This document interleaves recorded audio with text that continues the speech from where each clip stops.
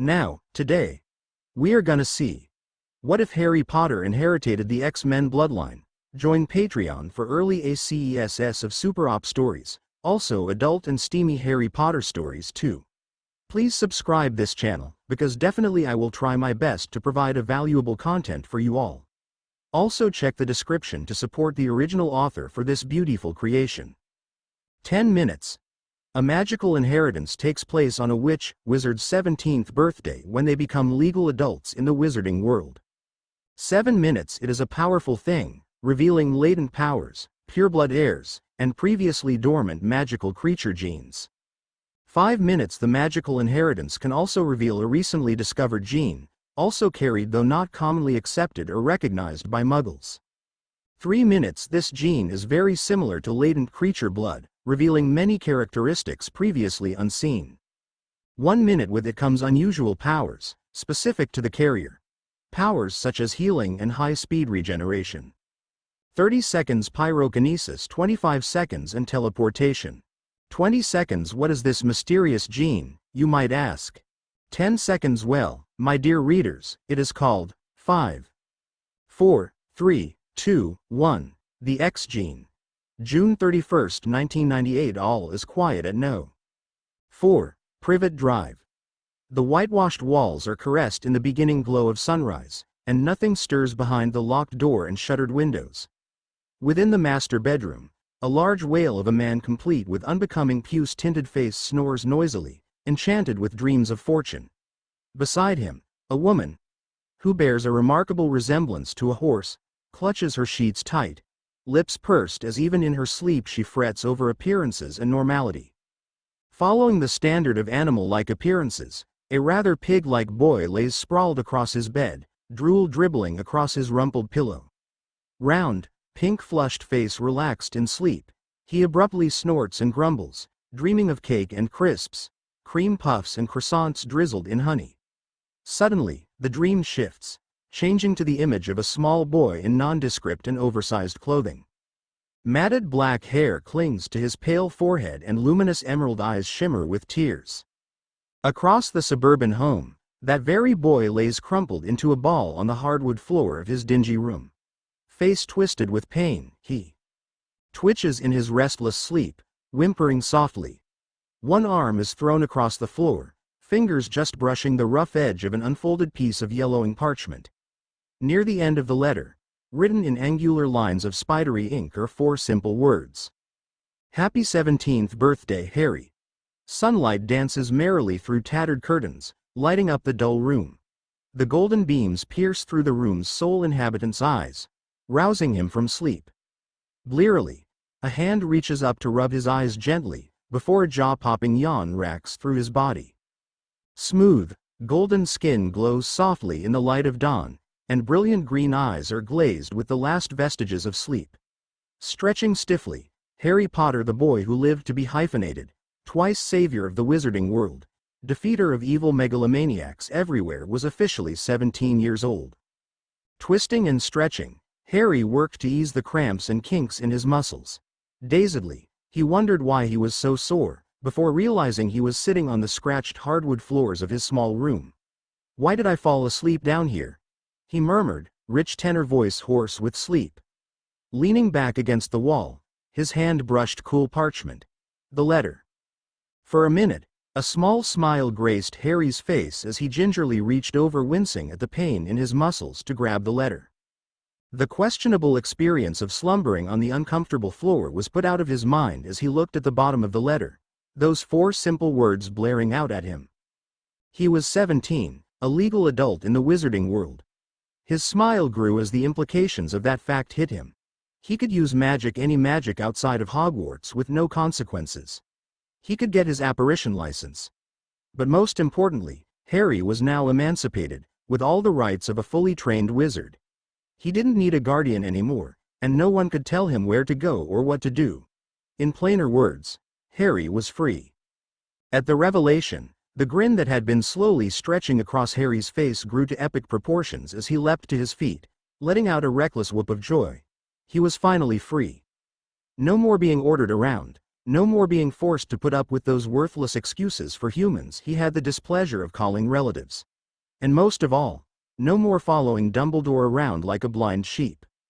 At this thought, the smile fell from Harry's face, replaced with a feral snarl, lips pulled back over white teeth. Dumbles has a lot to answer for. He spat through clenched teeth. With the ease of long practice he ran through the length and still growing list of how many ways the headmaster and so-called leader of the light had screwed him over. First and foremost, forcing him to stay with the Dursleys after Voldemort had already been defeated. After all, had succeeded in destroying him 6th year during a Death Eater raid on Hogwarts. 1. According to the all-powerful Dumbledore, the only reason he had been staying with the Dursleys in the first place was because of blood wards, created by his mother when she sacrificed her life to save Harry's on that fateful night in Godric's Hollow and required him to live with blood relations to be of any use. Now that Voldemort was gone, there was no reason for him to return to the godforsaken house in Surrey, but there he was. Second, he wasn't even supposed to go his relative in the first place. When his parents' will had been miraculously discovered, Dumbledore it had clearly stated that, by no means or ways is Harry to ever step foot anywhere near Petunia and or any family she might have. Many people knew that Petunia Evans, now Dursley, hated anything to do with magic. So of course it makes sense to send a highly powerful magical child there, especially an acutely unwelcome reminder of lovely Lily, the alleged perfect sister.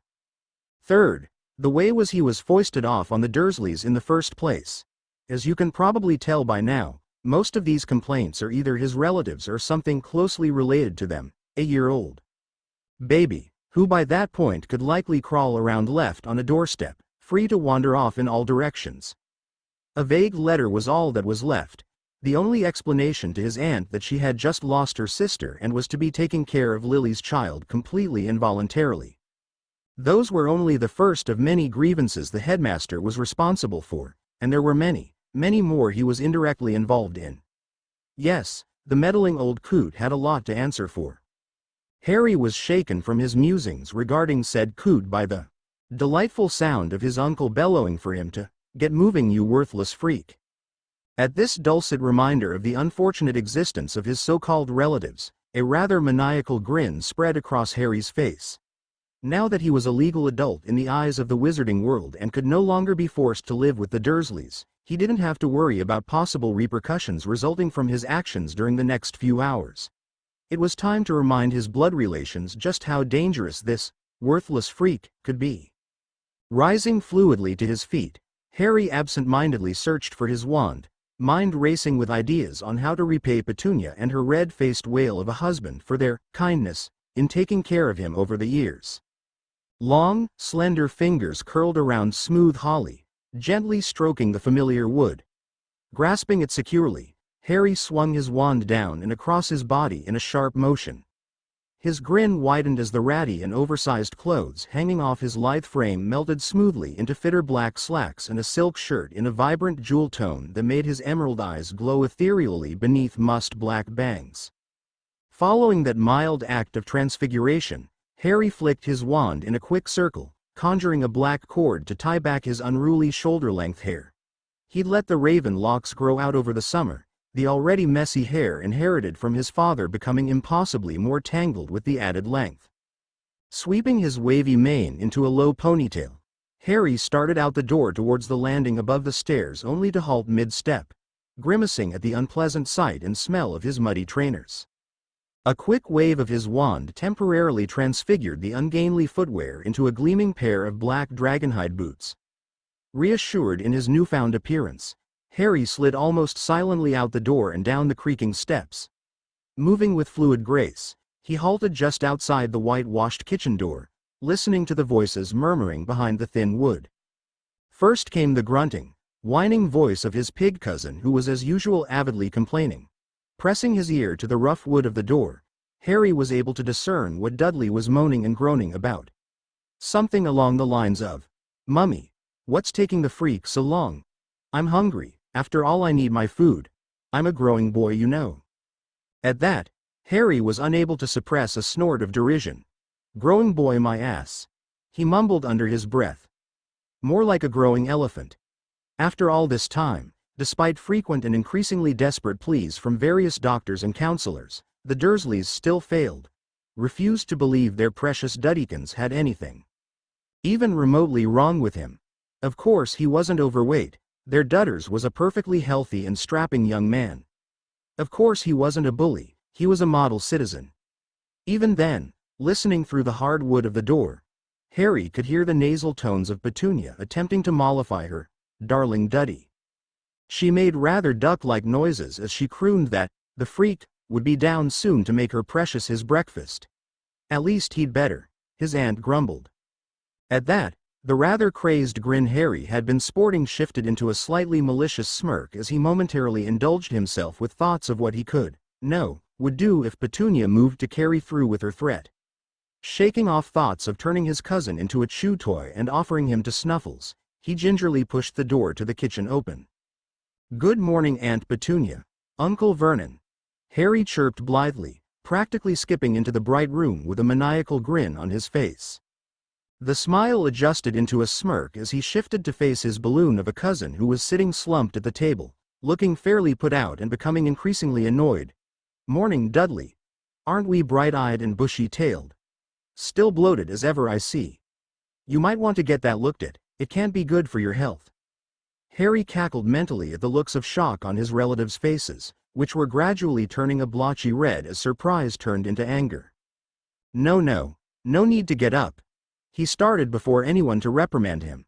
"I just came down to see how everyone was doing. Now that I know you're all up, I'll just be heading back upstairs, "'Kay?" Harry threw a wink over his shoulder as he trotted back to the doorway, chuckling with vindictive glee as he listened to his aunt and uncle splutter. He'd almost made it to the door before he heard his uncle's first coherent word of the morning. "Boy!" Vernon exploded, voice thundering through the kitchen. "Just what do you think you're doing?" Grin firmly in place, Harry spun on his heel, looking innocently over at his raging uncle. Vernon's normally puce-tinted face had turned a bright, fiery red and his large walrus mustache was bristling with his fury. All in all, Harry's uncle looked the perfect example of a volcano ready to blow. All it would take was one more prod. "Yes, dearest uncle." And Harry was happy to provide.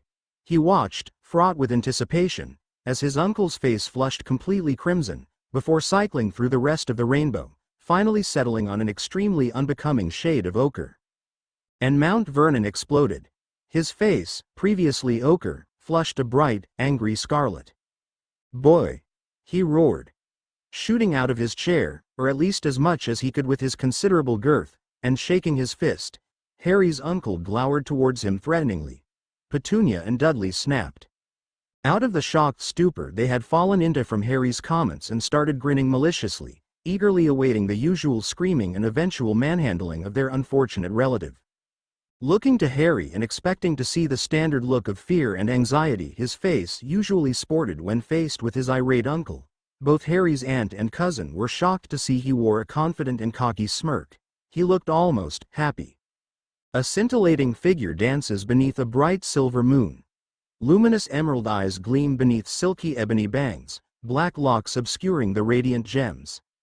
A flash of white, even teeth in the pale heart-shaped face as it splits into a brilliant smile. His heart lurches at the sight, at the inherent beauty held within the ethereal being that flits between the silhouetted trees like a forest sprite. Logan, codename Wolverine, sat up, a gasp wrenching its way out of his throat. Passing a rough hand over his face, he slowly laid back onto the silk sheets. "What the hell?" he rasped, mind flitting through memories of the recurring dream that had enchanted him for the past nights. He called up images of a slight boy, no, man that spun beneath a brilliant full moon, dancing through the night like a wraith. Who is he? Logan wondered, still entranced by the vision of otherworldly magnificence. Once again dragging a hand down his face, he rolled reluctantly off the bed, stumbling tiredly over to the mirror mounted on the wall above his oak nightstand. Fingering his coarse stubble, he blearily looked back at the familiar face reflected within the silver glass. Mussed brown hair with overly long sideburns, jagged stubble dotted on tanned cheeks, and dark brown eyes fading to a feral gold. His beast was awake, watching Logan's surroundings avidly from just beneath the surface. The dream had piqued its attention, and now Logan got the feeling of waiting. His beast was expecting something, or someone. Now one might be confused by the term. His beast, you see. Logan was a feral, a mutant with an animalistic side that gave him enhanced strength, sight, smell and hearing. All the animal's instincts were thrown in as well: fight, sleep, hunt, and at that moment those instincts were awake and attentive. Suspenseful. Expectant. Logan leaned wearily against the cool white tiles of the shower wall, shivering at the contrast to his heated skin. Throwing open the glass door and shuddering at the blast of cold air, he stepped out, flexing his toes into the plush white rug outside the shower door. He stretched, lifting his arms above and behind his head, looking forward to a long day of rest without having to teach, and the blaring alarm pierced through the thick wood and stone walls of the bathroom, calling the X-Men to Professor Xavier's office for, as Cyclops liked to put it, urgent business. Logan sighed. He had a long day ahead. Harry's pav. Harry grinned, watching expectantly as his irate uncle powered towards him, plump face flushed with rage. He dimly realized in the back of his mind that his aunt and cousin were watching avidly, though both were rather confused by the look of anticipation prevailing on Harry's face, despite the fact that Vernon loomed menacingly over Harry's slight frame, grinning maliciously as he raised his hand. No, Harry's calm, cool voice rang out plainly over the sounds of Vernon Dursley's huffing. Harry's uncle paused, momentarily shocked by the unexpected event of his nephew's defiance. Then, his face molded into what was supposed to be a glare, but looked more like the expression one makes when extremely constipated. "Oh really, freak? And what are you going to do about it?" he snarled, spittle flying from beneath his bristling gray mustache. Harry simply smirked and said nothing, standing unwaveringly before his overlarge uncle, eyes glowing a bright, swirling jade. At his silence, Vernon snarled once more, cocked his arm back, and stepped forward, only to find himself thrown against the whitewashed wall, pinned by an unseen force. Petunia and Dudley gasped, seeing their husband, father, respectively, splayed spread eagle halfway up the cheery yellow walls of the kitchen. Just seconds before they had been eagerly awaiting the sight of the overweight man beating some sense into the little freak. Then, in a series of movements almost too quick to see, the boy had thrown the much larger man across the well-lit kitchen, crushing him into the wall.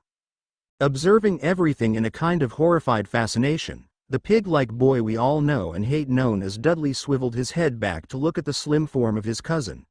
For the following years, Dudley Dursley still could not believe what he saw, and is still currently in the process of gathering his jaw back up off the floor. For all of Dudley's unfortunate existence, Harry Potter had always been the lowest of the low in the young Dursley's underdeveloped mind. Potter was the worthless no-account, the freak, the scapegoat. All the derogatory names and terms held within the Dursley family's notably lacking vocabulary were forced onto the unfortunate boy. Due to their inadequacy in caring for the boy, Harry had also constantly been impossibly skinny, always dressed in ragged clothes several sizes too large. Altogether, he looked the part of a nondescript graying lump for most, if not all, of his young life. And though never physically abused, Harry Potter could have been the poster child for cases of neglect and/or emotional trauma and abuse. But there, in the middle of the pristinely bright kitchen, was no skinny malnourished disgrace to humankind. Taking its place was a young man in perfect health, slim frame toned with lean muscles. Though standing perfectly still, Harry's body was held with lithe grace, sunlight playing over smooth golden skin. His dark raven locks, previously tamed, had sprung free of their black tie, swaying violently in a whipping breeze only he could feel. And, slightly obscured by the waving tendrils, Harry's eyes, usually dull with sorrow and doubt, glowed a vibrant green. The fiery emerald depths shone with power as Harry slid silkily into a half-crouch, eyes flashing a wild gold. Face splitting in a feral smirk, Harry stalked smoothly forward. Feet sliding soundlessly across the pristine white tiles of the kitchen floor, Harry stalked towards the prone form of his overweight uncle. Vernon Dursley, in all his balloon-like glory, hung pinned against the canary-yellow walls of his suburban home's kitchen. Many of you might notice that this was not a normal occurrence for the normal Mr. Dursley, who to most people's knowledge did not make a habit of being suspended halfway up walls, canary yellow or not. However, Vernon was not hanging from the wall of his own volition. Rather, the blame went to his newly 17-year-old nephew. Said nephew was currently gliding smoothly towards his unfortunate uncle, moving with the feline grace of a hunting cat. His eyes, glowing emerald with barely restrained power, bled into a feral gold, flashing spook sheen green in the dancing sunlight. Sliding to a stop in front of his spread-eagled uncle, Harry moved his head forward, bringing their faces barely inches apart. Cocking his head to the side like a curious kitten, Harry stared searchingly into his uncle's watery blue eyes. Probing gently, Harry entered his uncle's mind with little to no effort, so focused on his task that he failed to realize and or question the ease of the penetration. Legilimency had never been his strong suit, even with the unusually weak mind of his maternal uncle. Harry flitted sporadically from memory to memory, emotion to emotion, dancing through Vernon's mind like a wraith. He was searching for one memory in particular, one that had become the forefront of Harry's nightmares, not including the dreams sent from Lord Voldy, for the past years. It was by no means a happy recollection, but Harry had to know why. He needed to know why. The memory Harry was searching for was very specific, occurring about 5 years before. Finding it floating across the depths of his uncle's mind, he dove in, watching the events from a spectator's view. He watched in an emotionless stupor as his extremely obese uncle advanced menacingly on a younger, scrawny and unkempt-looking Harry, backing the terrified boy into a corner. His uncle was snarling angrily, spurred on by the look of abject terror on his 12-year-old nephew's face. The older Harry flinched violently, remembering how the fear raced through his veins, locking his face into a horrified mask above his petrified frame. He jerked once again as he witnessed the familiar sight of his large uncle raising his hand into the air, preparing to bring it down on his nephew's face in a vicious backhand slap. Harry turned away, flinging himself out of the memory of the only real physical abuse his relatives had forced upon him. As he pulled out of Vernon Dursley's mind, his lip curled in a disgusted sneer that would have impressed even Snape. Scanning over the thoughts he had pulled from Vernon's memory, Harry lost all hope that his relatives had been coerced into treating him the way they had. All of Vernon's thoughts had been filled with a sick pleasure and satisfaction at, and I quote, being able to beat some sense into that freak. Harry trembled violently, dark green and silvery gold power flowing off him in waves. He was revolted, perfectly formed lips pulling back off his teeth as a deep, throaty growl rumbled through his chest. Vernon, Petunia and Dudley were, unfortunately, family. Family was supposed to take care of one another. Even the prejudiced purebloods had the motto, family first.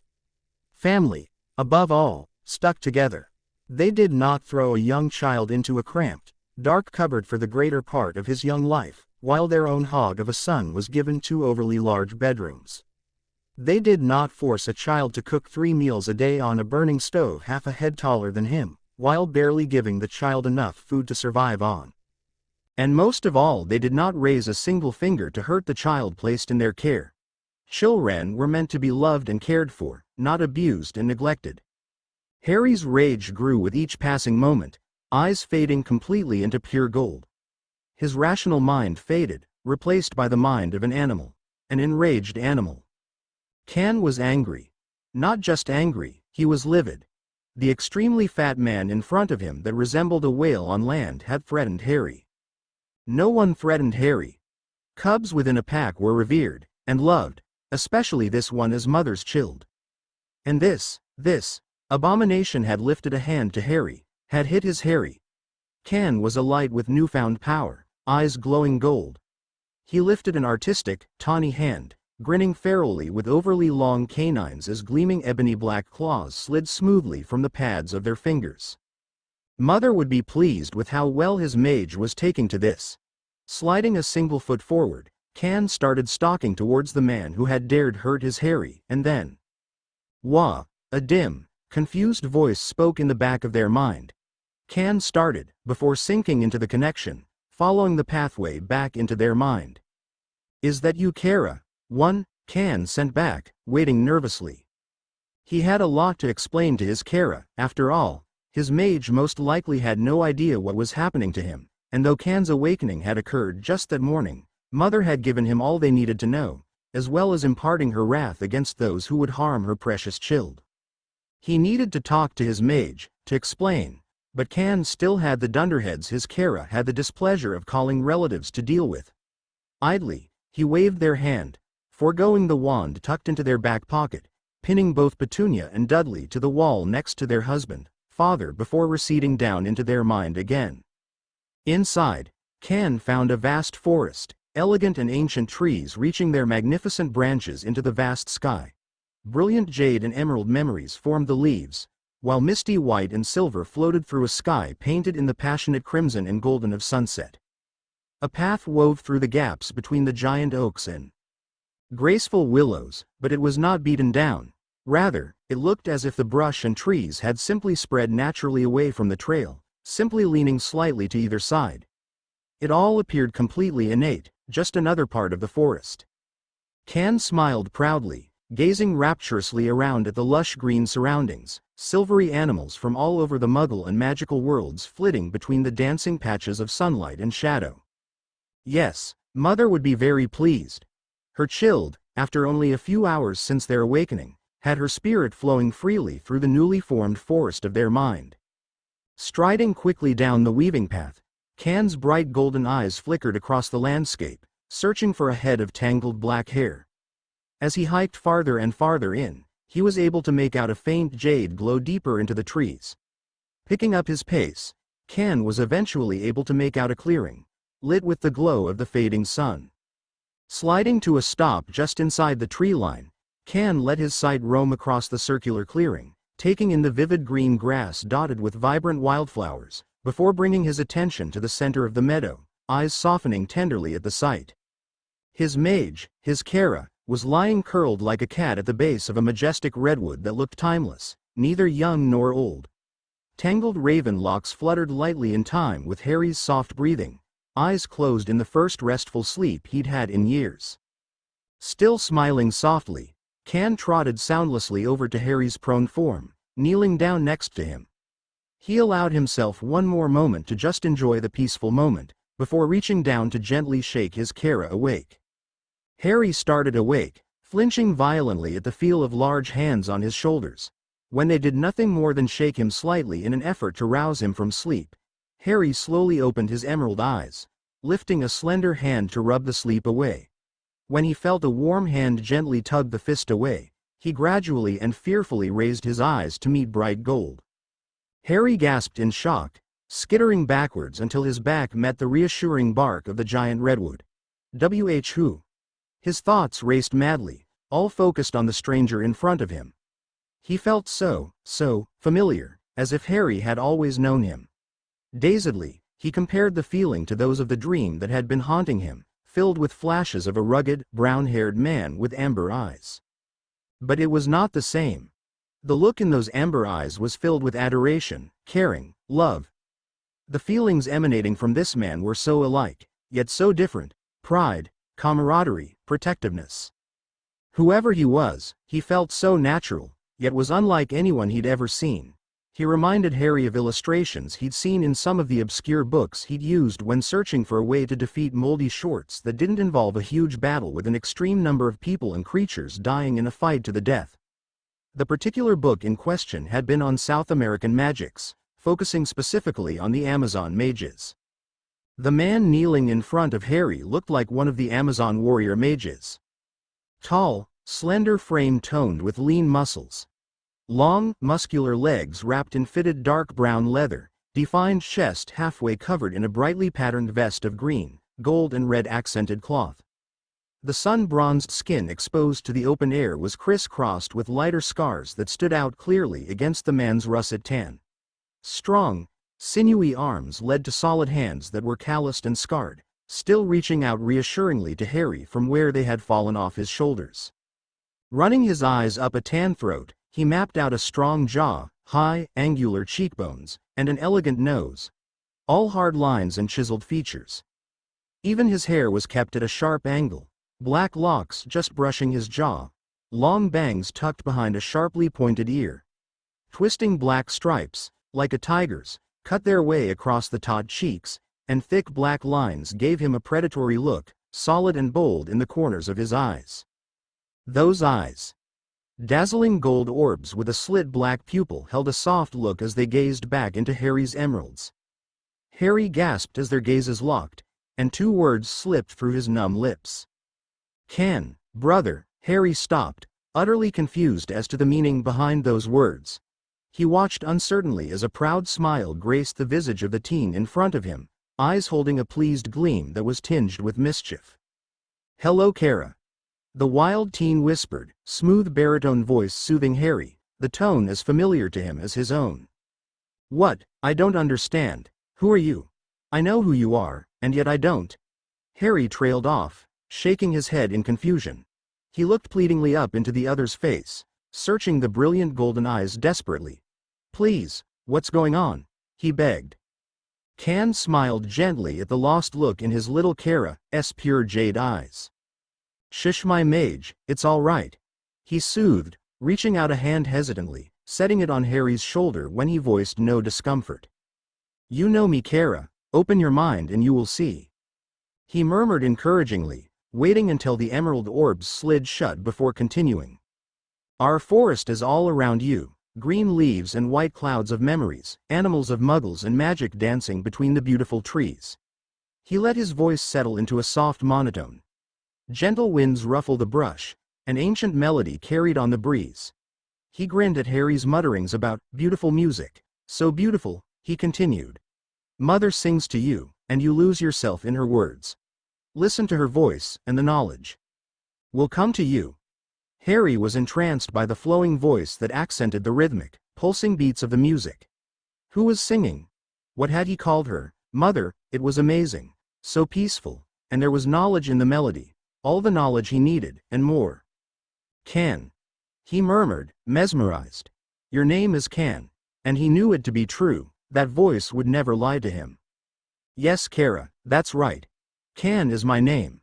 Now listen deeper, lose yourself completely in Mother's song." "Who am I?" "Ask and Mother will answer." Can's voice was deep and hypnotic, lulling both of them into a kind of stupor. Harry's strained voice pulled Can from his trance-like state, and his brow furrowed at the teen's mumbled words. "I can't, there's something blocking me. The music is. It's blurring." He sounded distressed. Quickly, Can questioned. "Kara? Can you hear me?" At Harry's affirmative, Can rushed on to say, "Can you see what's blocking you? What does it look like?" It's light, a bright yellow light with blue sparkles. It glows and hums, keeping me from hearing the song." Harry groaned, a shiver running up his spine in disgust at the unnatural feeling of the numbing light, clenching his eyes shut tight. They sprang open again at Can's primal roar, the guttural, animalistic sound thundering through the small clearing. Can's eyes, usually warm, turned icy and cold like hard chips of topaz. He stood tall, lanky frame shaking with rage, white teeth with sharp canines bared in a feral snarl. Eventually, the growling formed into clearer words. "That old bastard! How dare he? How dare he place a block on my mage, my Kara, on the Mother's child?" The wind seemed to agree with Can, whipping through the clearing, swirling violently through the grass and tangling against Can and Harry's bodies. Even the trees and brush around the clearing seemed to quiver with anger, whispering words on the winds. "Old fool, hurt my child, will pay for what he's done." When the winds had started, Harry had curled against the tree he was leaning on, trying to shield himself from their rage. Now, he realized that they were not harming him, would never harm him. The breezes wrapped lovingly around his form in a gentle embrace, soothing and comforting him, calming his fears. They whispered in his ears with a single voice, soft and feminine. "My beloved child, would never hurt you, do not be afraid." Harry smiled serenely, reassured by the calming voice. He looked up, startled, at the sound of grass crunching underfoot. His face once again contorted into a mask of fear at the thunderous expression on Can's face as he stalked towards Harry's prone form. Can's expression softened, saddened that his mage would think that Can would ever hurt him. He crouched down on the balls of his feet next to his Kara, cupping a hand under the boy's delicate pointed chin and tilting it up to look into those brilliant emeralds. "Oh, my Kara, I am not angry at you. Never at you. My rage is for that bastard of an old codger you call headmaster." Can's soothing tone hardened, expression murderous. "Headmaster? You mean Dumbledore? What has the manipulative old coot done now?" Harry questioned, his tenor voice disdainful. Can chuckled at Harry's name for the elderly headmaster, eyes crinkling in mirth. "Ah, mage. That's perfect." He wiped a tear from the laugh lines at the corners of his eyes before narrowing them in concentration, trying to say his next words without growling. "That old coot, as you so accurately put it, has placed a block on your magic to keep you from reaching your full potential. That light you saw was the web that keeps you from hearing me, from hearing Mother." He was snarling by the end, fury at Dumbledore rising by the second. "He what?" Harry shrieked, leaping to his feet with fist clenched, fingernails digging into his palms. He hissed suddenly as he felt a sharp pain in the sensitive skin of his fingertips and hands. He cautiously unclasped his fists and froze, gawking. For there, sliding from his fingertips, were 10 ebony claws, black and deadly. Harry lifted his hand to his face, staring blankly at the extremely lethal-looking nails he was suddenly sporting instead of the normal gently rounded tips.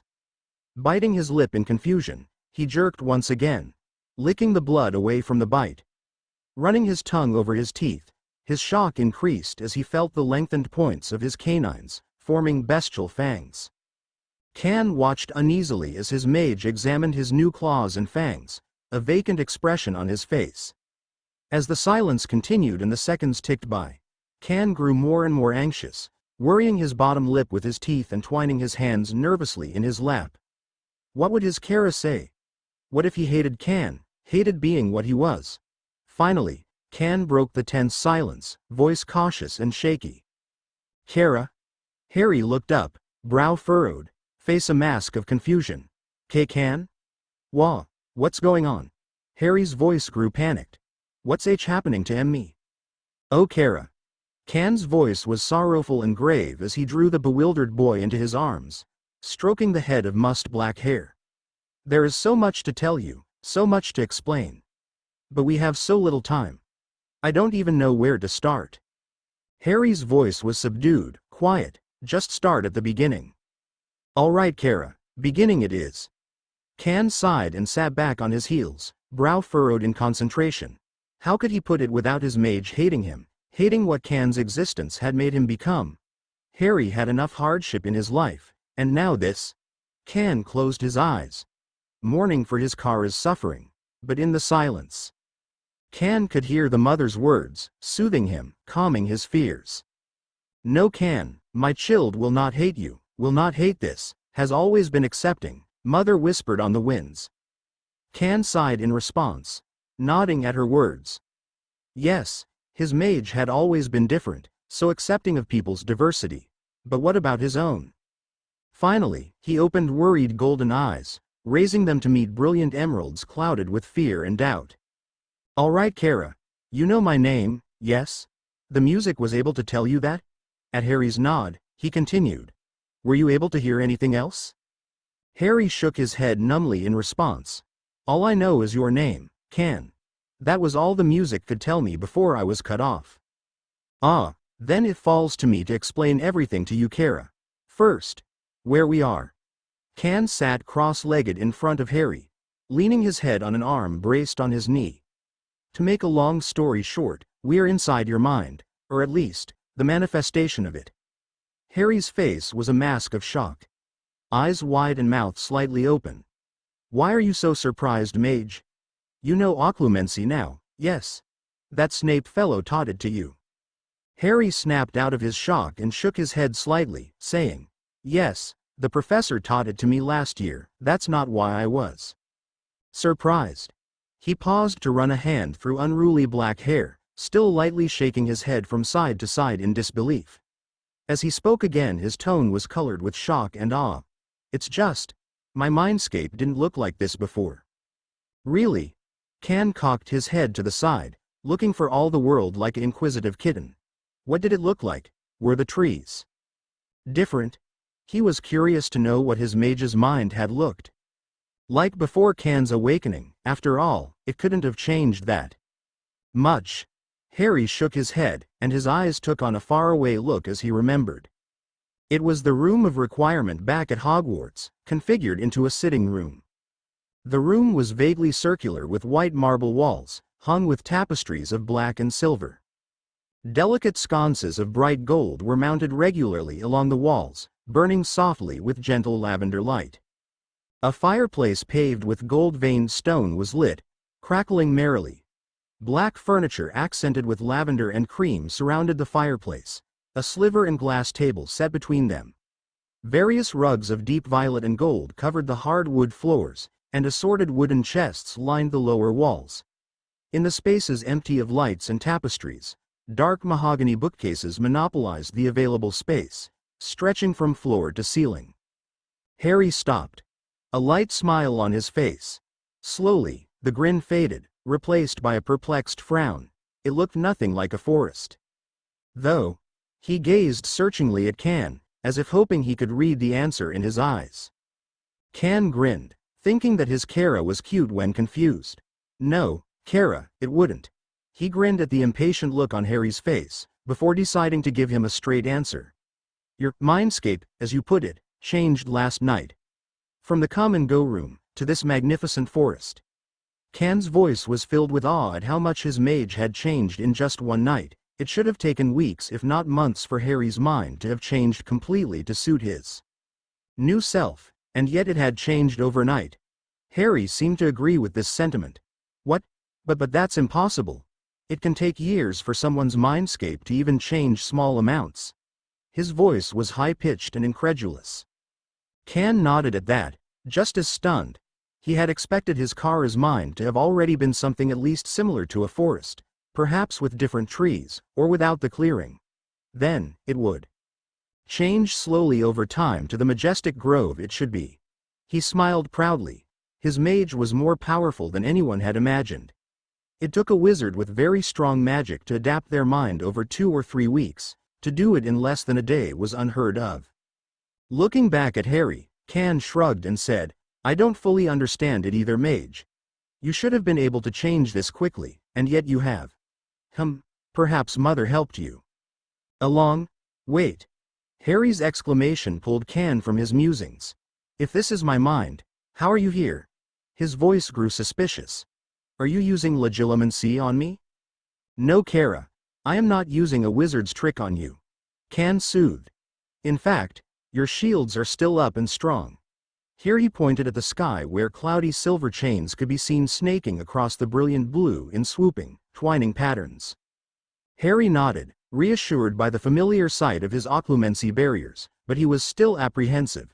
He regarded Can with a calculating gleam in his emerald eyes. Then how did you get in? He queried, eyes narrowed. Well, technically I didn't get in, per se. Can hedged, skirting around the question. Harry's eyes narrowed even further at Can's not-so-subtle avoidance of his question. About to open his mouth to reprimand Can to stop dancing about and just answer the damn question, Harry was cut off by a scolding voice carried across the clearing on the wind. Can, do not fear, Chilled is special, deserves to know. The whispered words seemed to chastise the wild-looking teen, and Can hung his head like a schoolboy lectured by a disapproving teacher. Yes, mother. Can replied, properly reproved. Harry raised a skeptical eyebrow at the easy acceptance of the spectral reprimand. Once again, he wondered at the identity of this mother Can continued to mention, especially considering the almost reverent attitude he spoke of her with. Harry gave himself a mental shake, bringing his attention back to the matter at hand. Can was sitting in front of him staring off into space in much the same manner Harry was before. White teeth worried his narrow bottom lip as he thought. A small wrinkle between his eyebrows. Finally, his golden eyes refocused, shifting over to Harry, and he sighed despondently. All right, Kara, as Mother said, you deserve to know. I didn't get into your mind because... Can paused nervously, glancing back and away from Harry, who raised an impatient eyebrow. I was sorta already here. He studiously kept his eyes from straying towards Harry, rubbing a hand sheepishly over the back of his head. "You, we're already here?" Harry's voice was dull and monotone, emerald eyes blank. "What's that supposed to mean?" Heh, it means I was already in your mind." Can was shifting awkwardly, biting his lip and twining his hands in his lap. "Already in my mind, Can. What's going on? What aren't you telling me?" Harry was just as nervous. "To be in my mind without legitimacy, don't you have to be part of myself?" His voice was shocked and disbelieving. "Yes, Kara, that's right. I am part of you, part of your mind." Can smiled softly, a tender look in his eyes. No matter how his mage reacted, he was glad he got the chance to be with his Kara. "I awoke last night in your inheritance, and I've been with you since, inside your mind. When your relatives threatened you, I came out, taking control as you lost yourself in the anger." "I remember that," Harry said, recalling the bestial presence that had replaced him as he faded into rage. But whoever that was animalistic, like, Harry stopped, putting the pieces together. Like a feral, Harry finally recalled the night before his birthday, along with the obscure book on magical inheritances, including those of mutants, he had been reading. He remembered the list of characteristics mutants acquired after coming into the powers, specifically those of ferals. Increased eyesight and hearing, better coordination, and eyes fading to gold, like that of a werewolf, when experiencing strong emotions. But most importantly, the second personality gained, another identity living within the mind with animalistic tendencies and appearance. Oh, Harry was stunned, afraid, and excited all at one time. I'm a mutant, aren't I?" he questioned, voice dejected. "Yes, Kara, you are," Can said, looking worriedly at his downhearted mage, who looked to be on the verge of tears. "Oh Kara, what's wrong?" he crooned, drawing the smaller boy into his arms comfortingly. He settled the petite teen's frame comfortably into his lap, wrapping the boy in his long corded arms. "What's the matter, my mage? Why can't I ever be normal?" Harry sobbed, voice breaking. "Am I always going to be a freak?" Virtually soundless tears leaped down the boy's pale face, sparkling in the flickering light of the clearing. "My friends, everyone will hate me." "No Kara, you are no freak," Can denied, burying his face in Harry's mussed-black hair. "And anyone who tells you so does not deserve to have the honor of knowing you." Harry dug his face into Can's well-defined chest, slender shoulders shaking. He shook his head, sniffing dejectedly. But, I'm a mutant. That book said that it wasn't accepted even with muggles who knew about it. Wizards are so prejudiced even now, what if they find out about this?" "That's true, mage. Wizards are bigoted, but they're also idiots who wouldn't know of a quill from the other." Can chuckled, thinking the comparison spot on. Harry hiccuped a laugh, raising a hand to wipe away his crystal tears. "There, Kara, see? Everything's not so bad." Can slid an artistic finger underneath Harry's pointed chin, tilting it up to gaze into Harry's emerald eyes. "Being a mutant isn't all bad, after all. You have me now, yes?" Can winked, smirking cheekily. "I'll take care of you, my mage. After all, that's what I'm here for." He wrapped Harry tighter into his arms. "No one will ever hurt you again, not with me here. Mother and I won't allow it." At that, Harry tugged out of Can's hold, looking up at the taller teen. "Who is this mother you keep talking about, Can?" he asked, quirking an eyebrow. "And where do these animals keep coming from?" he added as a silvery eagle swooped through the clearing above his head. "I've never seen other living things inside another's mind besides the things that are part of them." He stopped at that realization. Were all those animals part of him as well? "I believe, the question is, mine too. Answer, this time." The whispering voice was not carried on the winds that blew across the clearing to wrap Harry in their embrace. Rather, the words came from above the two figures, emanating from the lowest branch of the giant redwood tree. Both Can and Harry looked up, startled to see a willowy figure cloaked in green sitting lightly on the gnarled tree branch. The ethereal, spectral face looking down at them wore a brilliant grin, eyes swirling with all the colors of the rainbow. Their jade robes, patterned with dark green leaves and bronze runes, swung lightly in the eddies of breeze, dancing through the white blonde locks peeking from beneath the green hood. "Hello, Mother," Can said softly, looking up at the slender figure. "Did you come to explain things to my Kara?" he asked. "Yes, Can. I am here for my child." She smiled softly down at Harry, a tender, motherly look on her heart-shaped face. "Hello, Harry. Hello, my beloved child." Her breathy voice carried with it the enchanting music that had so entranced Harry earlier. Harry smiled as the familiar music and winds wrapped themselves around his slight frame. He looked up at the spectre in the tree and smiled. He knew who this was. The music was all around him, as was the knowledge carried in its notes. This was Mother, his mother, everyone's mother. Nature, magic, the air, the sky, and the sea. She was everything. And yet, he was her only beloved child, her only son. Nature, magic, the air, the sky, and the sea were his family, his home. "Hello, Mother," he breathed, a beaming smile on his face. 1. Irish, Gaelic for friend. Previously, "Hello, Mother," he breathed, a beaming smile on his face. Harry smiled beatifically up at the ethereal form on the lowest tree branch, leaning subconsciously into the winds curled around him in a protective embrace. The smile only widened as the strange form floated smoothly down off of the branch, feet sliding soundlessly across the grass as she kneeled beside him, wrapping arms as ghostly and delicate as the breezes twining through his hair. He buried his face in her green robes as he leant into the first motherly hug he'd had since that fateful October night 16 years ago. "My beloved, my child, we are, with you now, Can and I. You will never be alone again."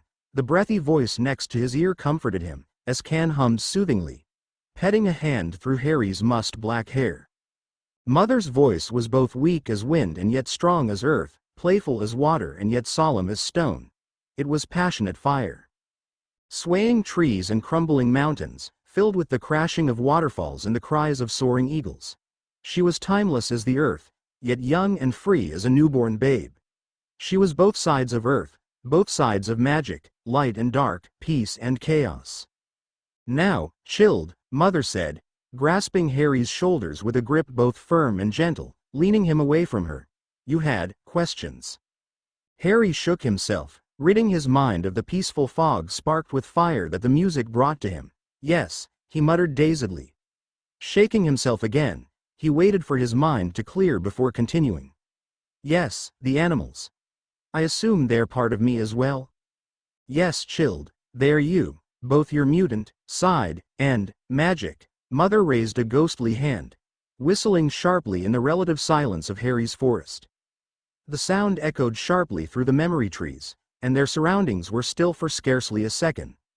Then, through the trees, came all the creatures, magical and muggle, within the forest, silvery forms gliding between the spectral trees. A red-tailed hawk, bleached pasty mahogany and white, alighted on the green-sleeved arm, cawing sharply. 2 wolves, male and female, slunk sinuously over to Harry, who was leaning against the rough bark of the redwood, Can's arm slung comfortingly over his shoulders. The 2 lupins nosed Harry's hand, producing a gentle giggle from the boy, before lying down entwined at either side of the pair of teens. A duo of deer, one a proud 12-point stag, the other a meek doe, sauntered over, once again nosing Harry, snuffling through his hair, before continuing on. This pattern continued through each pair of animals, hawks, eagles, jaguars, panthers, on and on through most, if not all, of the animals known to man and wizard alike. Each sniffed and appraised their new master before either settling next to Harry and Can, or continuing through the clearing to the other side of the forest. "These are your mutant power, and my gift to you and Can," Mother said, smiling radiantly at the array of beasts arranged around her child and his protector. "They will protect you, and give you their language, their kin, will be your allies." Here, Can took over, repeating the knowledge Mother had given him in order to educate his Kara. "The ones you see here are your main forms." He gestured at the 6 pairs of animals standing or lying around the 2 boys. Panting wolves, subtly hissing cobras, graceful panthers, proud falcons, majestic pegasi, plural for Pegasus, and powerful dragons. Harry smiled at the beautiful silvery animals sprawled around him, before turning towards Can. What do you mean by forms? Do I turn into them? Both Can and the mother smiled at Harry's quick thinking. Can smiled at Mother cheekily, saying, I knew he was smart, before turning back to Harry. Well, yes and no, Kara. As a mutant, you take on some of their attributes. Senses, claws, fangs, that sort of thing. You'll see about that when you use him. Can winked. As a wizard, they're your animagus forms. Yes, he said, holding up a hand as Harry began to protest. I know it is normal for a wizard to have only one form, and usually a mundane one at that. Can means muggle. Mother put in, seeing Harry's confusion. Ah, yes, muggle. Sorry, mage, I am used to the older word. Can rubbed the back of his neck sheepishly, blushing under Mother's accusing stare. Anyway, he cleared his throat, when have you ever been a normal wizard, Kara? Harry blushed, nodding at that. He'd always been a bit unusual. Yeah, I've always been different, always been, freak. His voice turned bitter at the end, and he sniffled dejectedly. Oh, Kara. Chilled, Mother and Can spoke at the same time, drawing Harry into the space between them and wrapping the sobbing teen in their arms. The animals arrayed around the group drew closer, nuzzling their crestfallen master comfortingly, wolves snuggling into his sides and cobras wrapping themselves closely about his toned arms. Mage, you know I didn't mean it like that. Yes, you were different, you were unique, special. Can protested his Kara's reaction, snuggling the teen further into his secure embrace. Chilled, you are no freak, you are my chilled, my heir. You have already been through so much, yet you are so pure, so strong. As Can said, you are like no other, you are special. Mother's voice lost the breathy quality, growing stronger throughout her impassioned speech. Slowly, Harry's voice stopped hitching and his shoulders ceased their disconsolate shaking as he leaned into their embrace, basking in the protective feelings both were emanating. But my family always said, he stopped at the snarl rumbling through the wolves and Can's chests. Wah! He cringed back, terrified of their anger. Both Can and the wolves surged forward, wrapping about Harry, wolves rubbing against his legs and Can rubbing his golden cheek against Harry's like a cat. We are not angry in you, mage, only that you still think of those bastards as your family. Can pulled back, gazing seriously into Harry's emerald eyes. We are your family. Now, yes? Can is right, they do not deserve to be family to my chilled. Can, your animals, myself, we are your family, and soon, more will come. Mother's voice was back to the breathy quality as she too reassured Harry. More? Harry mumbled, thinking of his so-called family. Like who?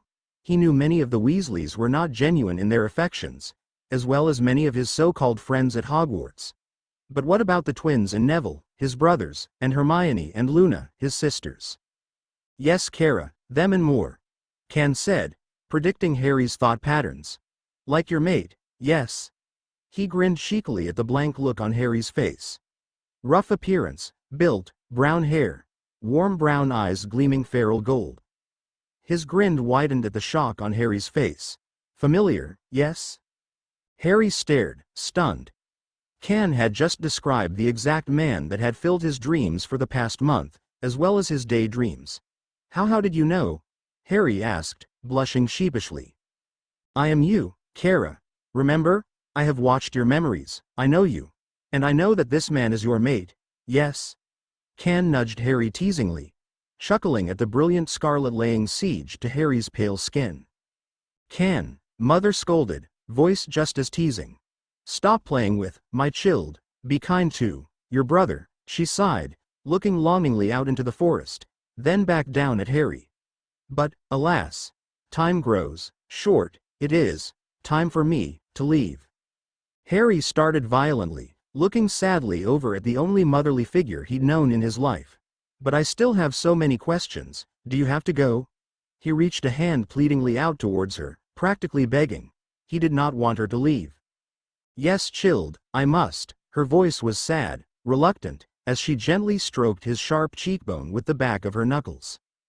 Harry looked down, fighting back tears.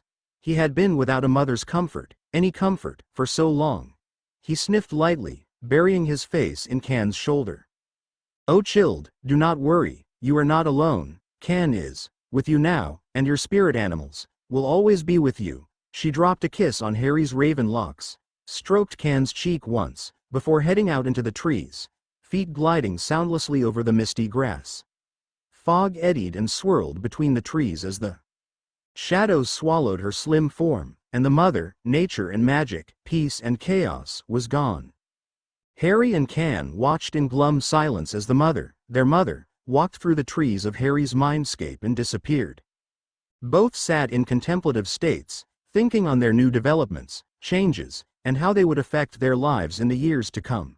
Finally, Can broke the comfortable stillness with a yawn, standing sinuously to lean over and crack his back. "Well," he chirped brightly, looking down at his more human counterpart, "now that's over with, what say we head back to deal with those relatives of yours?" Harry snorted, thinking of the 3 excuses for human beings they had left in the kitchen. "What did you do with them anyway?" he queried, looking up at the mischievously grinning Can. "I remember you taking over, but after that I was too tired to tell what was going on." Can winked, rubbing the back of his head sheepishly. "Well, Vernon was already pinned to the wall when I decided to take control, and I was about to, take care of him when you piped up and I headed in here. So I just pinned the horse and the pig to the wall beside their whale." Harry burst into practically hysterical laughter at Can's comparison. No matter how many times he thought it to himself, his relative's ungainly resemblance to animals always served to reduce him to tears. When he finally calmed down, accepting the occasional giggle, he rolled onto his stomach, arching his back and stretching like a cat. His 2 spirit panthers purred loudly, twining around him as he flexed his fingers, sharp claws sliding from his fingertips. Harry started, seeing the wickedly curved claws, before chuckling lightly and looking up at Can with a speculative grin on his face. "Take on their attributes, he murmured, absently unsheathing and retracting his claws. "Got it in one, Kara," Can said, a pleased smile on his face. "Those there are, panther claws, as well as some of their habits." He winked, voice sliding into a smooth, slurred accent. "Why only these then?" Harry questioned, voice puzzled. "Aren't I supposed to take on attributes from all the animals?" Sitting back down and folding his legs, Can prepared to explain the basics to his faintly confused mage. "You take on the characteristics when us and the animals include in main ones. However, you'll have one beast that you use most, and the things you get from that one will stay with you all the time. Seeing as the claws in Stretchin showed up first, I'd hazard a guess that kitties here are a core animal." He chuckled at the panther's indignant hiss at the word, kitties. Harry looked up from where he had been staring absently at his palms, a slightly panicked look on his face. The 2 silver forms of his spirit panthers twined gracefully around him, rubbing against him with rumbling purrs. "You mean I'll have claws all the time?" Harry's voice grew frantic and full of dread. "I think people will notice if I have lethal black claws coming from my fingers on regular intervals." Harry's voice grew higher and higher, eventually becoming a feline hiss. Can chuckled, saying, "That's not all, Kara. Looking more like a kitten every minute," he said, pointing to Harry's head where lightly furred black ears peeked through his mussed ebony hair. "Wah!"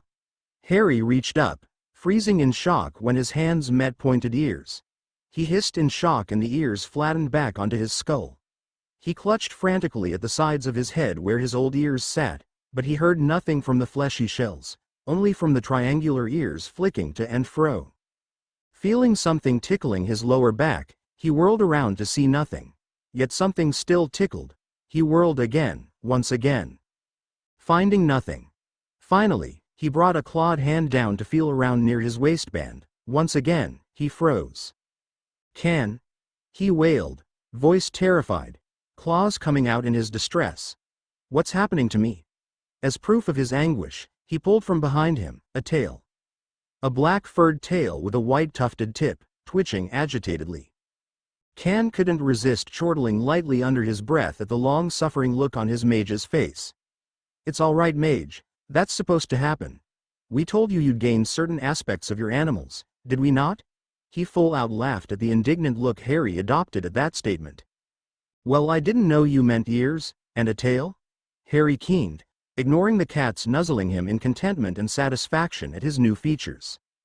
"Ah, kitten, I think they're cute," Can teased, lightly stroking the new pattern of light gray stripes running down Harry's arms.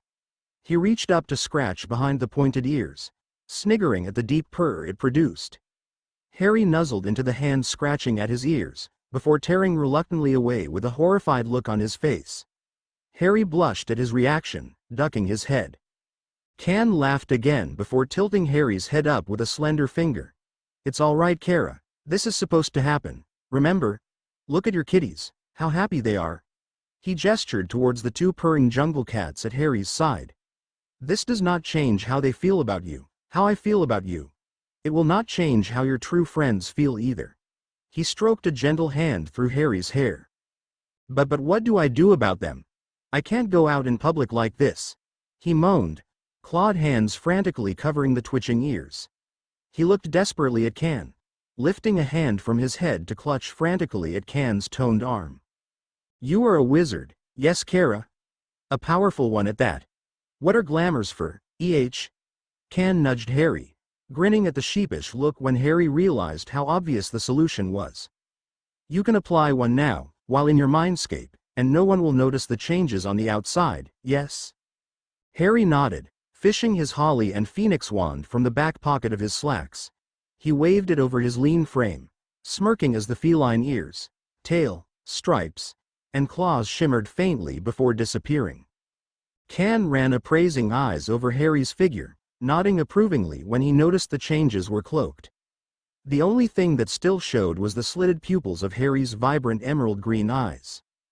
"Good, Kara, that will do just fine.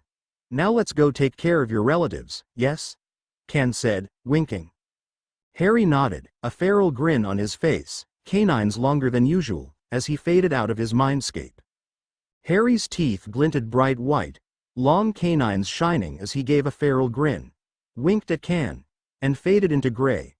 His consciousness slowly rose from the depths of his inner forest, before rushing towards the outside world. His relatives, still pinned to the bright yellow walls of their suburban home's well-lit kitchen, watched in terror as a fire was lit behind the emerald green eyes.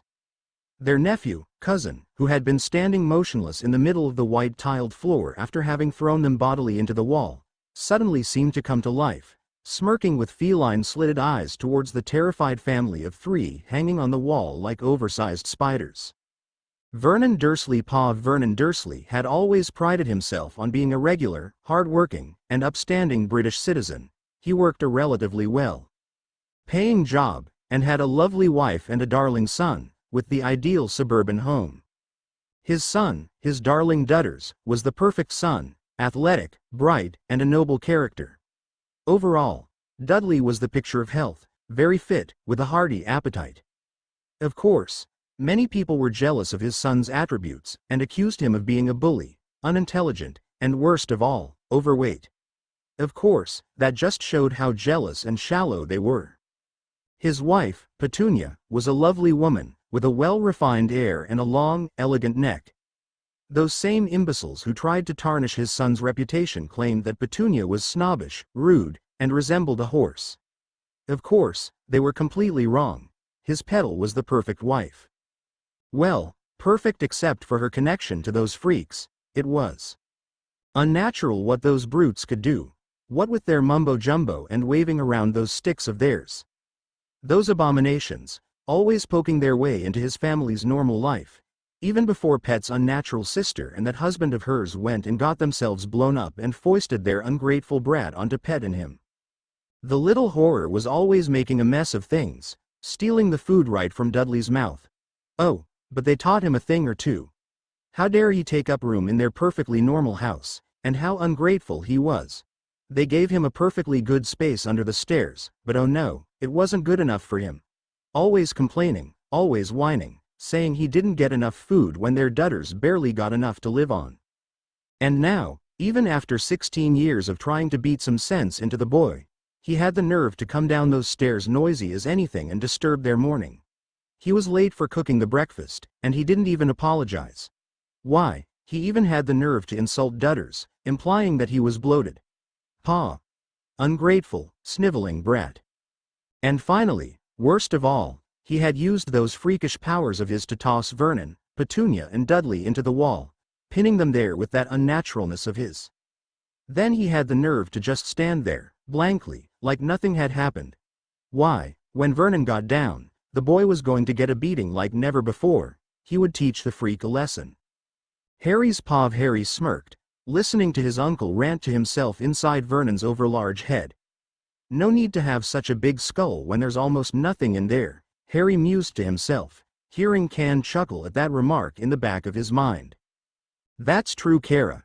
Can sent, still sniggering. If Harry listened hard enough, he could hear his spirit animals laughing along with their animalistic chuckles, panthers purring loudly and dragons snorting in glee. The cobra's comforting hisses bolstered his resolve, and he pulled himself to the surface again, glaring mischievously at his pinned relatives. "Hello, my darlings," Harry practically purred, his predominant panther side coming through. "I see you're all just hanging around. Enjoying ourselves, are we?" He smirked. Harry barely suppressed a giggle at the looks of self-righteous indignation that took over Vernon, Petunia and Dudley's faces. The unseen force that was pinning them also carried a silencio with it, keeping their words from being heard. Still, the meaning was quite clear. What with the unbecoming shade of puce Vernon's face was turning and the rather pathetic look of anger that prevailed on Petunia's visage. Dudley simply had a shell-shocked look, like he couldn't believe what was happening. Harry vaguely remembered that fateful birthday 6 years ago, where Dudley, and Harry, got his first taste of magic. He recalled the stunned and fearful look on Dudley's face when Hagrid had given him the pigtail, and remembered that Dudley had been terrified of any magic ever since. The rather putrid-smelling wet spot between Dudley's legs confirmed that fact, and Harry wrinkled his nose before spelling the scent away. Then, he proceeded to levitate all 3 of his relatives down and into the wooden chairs around the circular kitchen table, renewing the silencio for good measure. He was too preoccupied to notice that he did all these things without the use of the holly and phoenix feather wand tucked securely in his back pocket. Can, however, was not, and smiled at the easy use of wandless magic. Wandless spells were supposed to be extremely difficult to cast, and performing a silent wandless spell was practically unheard of. He grinned at more proof that his mage was showing evidence of quickly becoming one of the most powerful wizards since Merlin. And soon, maybe even more powerful. Harry smirked as he smoothly floated his relatives into place, before casting a quick incarcerus, the magic ropes binding them securely to the sturdy wooden backs of the chairs. Once the spell work was done, he idly retrieved his wand from his pocket, not even noticing its absence, and absent-mindedly began tapping it on his palm. Black and silver sparks fell from the tip, dancing and flickering through the air before dissipating before they reached the floor. He mumbled. "What to do with you?" He walked fluidly in a circle around the bound figures, trying to brainstorm ideas of how to deal with his wayward family coming up short. He asked, "Perhaps you have some ideas?" With a lazily flick of his wand he cast Muffaliato about the room, ensuring that no one would hear the goings-on, before removing the silencio from his relatives, one at a time. First, his uncle Vernon. While most of his response was in the form of wordless, indignant shouting, Harry was able to glean the gist from in between the sputtering. It was something along the lines of, "Let us go, you freak. Why, you little, when I get my hands on you." Quickly, Harry recast the silencing spell, muttering, "Well, you're no help." Petunia's words were much the same, though they included an array of specific bodily harm she'd have liked to inflict using various kitchen tools and appliances, including a frying pan. Dudley's comments were even less helpful, not even coming close to any form of conversation or sentence structure. Mostly, he whimpered pathetically, throwing in a few helpless sobs and pleas for mercy every now and then. Harry scoffed at the unsatisfactory response, before delving internally. Do you have any suggestions?" he sent, thinking that his inner feral would probably have at least some ideas on how to deal with the 3 blubbering idiots in front of him. Can sent back a mental grin, along with the words, "Well, I'm glad you asked, kitten. 1. Why don't you let 1 or 2 of your spirit beasts deal with them?" Harry started, pulling his attention completely away from the outside, What do you mean? I thought they couldn't take control, that only you could. He didn't need various animals running amok within his body without his knowledge. Don't worry, Kara. Can soothed. They can't control the body, only you and I, however, you can bring them out, if you call them. Really? Harry was ecstatic. If he could bring his animals out, he wouldn't be alone all the time, he'd have companions. Yes, Kara, though only your main ones. The others must stay inside you, though you can call their kin on the outside to you if you wish. There simply have to be beasts nearby of the species, they will respond to your call. Can chuckled lightly at Harry's childish amusement. His mage was glad to have friends to call at any time. Harry was so used to being alone, to not having anyone with him. The beasts would be good for him. Even savage animals would love and protect him as the mothers chilled. He was their prince, the wolf's cub, the unicorn's foal. This time, Harry couldn't resist a giggle. Okay, how'd I bring them out? He asked, practically bouncing in glee. Just call them, they will come to you. Can replied, sitting back on the tree branch he reposed on, watching his mage at work. Just call them, Harry thought, then shrugged, deciding to do what he always did. Wing it. He sunk into his mindscape, gazing around at the unfamiliar forest that had become his mental representation of himself. Or at least, that's what Snape said the mindscape meant. Now what? He wondered, looking blankly around at the misty trees with swaying green leaves made of memories. The now familiar music carrying mother's words and knowledge washed over him like a wave, gentle melody twining about his still form. Sighing, Harry closed his eyes, letting the music flow through him. Absently, he raised an arm, not even noticing he'd moved, palm up towards the swirling blue sky. Just like Mother had before, Harry let out a piercing whistle that rang out through the spectral trees. The sharp sound echoed throughout the grove for only a moment, before Harry's surroundings faded into silence again. For minutes, nothing moved in the stillness of Harry's mindscape. Then, two forms slunk lithely out from between the trees, bellies low to the ground in a hunting crouch. Deep, rumbling purrs sounded from the pair of smoky, ethereal panthers that stalked towards Harry. Seeing them, Harry fell out of his trance and placed his hands on their foreheads. Outside, Harry's deep green eyes flashed gold, and wisps of winds whirled around, dancing through strands of ebony hair. Two bright spots of light sparkled in his hands which laid limp at his sides, and slowly ghostly forms began to take shape. Slowly, the tendrils of smoke solidified, forming into a pair of panthers with shining black fur and glowing silver eyes. Looking down, Harry gently stroked behind the regal cat's ears with an elegant hand. Panthers by his side, he looked back up at his relatives, and grinned. The two felines slunk, bellies low to the ground in a hunting crouch, towards the unfortunate trio tied involuntarily to the sturdy wooden chairs surrounding the mahogany table in the center of the room. Vernon, Petunia, and Dudley Dursley were all strapped unceremoniously to their seats, faces pale and sweaty, and hands shaking by their sides. Their freak nephew had just produced a pair of very large, ferocious jungle cats from thin air. Said cats were currently on their way across the kitchen towards them. Dudley, ever the first to be seen, attempted to curl his extremely large bulk into himself, trying extremely unsuccessfully to make himself invisible. When he realized that his efforts were going nowhere, Dudley simply opted to stare, terrified, at the predators slinking their way towards him, a telltale wet spot appearing on the front of his already soiled khaki trousers. Petunia stared wide-eyed at the magnificent ebony felines, no doubt remembering the days when her sister, the lovely Lily, had shown magic, realizing it was nothing like this, not even clothes. The occasional change of hair and skin color, the odd floating object or two, and sometimes putrid potions bubbling away in their mother's best saucepan, were all Petunia really knew of magic. To see this mere boy conjure living, snarling panthers with his bare hands went beyond anything Petunia ever knew, beyond anything she had ever seen. For once in her life, she began to think that maybe, just maybe, angering her nephew wasn't the smartest thing to do, and definitely was not in her best interest. Vernon, stubborn idiotic land whale that he was, thought nothing of the nonchalant display of power he had just witnessed. All he saw was more proof that his nephew, the scrawny, ungrateful brat that he was simply an unnatural freak of nature who deserved to be put down so that he didn't contaminate anyone else with that freakishness of his. He paid no attention to the yowling, snarling panthers stalking their way determinedly across the smooth white tiled kitchen floor towards him, focusing only on the slight form of his nephew. Said nephew was standing a good 2 yards away from them, trying to decide whether to begin shaking with laughter or rage. Using legilimency on his rather weak-minded relatives took no effort or concentration at all, merely the though of entering the others' minds.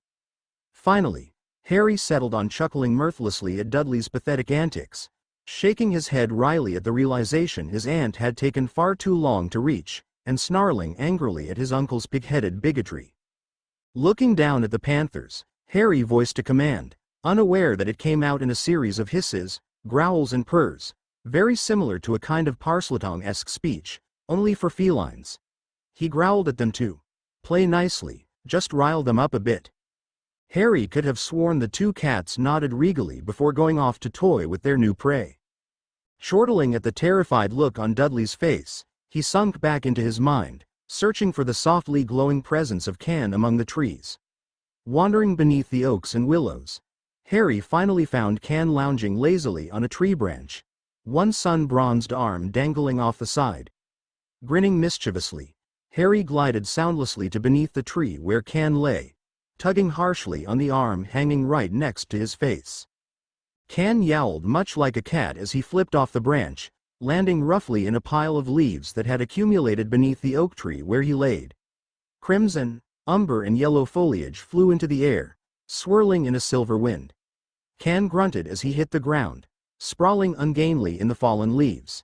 He groaned, rolling his head to the side. He blinked dazedly up at Harry, golden eyes clouded with confusion. "Kara," he groaned, shaking his head lightly. "Hello, Can." Harry giggled, barely suppressing his full-out laughter. "What are you doing on the ground?" He cocked his head to the side cutely, emerald eyes sparkling with glee. Can glowered balefully up at the chortling Harry, and shook his head mutely, clambering to his feet.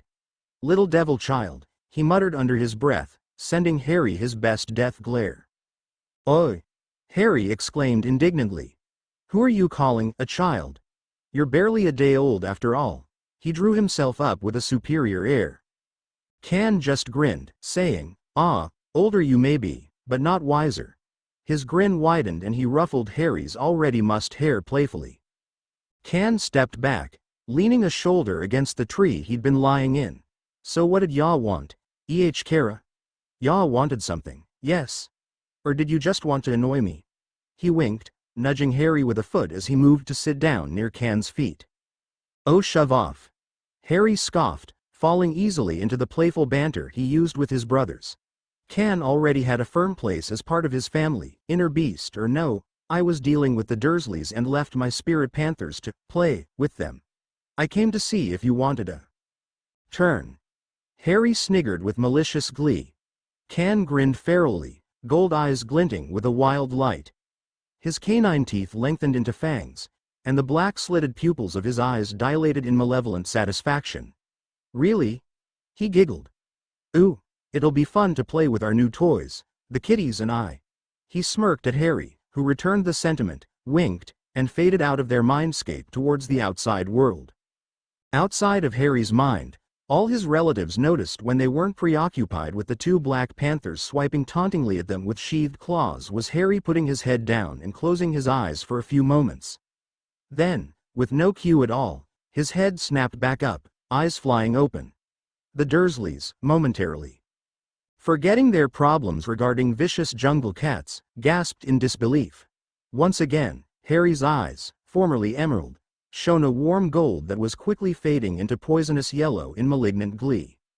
Can giggled merrily, happy to play with his new toys now that his mage was safe and happy. He looked down at their body, noting how it had filled out in Harry's inheritance, reverting to the state it would have been in had the Dursleys taken proper care of his Kara. "TCH. He hissed, removing the glamours over Harry's stripes, and other various cat-like features. Black ears peeked through ebony hair, tail weaving sinuously in the air behind them. Gray stripes streaked across their face and arms as fangs slid down, and wickedly curved black claws slid through their fingertips. Can grinned, turning to face the stunned Dursleys. "Hello, pets." Can purred, words slightly distorted around their bestial fangs. He called the two jungle cats back to them with a gesture of their hand, waiting until the pair had sat gracefully to either side of them before looking back over at the three Dursleys. "Do you like my kitties? Here," he teased, gently stroking the glossy, domed heads of the regal cats beside them. Can paid no attention to the Dursleys' half-indignant, half-terrified spluttering, focusing on his plans for his new toys. These bastards had hurt his Harry, and they deserved everything they were about to get. Harry's spirit panthers were growling in rage, teeth bared, glaring at the ones that had hurt their master. All through the house, the wind picked up violently, and even the music carried with it sang of nature's anger towards the people that had hurt their chilled. Can, usually even-tempered, let out his true animalistic side, reveling in the game of playing with those that had dared to hurt his Kara. He stepped forward, stalking across the white-tiled kitchen floor towards Harry's relatives, starting with Vernon. Standing in front of the hideously overweight man, he leaned forward until their face was inches in front of Dursley's unbecomingly puce-tinted one. The two cats wound menacingly around the pair in ever-decreasing circles, swirling silver eyes focused on the shaking form of Harry's uncle. "Now," Can said, head cocked to the side, "why don't you explain to me why you thought you could get away with what you've done to us?" The words rolled of their tongue as he stared unblinkingly into Vernon's watery blue eyes. He watched as the land whale's mustache bristled angrily, mouth-forming words but no sound audible to their ears. Belatedly, Can realized that he'd forgotten to lift the silencio, and did so, wincing at the sudden thundering noise. "Why, you freak! Release me at once, you monster! How dare you!" Vernon roared, face flushing scarlet.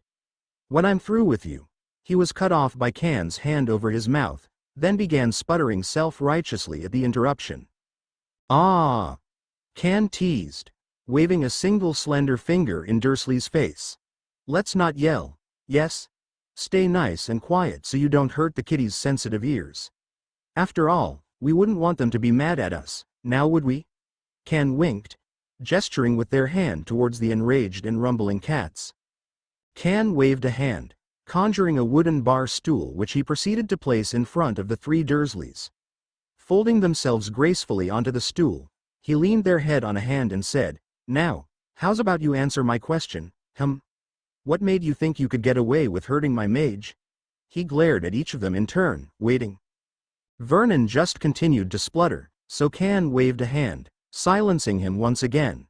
Dudley, like the coward he is, simply whimpered, staring in terror at the two cats. Can sneered in disgust, letting the boy rile himself up in his own fear. Finally, Petunia spoke. "You deserved everything you got, you freak." She spat, hissing. "Always doing unnatural things. Poking your nose into other people's perfectly respectable lives. Doing your unnatural magic. Acting like you're better than everyone else. Now you're even talking like you're someone else. You're an abomination," she yelped, cutting herself off at the murderous look on Can's face. "First," he spoke through clenched teeth, "let's get something straight, yes? We are not a freak. You are not to call myself or my Kara that ever again." He sat back, crossing their arms with a speculative look on their face. "Now, as for speaking like I'm someone else. You are correct, I am not Harry." Petunia was seething, a scathing look on her equine-like face. "What do you mean you're not him?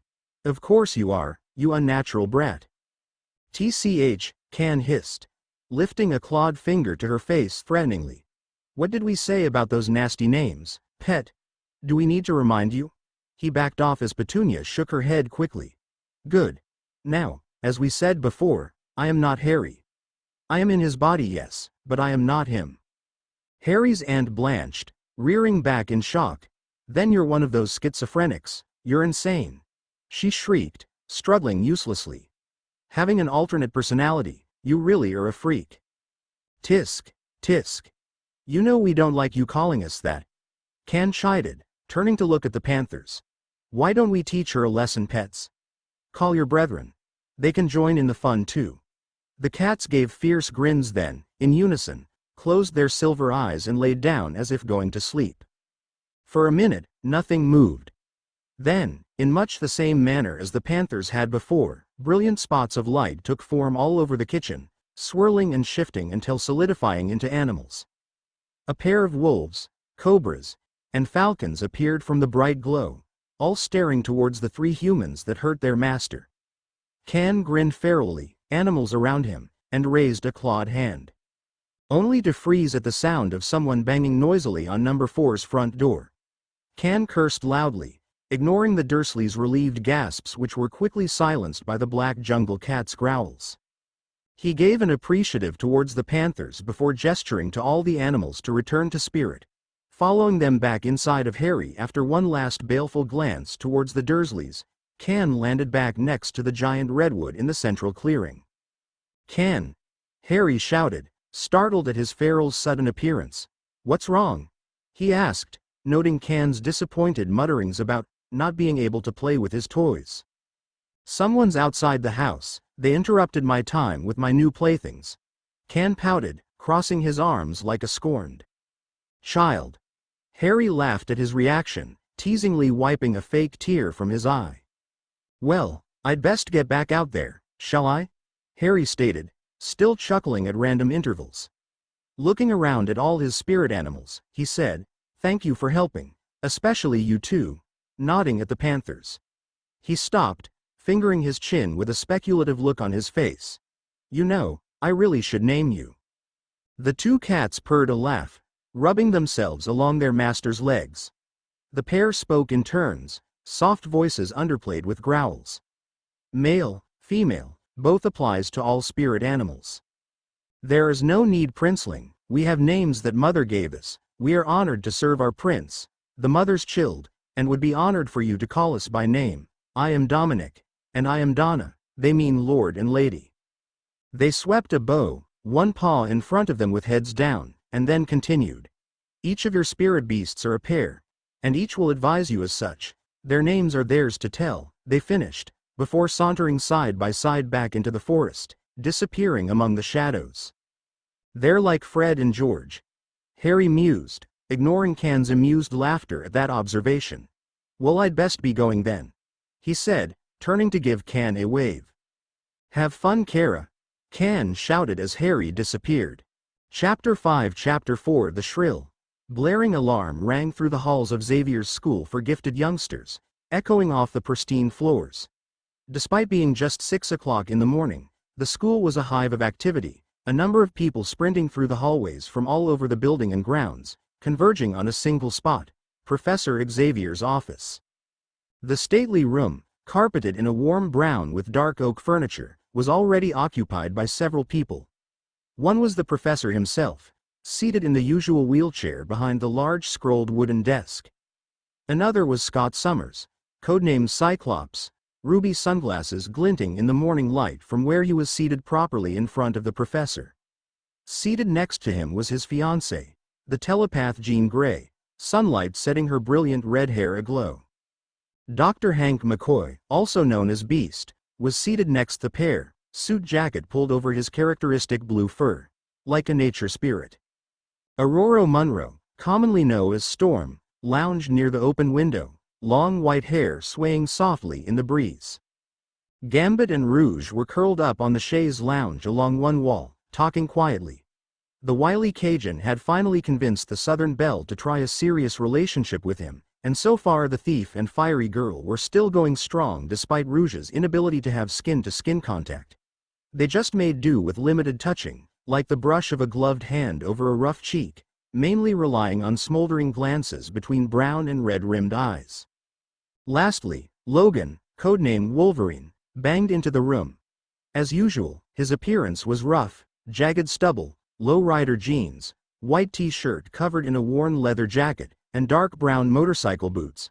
Also as usual, the Canadian man was chewing determinedly on a cigar held firmly between his lips. Scott twitched at the man's loud entrance. Cyclops and Wolverine didn't always see eye to eye regarding Logan's rough and animalistic habits. Not that it was really the man's fault. Logan and the feral Wolverine were too closely intertwined to really differentiate between the two, and it didn't take much to set the change from man to animal off. Even when the Wolverine was dormant, a lot of his characteristics showed through, and combined with Logan's confrontational personality, it made the man rather rough around the edges. "What's the matter, Chuck?" Logan said, blunt as ever. He was not exactly ecstatic at having an otherwise relaxing day start out with the so-called panic alarm going off at 6 o'clock in the bloody morning. Professor Xavier didn't even flinch, calmly stating, "Straight to the point as usual, Logan," with a genial air. Ignoring Logan's mutterings about bloody morning people, and Rouge slapping Gambit over the head for some cheeky comment, he continued, "Well, down to business then." Leaning forward in his wheelchair, hands steepled in front of him, Charles Xavier was the picture of dignified severity. Cerebro detected a new mutant this morning, likely just having come into the power. His voice was grave and solemn. Logan snorted, breaking the air of gravity in the situation. "And you felt the need to tell us this immediately?" His voice was incredulous. "Chuck, we find mutants regularly. There has to be something more important than that to tell us." He scoffed, voice muffled around his cigar. Scott shot a scathing look at him, most likely for his casual address of the professor, something the two clashed on regularly. Xavier simply chuckled at Logan's frankness, waving away Scott's indignant protests. "Yes, Logan, there is more to it than that. As you all know, we do find mutants regularly around the globe having just come into their genetic powers." He leaned back, forehead creased. "In concentration, as he explained. And usually, we send someone to collect them, Cerebro having found their location." The professor sighed. "Unfortunately, this is no simple operation. This mutant, whoever they are, has caused several dilemmas for me. First and foremost, he or she is an Omega-level mutant, or higher." Scott, Jean, Storm and Hank gasped, while the others adopted expressions of shocked disbelief. Omega-level mutants had an exceptional level of power, with the most powerful genetic potential for their abilities. These abilities, including immortality, extreme manipulation of matter and energy, and strong telepathy and telekinesis, took months if not years to learn to control. If not contained and taught, Omega mutants could effectively destroy a good-sized town, usually through no fault of their own. No one, not even the professor, was higher than an Omega. To be that strong was unthinkable. Who are they? Where are they? What if the Brotherhood finds out? They all spoke at once, clamoring over each other. Xavier waved a hand, quieting their questions, before continuing. "Also, though I do not understand how this is possible, they are feral." This time all of them gasped, minds reeling with the thought of an exceedingly strong mutant with an easily angered animalistic side. If someone set them off. Logan, however, was intrigued.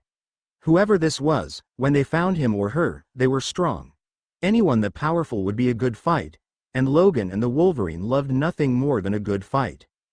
Jean shot Logan a sharp look for his thoughts, still not having completely grasped the concept of privacy, before turning back to look at Xavier. "Professor, where are they? We have to find them, whoever they are, and soon." Scott jumped in urgently, saying, "We'd take the X-Jet, it's ready in the hangar." But the professor waved them off, sighing heavily. The occupants watched him with concern, never having seen the usually vibrant man look so old. "Unfortunately," he began, locking them all with a serious gaze, "Cerebro cannot find where they are. They appeared for a moment, but, when I went to look into their mind for their location, I was thrown rather violently out. All I got was a wild-sounding voice warning me not to come near his Kara, and for some reason, a glimpse of trees, and then they were gone." Jean looked at the professor incredulously, protesting, "But Professor, you're the strongest telepath known. How could they have thrown you out?" It was true. Professor Xavier was the most powerful telepath in the world, and one of the most experienced. "I don't know," Xavier stated, passing a hand over his face. "It did not feel like any kind of telepathy I know of, more like I was physically flung from their mind. I could literally feel two hands grabbing me and tossing me out, as if I was actually there." "Professor," Hank began, leaning forward intently, "you said you saw a glimpse of trees, correct? Like there was scenery in the person's mind? The doctor looked reluctant, almost fearful of the answer. Yes, I did. Xavier said, looking questioningly at the blue-furred man. Why do you ask? Hank just groaned, staring firmly at the ground. He began mumbling incoherently, though it sounded suspiciously like, oh, no, this is bad. This is really, really bad. Hank? Storm cautiously asked, receiving no response. Scott and Jean also tried, but Dr. McCoy remained studiously glaring at the carpet. Oi, bub. What did the floor ever do to ya? Logan growled, fed up with the furred man's mutterings. Hank started, finally looking up, before rubbing a hand sheepishly over the back of his neck. Hank cleared his throat, whispering, sorry, it's just that, damn. The others looked at him in surprise, never having heard the gentle-mannered man curse before. The doctor stood up and began to pace worriedly, back and forth, in front of Xavier's desk. He waved his hands about, and seemed to be having an internal debate as he practically wore a hole in the carpet. The other mutants in the room simply watched avidly as, after pausing and cursing softly under his breath, Hank stalked determinedly over to the fireplace. He stood staring blankly down at it for a moment, then, finally making a decision, reached a hand into an inner pocket in his coat, drew out a handful of powder and threw it into the crackling flames. They flashed a bright green and, shouting something unintelligible, Hank stepped into the fire and was gone. Can watched as his mage disappeared from their mindscape, fading into the shadows between the trees. He sat back, watching through Harry's eyes, wondering who had interrupted his fun. Harry's eyes bled back to green as he returned to consciousness in the cheery yellow kitchen. He looked over at the still-bound Dursleys and hissed, not a word of this, to anyone. When his relatives protested, he lifted a clawed hand threateningly, cutting them off. Do you like playing with Donna and Dominic then? At their blank looks he realized that they didn't know the panthers' names and grumbled, the very large, very angry jungle cats you had the pleasure of meeting a few minutes ago. The Dursleys quickly quieted down. Yanking his wand from his back pocket, Harry jumped when his hand brushed fur before remembering the tail peeking out of his jeans. Recasting his glamour charm over his feline characteristics, he unbound the Dursleys and, giving them a final glare in warning, slipped out the kitchen door to see who was knocking. Pausing momentarily in the calm, blue-painted entry hall to give himself a once-over for animal traits, he threw open the door and froze. Draco! He yelled, leaping forward to throw his arms around the taller blonde's neck. He froze at the sound of someone clearing their throat before looking guiltily over Draco's shoulder. Oh, sorry. Lucius. He apologized, sheepishly tucking his arms behind him. What are you two doing here? He asked as he pulled back, looking speculatively over the two well-dressed blonde wizards. Well, before you attacked me, we were coming to visit, Draco said jokingly, reaching out to ruffle Harry's hair. Are you going to let us in, Scarhead? He teased. Oh, of course, Harry blushed, stepping back to let father and son through. My relatives are, preoccupied for the moment, so the sitting room should be free. He led the way towards the small sitting room off the den. Despite Petunia having no proper motherly instinct whatsoever, she did have good taste in decorating. White leather chairs and couches with royal blue pillows were centered around a large glass coffee table, black metal contrasting against the stark ivory.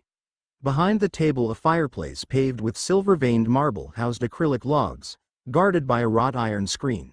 Scrolled blue, black and silver. Metal twined to create a floral design along the trim, and ebony statues were displayed in see-through glass cases. All in all a very Muggle setting, but not overdone. Harry threw himself unceremoniously into one of the chairs, reveling in the fact that his relatives could do nothing about it. He watched as Draco and Lucius seated themselves, sitting down with, as always, the proper pureblood pride. If anyone had told him a year ago that he would become friends with the Draco Malfoy, his childhood arch-rival, nemesis, son of Lucius Malfoy, well-known snobbish pureblood and notorious Death Eater, he would have laughed himself silly. After all, he was the Golden Boy, the Light's savior, and the Malfoys were notorious for the dark arts. But, as it turned out, Snape wasn't the only spy for the light side. It was completely by chance that Harry even found out, but with his luck, it was inevitable. Harry nearly sprinted down the drafty corridor, boots thumping noisily against the stone. Ducking around a corner and into a shady alcove, he leant over to catch his breath, hands on his knees as he puffed noisily. Even with his malnourishment at the hands of the Dursleys, years of Harry hunting, combined with his Quidditch muscles and lithe build, meant that he was one of the fastest runners in his year. He should be safe there for a while. But he was the bloody boy who wouldn't freaking die. Why would he ever get a moment's peace? Harry! A high-pitched voice sounded from his left. Whipping his head around fast enough to get whiplash, he nearly groaned at the sight, wanting to bash his head against the wall in frustration. Ginny, red hair waving in the breeze, fake eyelashes fluttering, and a look that was supposed to be seductive but looked more like she was just stung by a bee on her face, stood next to him. The white dress shirt she wore under her robes had the first few buttons undone, and she was biting her lip. All in all, the picture of everything Harry did not want. He was gay, for crying out loud. "Yes, Ginny?" he asked, attempting to be polite, if she asked him one more time. I was just wondering," she started, scuffing her foot along the ground, "if you'd reconsidered my offer to, why no, go out."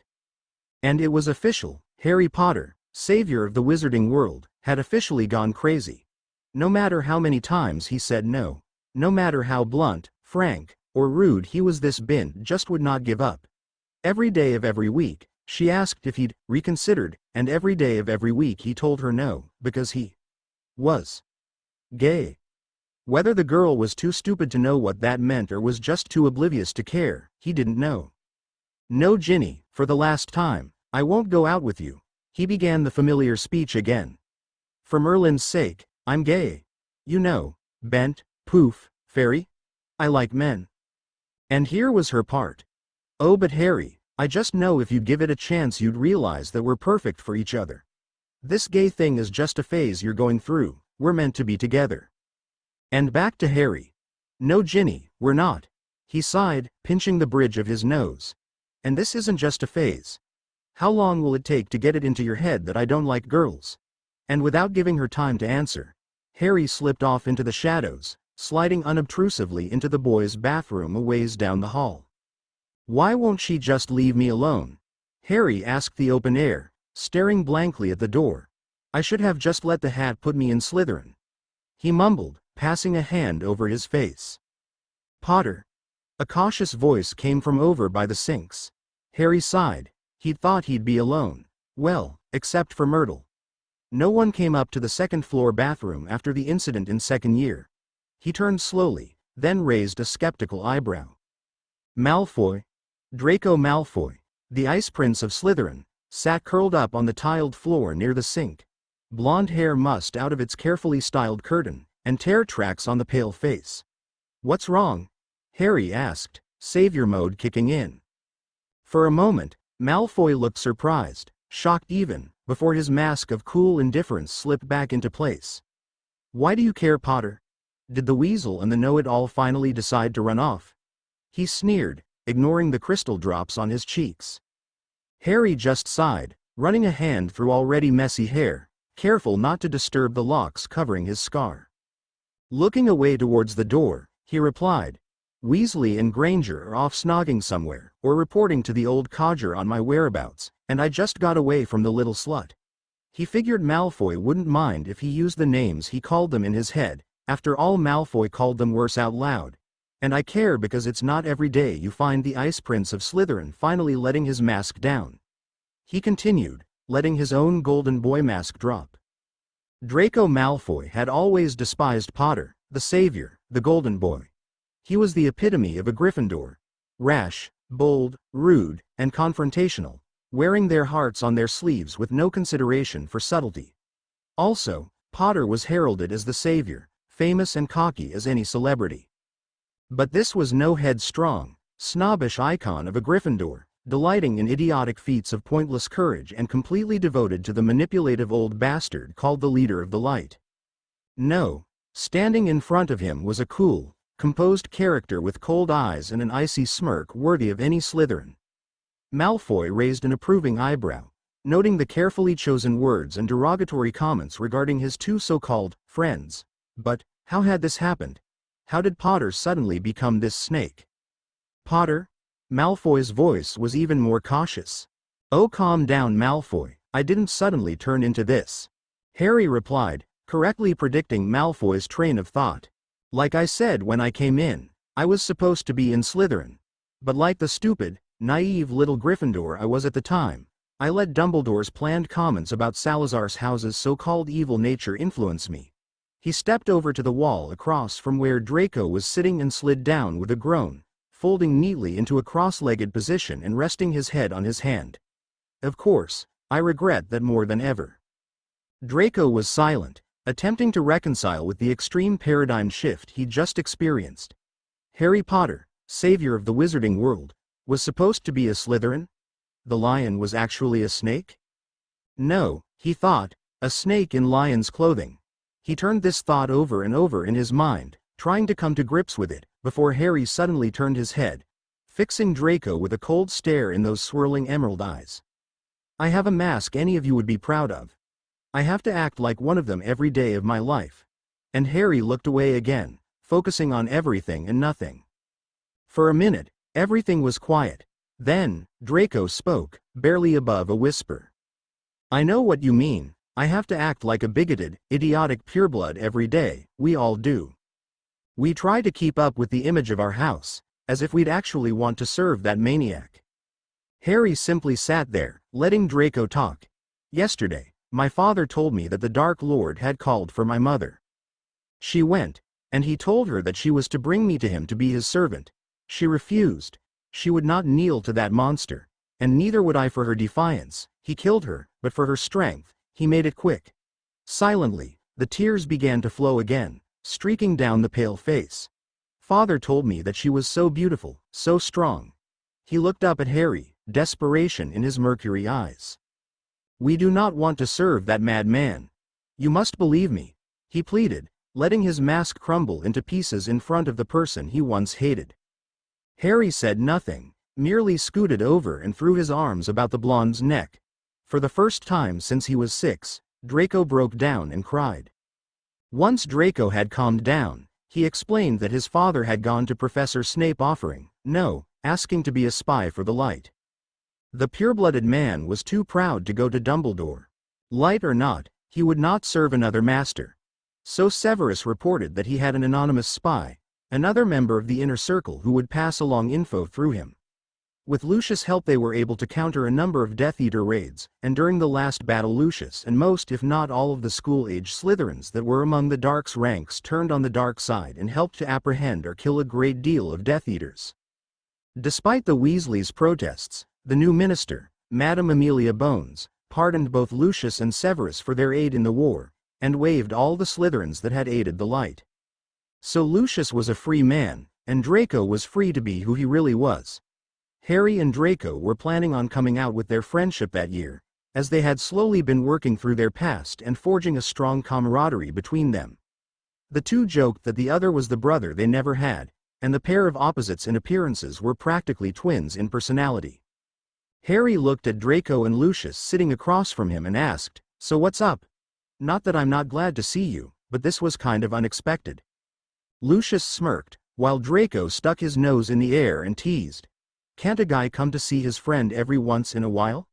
Harry mock glared at him and replied. "Not when said friend is Draco Malfoy, and especially not when he brings his father along." He looked apologetically at Lucius for the jibe, but the man just waved it off. Draco chuckled and winked, admitting, "All right, we came to see how you were doing. After all, it was your birthday last night, and I wanted to see how much my brother had changed after his magical coming of age." He stood up, walking in circles around where Harry sat slumped in his chair. "And I must say, you're looking much better than before. Less skinny, nice golden skin tone, some gold flecks in your eyes. Face thinned out, still short though." He teased. "But otherwise it doesn't seem like you changed much. I have to admit, with all the crap that's happened to you, I expected something a bit more drastic. I must agree with my son Harry, you do look better, but knowing you I feel like there's something we're missing." Lucius murmured, stroking his chin with a speculative look on his face. Well, Harry hedged, biting his lower lip and looking away. Draco pounced on his hesitation and said, "There is something, isn't there? What is it?" He sat down, crossing his arms and legs and fixing his silver eyes on Harry. "Come on, you can tell us." He gestured to himself and Lucius, then leant forward. Both of them stared at Harry avidly. Harry had his eyes fixed studiously on the floor, black hair falling in a curtain in front of his eyes. Finally, he reached a hand up to brush his hair behind his ear, and looked up. And Lucius and Draco gasped at his swirling golden eyes. Ebony locks swung into brilliant golden eyes swirling with a wild light, and slit black pupils dilated with glee. White teeth contrasted against a tan face in a feral grin, and the sun glinted off bestial fangs. As a sun-bronzed hand waved across the face, which shimmered for a moment, dark gray stripes were revealed streaking across angular cheekbones. With a snap of slender fingers, wickedly curved black claws slid from calloused fingertips and they wiggled in a cheeky wave. "Hello, Petai." Can giggled, waving at the gaping Malfoys. "You wanted to know if something else happened to my Kara?" he said, cocking their head to the side cutely. "Woo!" Draco breathed, pureblood mask slipping. Lucius, the more experienced one at controlling his emotions, merely raised a questioning eyebrow, an expression of polite disinterest on his face. "Harry?" Draco asked cautiously. "Ah, dragon, not Harry." Can winked, leaning back in their chair. "Kara's inside right now. He panicked too much so he let me out." Flashback. Can. Harry shouted, plunging into his mindscape next to the giant redwood in the central clearing. "What is it, Kara?" Can asked, landing in a crouch next to Harry, dropping from the top branch of the majestic tree. "Need some help with your friends out there?" "Yes." Harry wailed, shaking his head wildly. He fluttered his hands spastically around, eyes roving blankly across the clearing. "What do I do? What do I say?" Kara, calm down." Can soothed, placing his hands securely on Harry's shoulders. "Now what's wrong, mage?" "What if they think I'm a freak?" Harry panicked. "What if they hate me, hate us?" He keened and moaned, closing his eyes in terror. "Can, what do I do?" Can crossed his arms, leaning against the rough bark of the tree. "Well, Kara," he started, hesitating for a moment. "Why don't you let me out and have me handle it?" He rubbed a hand nervously over the back of his neck. Harry froze, and then looked hopefully up at his feral counterpart. If Can did it, Harry wouldn't have to deal with the fear of rejection while they were doing the explanation. Harry had been rebuffed and discarded so many times with just a few harsh words of the press. He couldn't bear to see his surrogate twin reject him like so many had done. "Would you?" he whispered hesitantly. Can laughed, a tender smile on his lean sun-bronzed face. Combing angular black locks behind his pointed ears, he said, "Of course, Kara, anything, you should know that." He brushed Harry's hair carefully out of his face, winked, and vanished from their mindscape. End flashback. Kara decided to let me explain. Can grinned and winked at Draco, who was still gawking in disbelief. "So, you have questions, yes?" He crossed their arms, slouching back into the white leather and blue accents of their chair. Draco shook himself, pulling a mask of civil apathy, nodding sedately. "Yes," he began, choosing his words carefully. "First of all, if you're not my little brother, then who are you?" Despite only having known Harry for around 2 years, they were brothers, and Draco, having no siblings of his own, was very protective of the younger boy. "Good choice," Can mused, stroking their chin with their hand. "Well, Petai, what does that mean? My name, or what I am?" he asked seriously, fixing the Malfoys with a contemplative stare. Lucius looked suspiciously at the person in control of Harry's body. Should have expected something like this, he muttered sardonically. He'd only known the boy for a short time, but even in that diminutive amount of time he'd realized that Harry had an unbelievable penchant for doing the things people thought he shouldn't, or, more likely, couldn't do. So of course, an alternate personality was nothing major. "I'm assuming you're an alternate personality of some sort, correct?" "Right in one." Can sniggered, winking mischievously at the tall blonde. Bowing from the waist, he intoned. Can Satek. 2. At your service. But I'm not just some alternate personality Ds. 3. I'm a bit more special to my Kara than that. Draco cocked his head to the side, mulling over that statement. What do you mean? He finally asked, not comprehending. You're not him, you've got a different name and everything, but you're in his body. You talk different, you act different, that's pretty much the definition of an alternate personality. But Lucius waved a hand at him, an odd look on his face. You're not just an interchanging persona, are you? The gold eyes, the slit pupils, the claws. His voice dropped to a shocked whisper. Harry's a feral mutant, isn't he? And you're his bestial side. Can let out a surprised laugh, raising their eyebrow. Well, never woulda expected you to know about mutants, Blondie. Yes, I'm Kara's feral side. Do you? Lucius began, but he was cut off by Draco's irritated voice. Wait. He protested, making an X in front of his chest with his arms. Everyone just hold on a minute. First, what the heck are mutants? Second, what the hell is a feral? And third, why do you keep calling my little brother this, Kara, thing anyway? His name is Harry. He glared at Can and his father, lower lip out in a slight pout.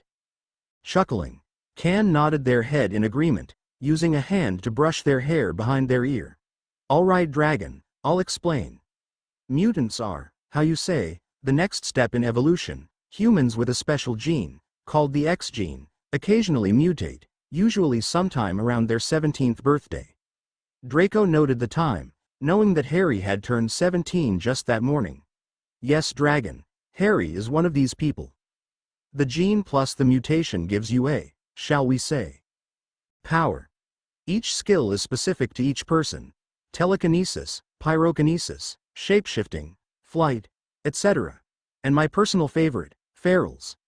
There are, of course, different levels of power, though Mother did not inform me of their exact names. Now, ferals are mutants with a bestial side, an animalistic personality that gives them the strength, speed, and senses of their beast. This persona acts like an alternate personality. They have a separate name and a separate identity. Each feral has an animal base, very similar to werewolves, and the accelerated agility and senses are specific to that animal. Oh, Can added, switching topics quickly, and Kara means friend. I found it a fitting title. Can stopped and looked over at Draco. Any questions? Draco just shook his head, a look of shocked disbelief on his face. Good. Can chortled, grinning widely at the surprised boy. Then he paused and added, of course, my Kara is special. He has me, a feral, with an animal side. But Mother also gave him a gift, after all, he is her child. My mage has a few more tricks up his sleeve. Can said, then giggled internally. A lot more tricks. He looked over at Lucius, raising an eyebrow at the look of reverent awe on his face. Did you say, Lucius began, shaking lightly with anticipation. Did you just say that Harry is the mother's child? His voice was filled with hope. Yes, Can drawled, looking at Lucius confusedly. Why? He asked suspiciously. Please. Lucius begged, prompting Draco to stare at him in shock. His father was a Malfoy, and Malfoys never begged. Please, you must let me talk to him. His voice was urgent, filled with burning intent. Can nodded slowly, still looking at Lucius like he had gone mad. All right, he said. Just a minute please. And he closed his eyes momentarily, face going blank. Lucius and Draco waited, anxiously and perplexedly respectively. Finally, the eyes reopened, this time glowing a vivid green. Hi? Harry said cautiously, ducking his head with his eyes fixed on the carpet. They shot back up as Lucius fell to his knees in front of him, bowing his head low. Wah? Harry started, face filled with bewilderment, but was cut off by Lucius murmuring. My prince. Winds swirled wildly through the house, throwing Lucius' long white blonde hair through the air. His ears were revealed, tips shimmering, before sharp points flickered into view. Draco stared in shock as his father kneeled reverently in front of Draco's surrogate twin, watching in astonishment as Lucius' ears grew into pointed tips. A suffocating pressure was filling the room. Black and silver waves of power washing through the air, flowing out from Harry's still form. Draco realized that he wanted to say something, anything, to ask someone what the hell was going on, but found that he couldn't speak, couldn't move. The pressure rose and grew, crushing down upon him, harder and harder. Before suddenly, it released, flowing over him like a bubble had just been popped. Ebony and silver power danced around the three figures, Lucius kneeling before Harry, Draco standing in a shocked stupor behind them. Sparkles and flashes of bright fire flitted through the air, and shadowy forms began to appear throughout the Dursleys' sitting room. Slowly, they solidified into Harry's pairs of spirit animals, wolves, panthers, cobras, pegasi, falcons, and dragons, which were smaller than usual to accommodate for the enclosed space, all with expressions of contentment on their faces.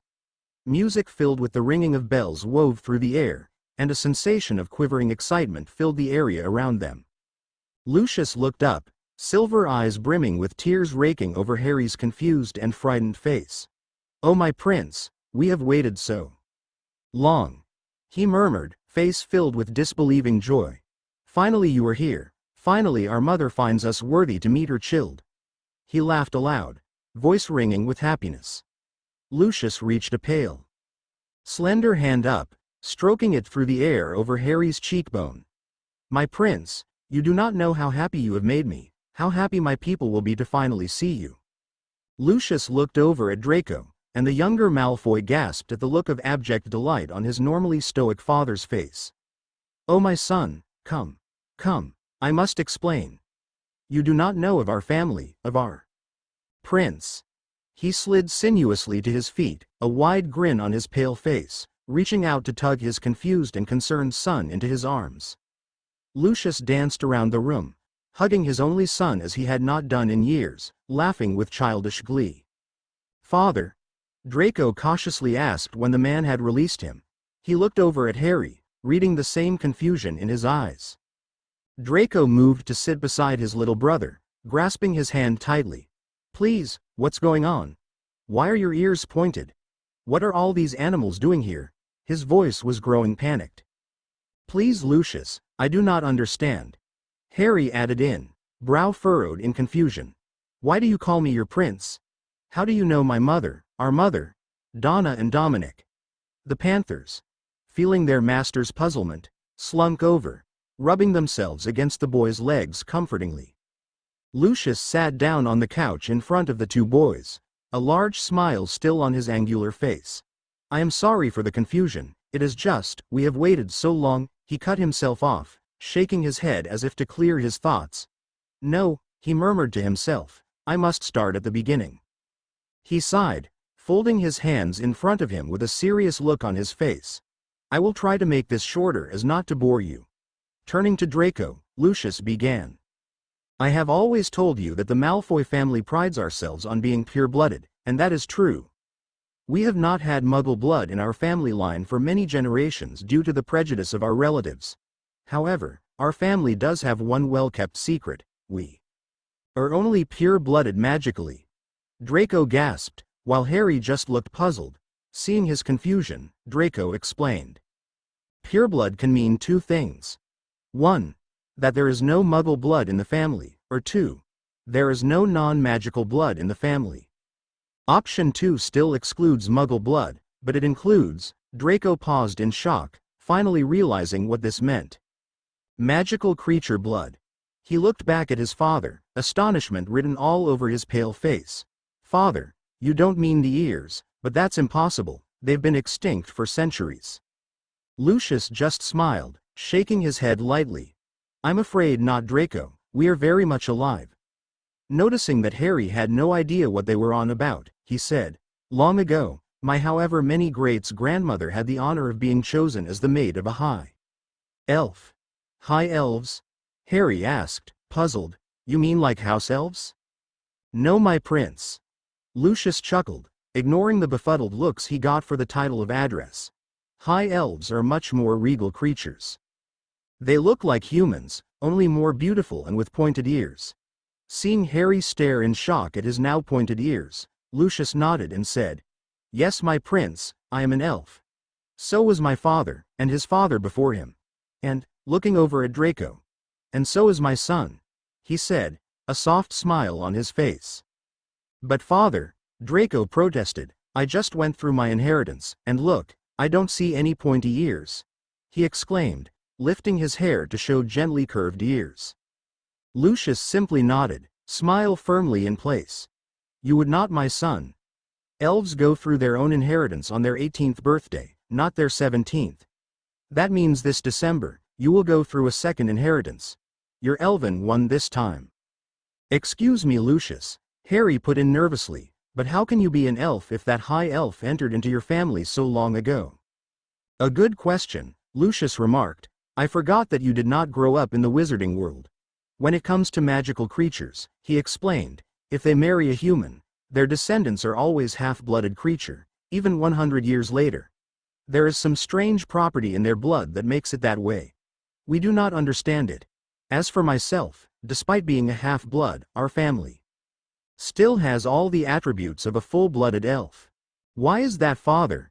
Draco asked curiously, still trying to get over the shock of the fact that he, his father, his grandfather, etc., were high elves, a magical race thought extinct for over 100 years. That is part of the story, Lucius said, leaning back into his seat. When my long-ago ancestor was chosen as a high elf's mate, it was a time of discord in the elven world. We did not have a ruling family, instead, there was a council. All the families of the high court, meaning all the ancient elven families, came together to form a governing body. But they could not agree.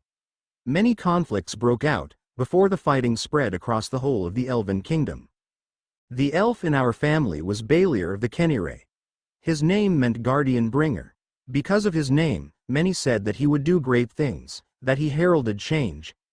They were disillusioned when all he did was live out his life with his mate and his daughter.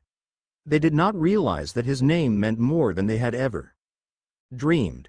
For, on the night of his bonding with his mate, Mother came to them, to bless their union with a great gift, and a great burden. Hold on a minute. Draco put it. Who is Mother? Lucius looked to Harry to explain, saying, I believe it is you who should explain, my prince. After all, she is your mother above all. Harry smiled beatifically at the reminder. Mother is nature, magic, the air, the sky, and the sea. She is all around us, she is everything. Both sides of earth, both sides of magic, light and dark, peace and chaos. His voice was enchanted, filled with excitement. Many call her Mother Nature, others know her as the goddess. To me, she is simply Mother, my mother, as I am her child. Draco blinked slowly, an odd expression on his face, attempting to absorb all of this information. Harry turned to Lucius. What was this gift and burden thing she gave your ancestors? He asked, cocking his head to the side. Lucius nodded, getting back to his tale. The night of Baelier and his mate's bonding, Mother told them that their line had a great destiny and asked if they accepted it. She warned them that it came with a cost, but in the end, was well worth it. After some thought, they agreed. Mother then explained that their blood were to become her guardians. Throughout time, they would search for the one who would bring peace to not just our world, but magic itself. To the elves, Mother is not just our mother, she is our queen. And she told our ancestors that we were to find our prince, her child. They were to be his guardian, his protector. Yet it did come with a price. Each generation, there would only be a single son of their line. And there would only be one prince, and were we not able to find him, our world would forever fall into darkness. So our ancestors left the elven world to search for our mother's child, and we have been searching ever since. Unfortunately, our birthright was not always faithfully passed down. Lucius' face darkened, a thunderous expression on his face. 200 years ago, an ancestor defied our queen's will, turning to the dark. He tarnished our name, changing it from Kenire, meaning sworn to light, to Malfoy. He turned our family away from our mother, and failed to pass on our quest. Had I not found Baelier's journal buried deep in our vault, we would have been forever lost. Here Lucius looked up, a wide smile on his face. At the time, I had just turned from the Dark Lord, after Narcissa was murdered. I had thought that it was already too late, that our prince had already come and gone, and we were doomed to the dark. Even after you saved us, he addressed Harry. I was still skeptical, though there was still a chance that all had not been lost. Still, I never thought in all my dreams that it was finally time, that our prince was finally here. He reached a hand out again, as if to pull Harry into a hug, then dropped it. And yet here you are. Chapter 6 AN. To Sky in the Night's Love, and anyone else who's wondering. Heh heh. Yeah, I just like Sevi Poo with really dark blue eyes, so I decided to take a little bit of artistic liberty with that and change M. I know it's not correct, but I didn't think it was too major. Chapter 5 previously. And yet here you are. Lucius smiled benignly at the two thoroughly stunned young men in front of him, eyes clouded in confusion. One, his prince, the boy whom he had worked for a significant part of his life to kill, sat frozen with an expression of fearful disbelief on his sun-bronzed face. The other, his only child and son, merely looked astonished, sitting on the couch next to his surrogate brother with his mouth slightly open in shock. In order to aid our family in our search, and despite being only half-blooded elves, Mother gave us the gift of looking like and having all the attributes of a full-blooded high elf. Lucius grinned, our blood did not change. We are still half-human, but without our glamour, we have the looks of the elves. Draco shook his head quickly as if to clear it and stood up, saying, Father, you're telling me that you and I, and the rest of our family, are half-high elf, a highly powerful magical race that has though to have been extinct for over 300 years? That on my birthday this December I'm going to turn into one of these elves? That our family has been searching for Mother Nature's child since practically the beginning of time, and that my little brother is not only that child, your prince, but also a mutant? His voice grew more and more disbelieving with every word he spoke. Lucius simply nodded serenely, smiling as if all was right in the world. Draco sat back down with a thump, shaking his head lightly from side to side. He ran a shaking hand through fine white blonde hair, closing his molten silver eyes in consternation. And you were planning on telling me all this when? He asked incredulously, pinching the bridge of his nose between slender fingers. Well, originally I was going to tell you over the Christmas holidays during the week before your birthday. I had been attempting to come to grips with the revelation that our family is actually predominantly light, not dark, for some time after the battle, and I didn't want to overwhelm you with too much new information at the time. Here Lucius chuckled lightly. I did not expect to find our prince so suddenly after learning of our heritage, and I had expected you to have much more time to acclimate to your new situation. Draco just sighed, slumping back into his seat. Looking over at Harry, he noticed that the younger boy was shaking slightly, burying his face in his hands. Harry? Draco murmured cautiously. Are you all right? Harry's only response was to tremble harder, shoulders shaking. My prince? Lucius hesitated, a concerned expression on his face. What troubles you? Finally, Harry looked up. His sun-bronzed face was streaked with crystal tears, strands of black hair clinging to his tear-stained cheeks. His beautiful emerald eyes were shimmering, vivid green laced with flecks of gold. His pale pink lips moved slowly, whispering words too soft for anyone to hear.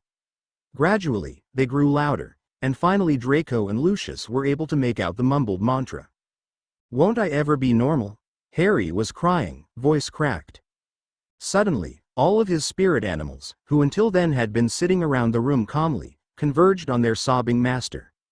Donna and Dominic, powerful chests rumbling with soothing purrs, curled sinuously around Harry's form, nudging their heads against his hands. The rest of the animals, still unnamed, lay or stood near him, attempting to comfort him with their presence. When, even with the additions of his 12 animals, Harry's distress did not wane, soft music began to flow through the room, carried on the gentle breeze that swirled lightly through the Dursleys' suburban home. The room was infused with a soft golden glow, and winds danced and sang with an ancient voice. Harry smiled softly at the familiar sound, basking in the soothing feelings that radiated from the soft words born on the dancing melody. Chilled, Can and I have told you, you are special, and that is a good thing, the voice insisted. Harry gave a light grin, replying in a sheepish tone, Yes, my mother. Lucius gasped in shock, bowing his head reverently. My queen, he murmured, ignoring Draco's raised eyebrow at his deference. Our people have not heard your voice since the time you named us your Asar, since the age of my ancestors. It is a joyous time to hear you again, my queen." The wind, swirling with golden light, danced around the elder Malfoy's form. Lucius Malfoy, eldest of the Kenire, eldest of my chosen Asar, my seekers. Lucius nodded, a gentle smile on his face. "You have found, my child, you have fulfilled the quest I gave your line, nearly 500 years ago. But you have hurt my child in the past, albeit unknowingly," the mother's soft voice chided. "Because you were influenced, I do not blame you now, nor do I blame young Draco, but," she admonished, "if you hurt him again." She didn't finish the sentence, but the warning hanging in the air was obvious. "Of course, my queen," Lucius murmured, bowing slightly from the waist. "I may have erred in the past, but I am an Asar. The prince will be protected in my care, and of course," he smiled kindly towards Harry, "not only is he my prince, but Harry has become like a son to me, and a brother to Draco. He is part of our family now, and after all, the pureblood motto is, family first," he finished jokingly. "Of course, Lucius, now I believe, young dragon, has many questions. I will leave you to answer them, child," she reminded. "Remember, you are special, and you have a family who loves you. Be happy, my heir," and her presence and music faded away. For a few moments, all was silent. Then, Harry began giggling lightly at the absurdity of the situation, while Lucius turned to Draco, waiting for the inevitable flood of questions from his son. Surprisingly, Draco's face was calm and assured, and he asked only one rather rhetorical question. "I'm assuming that was this mother character you spoke of?" The question hung in the air, needing no answer. "Well," Draco continued, leaning back with a satisfied look on his face, "I guess everything's all right then." He shrugged nonchalantly. "Draco?" Lucius questioned, a puzzled look on his face. The younger Malfoy just smiled, saying, "Anyone that could calm Harry that quickly and makes him able to see that he is special is fine in my book." Harry blushed slightly at the praise, still chuckling under his breath. "And besides," Draco went on, "I could feel the power in her voice and in her music. It's like," he paused, not knowing how to put it. "It's like her presence awoke something within you, something you've never felt before, and you just know that she is a friend." Harry finished, grinning as he remembered the first time he had heard her voice and music. The gentle peace, the feeling of childish excitement. Draco nodded, throwing an arm playfully over Harry's shoulders and teasing, "My little Harry, all grown up and becoming a prince." He sniffed, wiping a fake tear from his silver eyes. "They all grow up so fast." He fake sobbed, burying his head in Harry's shoulder to hide his mirth. Harry and Lucius didn't bother to hide their own glee, dissolving into almost hysterical laughter with Harry almost falling out of his seat. When his giggles had subsided a little, Harry said, "Leave it to Draco to take an extremely serious situation and turn it into a madhouse, pureblood pride or no," and the room disbanded into laughter once again. After everyone had finally calmed down, Harry turned to Lucius and asked, "How many elves are there now, if everyone thinks they're extinct? And how would they know about me if your ancestors left the elven world so long ago?" Draco nodded at that, turning to look questioningly at his father. Lucius hummed, stroking a hand through long almost white blonde hair. "Baylor's journal said that Mother had told the elves of our quest after they left that world, so I'd assumed they simply passed it down as a legend or a sort of prophecy." Harry banged his head on the coffee table in front of him several times at that, and at the Malfoys' inquiring looks, simply groaned. Too many prophecies. Both Draco and Lucius chuckled, and the elder continued, "However, I am unaware as to how many elves there are in the kingdom. I do know that they are still alive, though I can't say how, simply a sort of feeling I suppose." He shook his head. "My ancestors' records said that, when we had finally found the prince, the elves would find us. It didn't specify as to how they were going to find us, only that they would." He shrugged, turning to look back at the two younger boys. "You two are taking this rather well," he remarked, looking at the pair's calm expressions. Draco merely said, "I believe, Mother, did something to adjust myself to the situation quickly, as I don't feel the slightest bit confused as to the whole matter. For some reason, it all makes perfect sense. He waved a hand, trying to explain the feeling. The other two simply nodded, with Lucius remarking, I felt something of the same myself after I had just read Baylor's journal. At first, I had thought it was just a load of old nonsense, but then slowly everything began to make sense, and the glamour my father had placed over me dissipated, leaving the ears visible. Even then, I didn't feel the need to panic. It just all felt so natural. I believe it was Mother's way of adjusting the new Asar, or Seekers, to their path. He cocked his head to the side, looking at Harry. Why are you so calm? He asked. I'd figured you'd at least be a little concerned. What with you becoming a prince to most of the magical creatures in the world suddenly? Harry yelped at that, saying, all the magical creatures? I thought it was just the elves.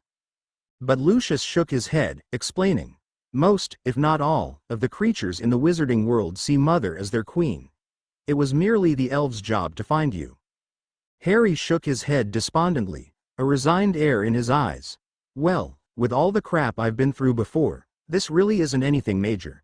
And besides, I have you guys, Can, Donna and Dominic, and everyone else to help me through this.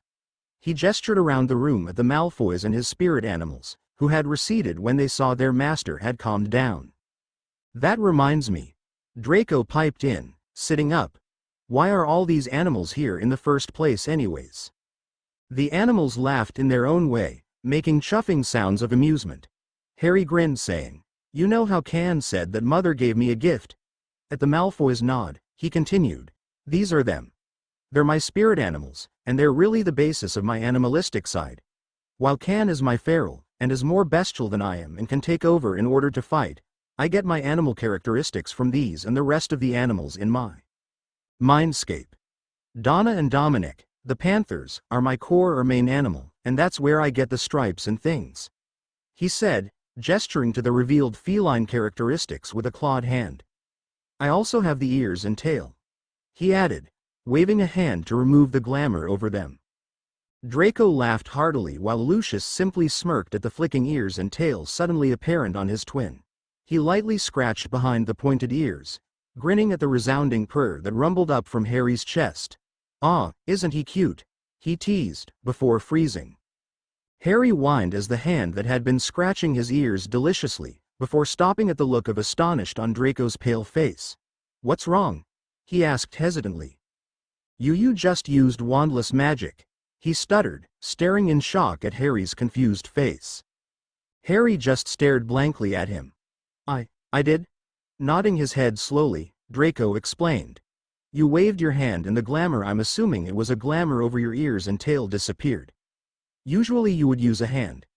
Can used it earlier to take the first part off, but I didn't notice because I was too shocked over the whole alternate personality thing and all. Harry gaped, mouth open. But it takes an extremely powerful wizard to even do the simplest first-year spells. How could I? Harry stopped, shaking his head. Then looked at Lucius questioningly, hoping he had some explanation for this. The elder Malfoy smiled and said, you are the Mother's child, my prince. As magic itself's heir, you would no longer need a focus to channel the magic through, which is what a wand is for. I'd assume. Magic seemed to come to you exceptionally easily even before your inheritance. Now you just completely unlocked that skill. You probably won't even need a spell anymore. Instead, I would guess that you only need to will the magic to happen, my prince. Harry nodded at that, but protested, Lucius, please don't call me that. I'm just Harry. Of course, my Harry. Lucius said, smiling at the slip. Harry nodded in satisfaction before cocking his head to the side inquisitively, prompting Draco to have the urge to awe at his cute appearance. With the ears and tail, combined with the rest of his previously revealed feline attributes, Harry looked the picture of a curious kitten. Lucius, Harry began, choosing his words carefully, how did you know about mutants in the first place anyway? Lucius grinned. I'm afraid that's Severus' fault. Dr. Hank McCoy, blue fur and all, tumbled unceremoniously out of the fireplace, shouting, Minerva! In a panicked voice. He and the other mutants at Xavier's school had been discussing the new and extremely powerful mutant when Professor X had mentioned that he had seen scenery in the mutant's mind. Hank had immediately remembered a tidbit he had picked up during his readings when he had been a student at Hogwarts. Only wizards had organized scenery such as forests or rooms in their minds. Others simply had black voids filled with floating boxes of memory. There was no scene, merely unorganized memories, swirling about in a colorless abyss. Some, like Gambit, were able to construct traps to protect their mind, but they were still void of backgrounds. You see, Henry McCoy had been a student at Hogwarts during his teenage years. However, after he had come into his mutant powers, he fled the wizarding world to the Muggle world to study the medical field and genetics. Unfortunately, what with the international statute of secrecy, he was unable to tell his new friends about his past as a magic user, despite the fact that he'd left. He kept no contact with the wizarding world except with one person, his cousin Minerva. Minerva McGonagall had been the one to get Hank out when the already prejudiced Wizarding Society had turned on him for being a mutant. Even the Muggle-born children who had been discriminated against for more than a century had scorned him for being different, even before he'd grown the blue fur. After Minerva had left Hogwarts to travel, the only other one to not hate him for what he had become was his sweetheart. Silky black hair, dark blue eyes so deep they were almost black that sparkled with stars. His dry sense of humor and sarcastic wit always made Hank laugh. Yes, his beloved mate was special. He never judged Hank for what he was. But after the rest of Hogwarts had thrown him out, Hank had lost contact with his love. He'd searched, but once his bright blue fur had grown in, he'd given up. After all, who would want him now? Still, he sent letters regularly to Minerva, just to keep in touch with at least one part of his family. She'd told him of her becoming a teacher at their old school, and of the First War. He'd been worried a few years ago when she told him that the issues over pureblood supremacy had finally come to a head for the second time no less, but her next few letters had informed him that Harry Potter was twice defeater of the Dark Lord Voldemort. To be honest, he felt sorry for the boy. He'd never get a moment's peace. Now, what with the press hounding him his whole life? He'd kept in contact with his cousin after the war, so when he realized that the new mutant was a wizard, he'd naturally come to Minerva. Yes, the stern woman said, looking up from her marking. Hank, she exclaimed. What are you doing here? You know wizards don't. Yes, I know, Hank interrupted, stumbling to his feet from where he had fallen on the rug in front of the fireplace, placed there for that express purpose. But we've got a problem. Minerva ushered the blue-furred mutant to the chair in front of her large oak desk, asking worriedly, What's wrong? Did something happen at that school of yours? The doctor sighed, slumping down into his chair and running a large hand over his face. You could say that, he muttered, then settled down to explain. Cerebro, the device we use to find new mutants after their inheritance, found one this morning. The professor entered their mind to see if he could find out more about them, but was thrown out.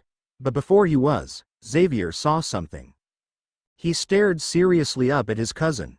Minerva, he saw trees. The new mutant is a wizard. McGonagall gasped, a hand over her mouth. A wizard? Oh, but we have to find the poor dear. Our world is incredibly harsh, even after the war, to those who are different. Where are they? We don't know. Hank sighed. They disappeared from Cerebro after the professor was thrown out, and since mutants can come into their inheritance almost a year after their birthday, we don't even know if they're still at Hogwarts. Minerva shook her head sadly, then stood up, nodding determinedly. Come. She gestured to Hank. We've got someone to visit. He's had experience with finding people that are hard to get, and he already knows a lot about mutants. She paused, a finger on her chin. I never did ask how he knows, Ah well. She grabbed Hank, pulling him over to the fireplace. Throwing a handful into the fire, she yelled, Spinner's end, and pushed him through. Hank tumbled out of the fireplace for the second time that day, then stood, brushing off his suit jacket. Stupid woman. He muttered under his breath. Finally, he looked up, and gasped. Severus. Hank gaped in disbelief at the slim man standing in the doorway. Long black hair washed of the oils he used to keep potions residue out. and deep blue-black eyes topped a slim frame cloaked in black. Sev. Hank stuttered, hand frozen from where he had been brushing his suit jacket free of dust. Severus Snape, Hogwarts professor called the Greasy Git, youngest ever potions master and well-known spy for the Light during the First and Second Wars, stood in the doorway to his living room, gaping at the man that had just tumbled out of his fireplace. His whole body was covered in bright blue fur, with tufted ears, a twitching tail, and clawed hands. Finally, Severus' eyes reached the man's eyes, and he gasped at the familiar swirling gold. His voice was soft, incredulous. "Hank? Is that you?" Both men were frozen, gawking mutely at each other. They were both in the process of opening and closing their mouths without ever saying a thing when Minerva stepped dignifiedly out of the crackling fireplace. The stern woman looked upon the scene with consternation. Her cousin and friend stood in the middle of said friend's living room staring at each other, mouths wide, as if they'd just seen a ghost, though, seeing as Hogwarts itself was infested with a number of the spectral beings, that was probably not the most fitting analogy for the situation. Rather, they were staring at the other as if they had just seen Voldemort resurrected and dancing down the street in a pink tutu singing Broadway songs from the 70s. Both faces were filled with shock, a kind of hopeful disbelief, and another, softer emotion that Minerva couldn't quite put her finger on. "Severus. Hank. What's wrong?" she asked hesitantly, looking from one to the other. The two men didn't even seem to hear her, simply continuing their staring contest. Finally, Severus moved, gravitating almost unconsciously towards the frozen blue-furred character that had completely captivated his attention. Slowly, the Hogwarts professor raised a pale hand, lifting it to the other's cheek, mere inches away. His fingertips trembled lightly, but his gaze never wavered. Bit by bit, Severus's hand closed in on Hank's cheek, before finally coming to rest gently on the blue fur covering it. Severus breathed a shaky sigh, dropping his mask as he closed his eyes, assuring himself that the other really was there. Trembling, he lifted his eyes, gleaming with unshed tears, to meet the other's. Looking up into Hank's face, he smiled shakily, not even noticing the fur covering the other's features. "Hank," he croaked, voice breaking. The cyan-colored mutant cautiously raised his heavily muscled arms, wrapping them gently around the thin man's waist. "Sev." He stuttered, turning his head away in shame. He stopped, not knowing what to say. "Why did you leave me?" Severus asked, gazing searchingly up into the doctor's face. "I thought." "Oh, Sev." Beast sighed, stroking the smaller man's back with a large hand. "I didn't want to leave you, don't ever think that. I searched, I tried to find you, but then I didn't want you to see me like this." He bowed his head, closing his vibrant golden eyes as crystal drops formed at the corners. "I couldn't bear for you to be afraid of me. In this form I'm so different. Such a freak." He sobbed slightly, voice cracked. Severus just stepped closer, snuggling into the other man's chest. "How could you think that I would leave you for something like this? Hank, you know me. I never cared that you were a mutant, and I sure as hell don't care now." He nuzzled his face comfortingly into Beast's neck. "So you're covered in blue fur and put on a little muscle, who cares? Hank, Beast, I love you, and that's never going to change," he confessed, closing his eyes in expectation of the rebuttal that was sure to come. But the mutant holding him merely tightened his arms, pulling the potion's master fully into his embrace as large tears leaked from his large golden eyes. Hank buried his face in the other's hair as Severus nuzzled his neck comfortingly, relaxing into the familiar chest. "I love you, my mate," Hank whispered haltingly into a pale ear, voice filled with hope and affection. The two stood there, wrapped in each other's arms for the first time in years, for some time, simply basking in the other's presence. But alas, all good things, including mushy and sweet reunions between two lovers, must come to an end. Minerva, whom the two lovebirds had forgotten, finally decided to speak up, voice filled with confusion as she watched her cousin and longtime friend act as if they had known each other for years. If you don't mind, what's going on?" Professor Xavier and the rest of the elder mutants present in his study watched in shock as their doctor and friend stepped into a raging fire, colored green of all things, and disappeared. Everyone sat, stood frozen in shock for several minutes before raucous laughter broke the silence permeating the oak-paneled room. Everyone turned to the still chuckling Gambit, staring at him in consternation. The flirty Cajun had one arm around Rouge, the other holding his stomach as he broke down into giggles. Slowly, he calmed down, raising a rough hand to wipe a tear from red-rimmed eyes. He looked into the faces all turned towards him, raising a questioning eyebrow at the confused look on their faces. "Wah, did Remy do mise à me?" he asked, grinning at the astonished look on their faces. Then, grimacing, he lifted a hand to rub the back of his head where Rouge had hit him. "Now why ya do dat share?"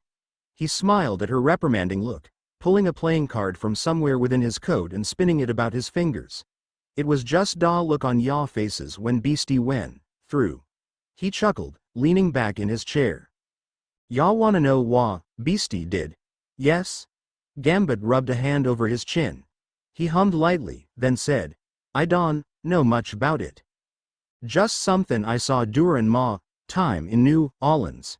'Twas a funny lookin' ickle one in some sorta robe. Did th same thing Beastie did, 'cept he had some sorta stick in his hand. Waved it round all funny like, and he did some da tings I seen in the voodoo shops. Looked like he had a mutant power, but not like any Remy's seen before." He finished, slouching down next to Rouge. "Don know wha it was, but I seen a few others like it, wavin' dose sticks round and sayin' funny words when dey do it." He shrugged noncommittally, looking around the room at the others who had contemplative looks on their faces. Professor Xavier especially had a pensive glint in his eyes, stroking his chin as he thought. "I wonder," he murmured, staring out the window but seeing nothing. Minerva stared at her cousin and old friend, seated in an armchair across from where the two sat still entwined on a couch across from her. As far as she'd known, the two had never even seen each other before, but here they were acting as if they were long-time lovers just reunited after a long-time separation. Surprisingly, not too far from the truth, she raised an eyebrow calmly, a puzzled expression on her face, and asked, "Would either of you like to explain what's going on?" Hank just buried his face in Severus' long black hair. He'd just gotten his love back. He didn't want to pay attention to anyone but him for a long time. The potions master smiled, reaching a hand up to stroke the doctor's fur-covered cheek. Looking back to Minerva, he explained, "I met Hank in 5th year, after he became a mutant. I knew what he was, and that the others didn't like him, but I didn't care.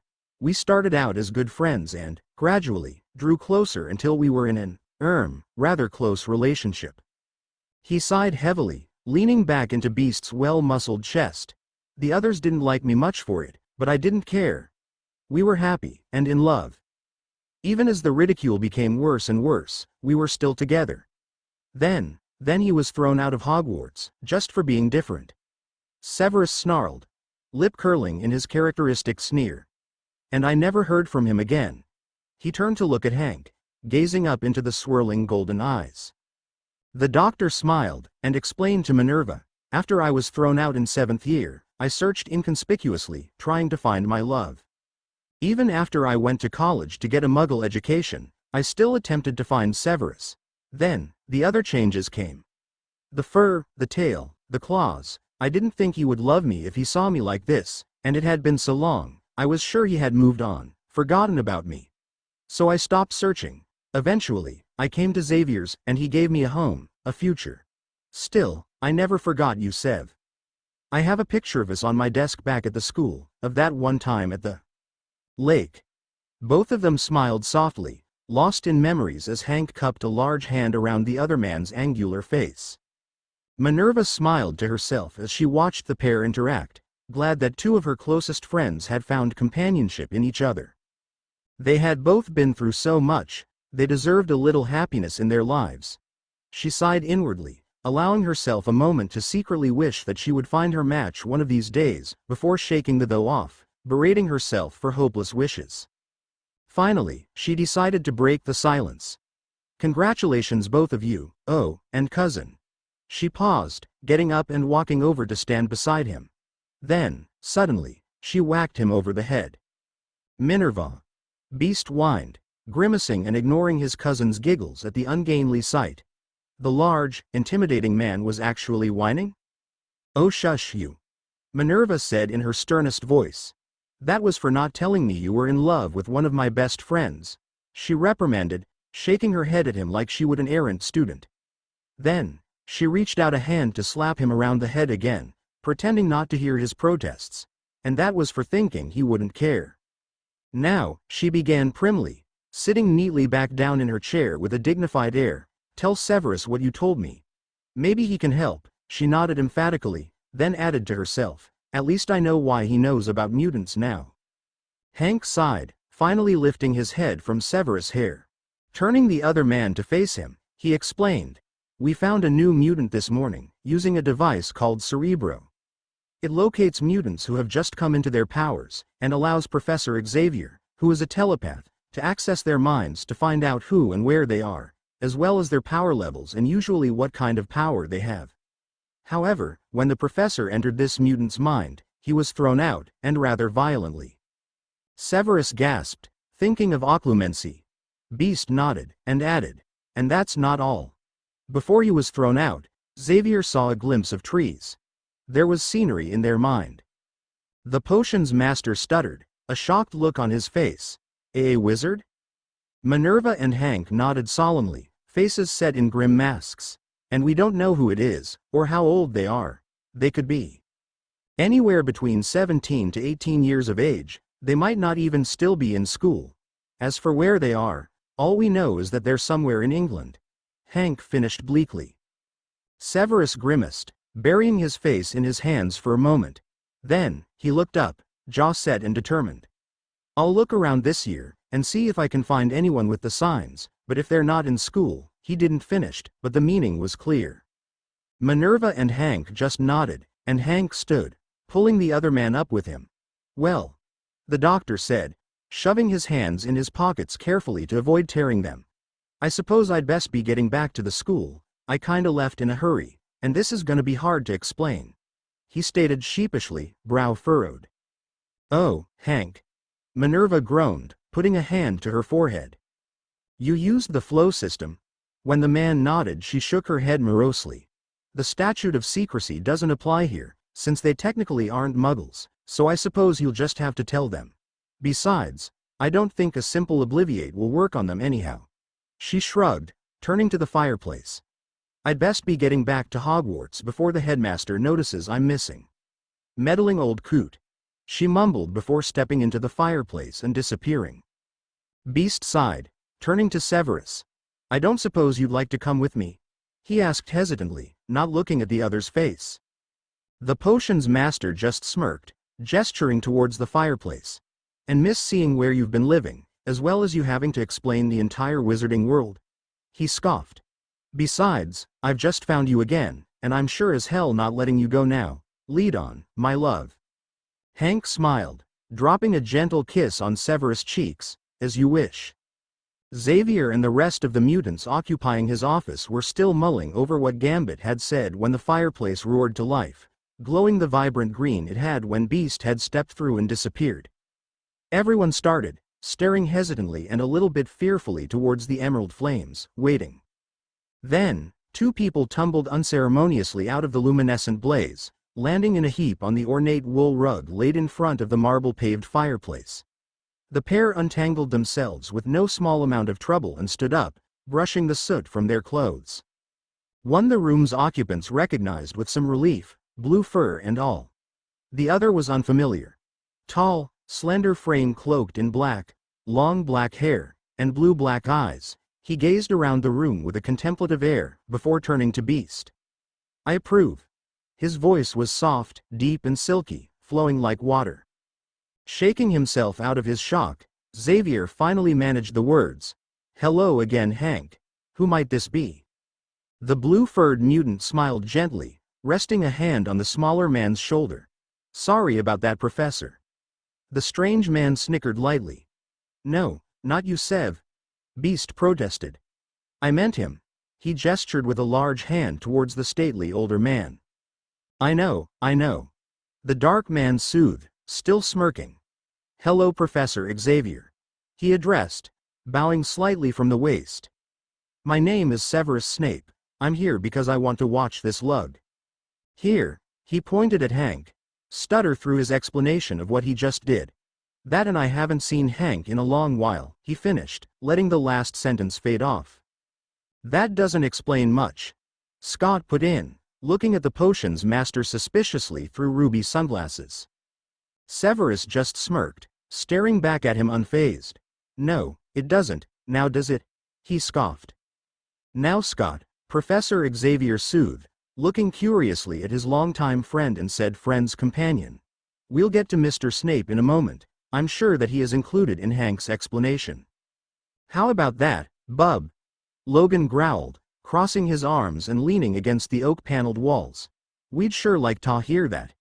He gestured at Gambit, who had slipped sunglasses over his unnervingly red-rimmed eyes, saying, "The Cajun here said he'd seen something like it before." The others in the room nodded, and Hank turned to Remy, a questioning eyebrow raised. "What did you see?" the doctor asked. Gambit shrugged casually. "Nuttin' much mise on me.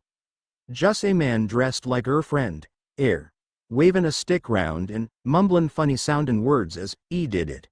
Stepped into da fire like ya did, and poof, he was gone," he said, wrapping an arm about Rouge's waist.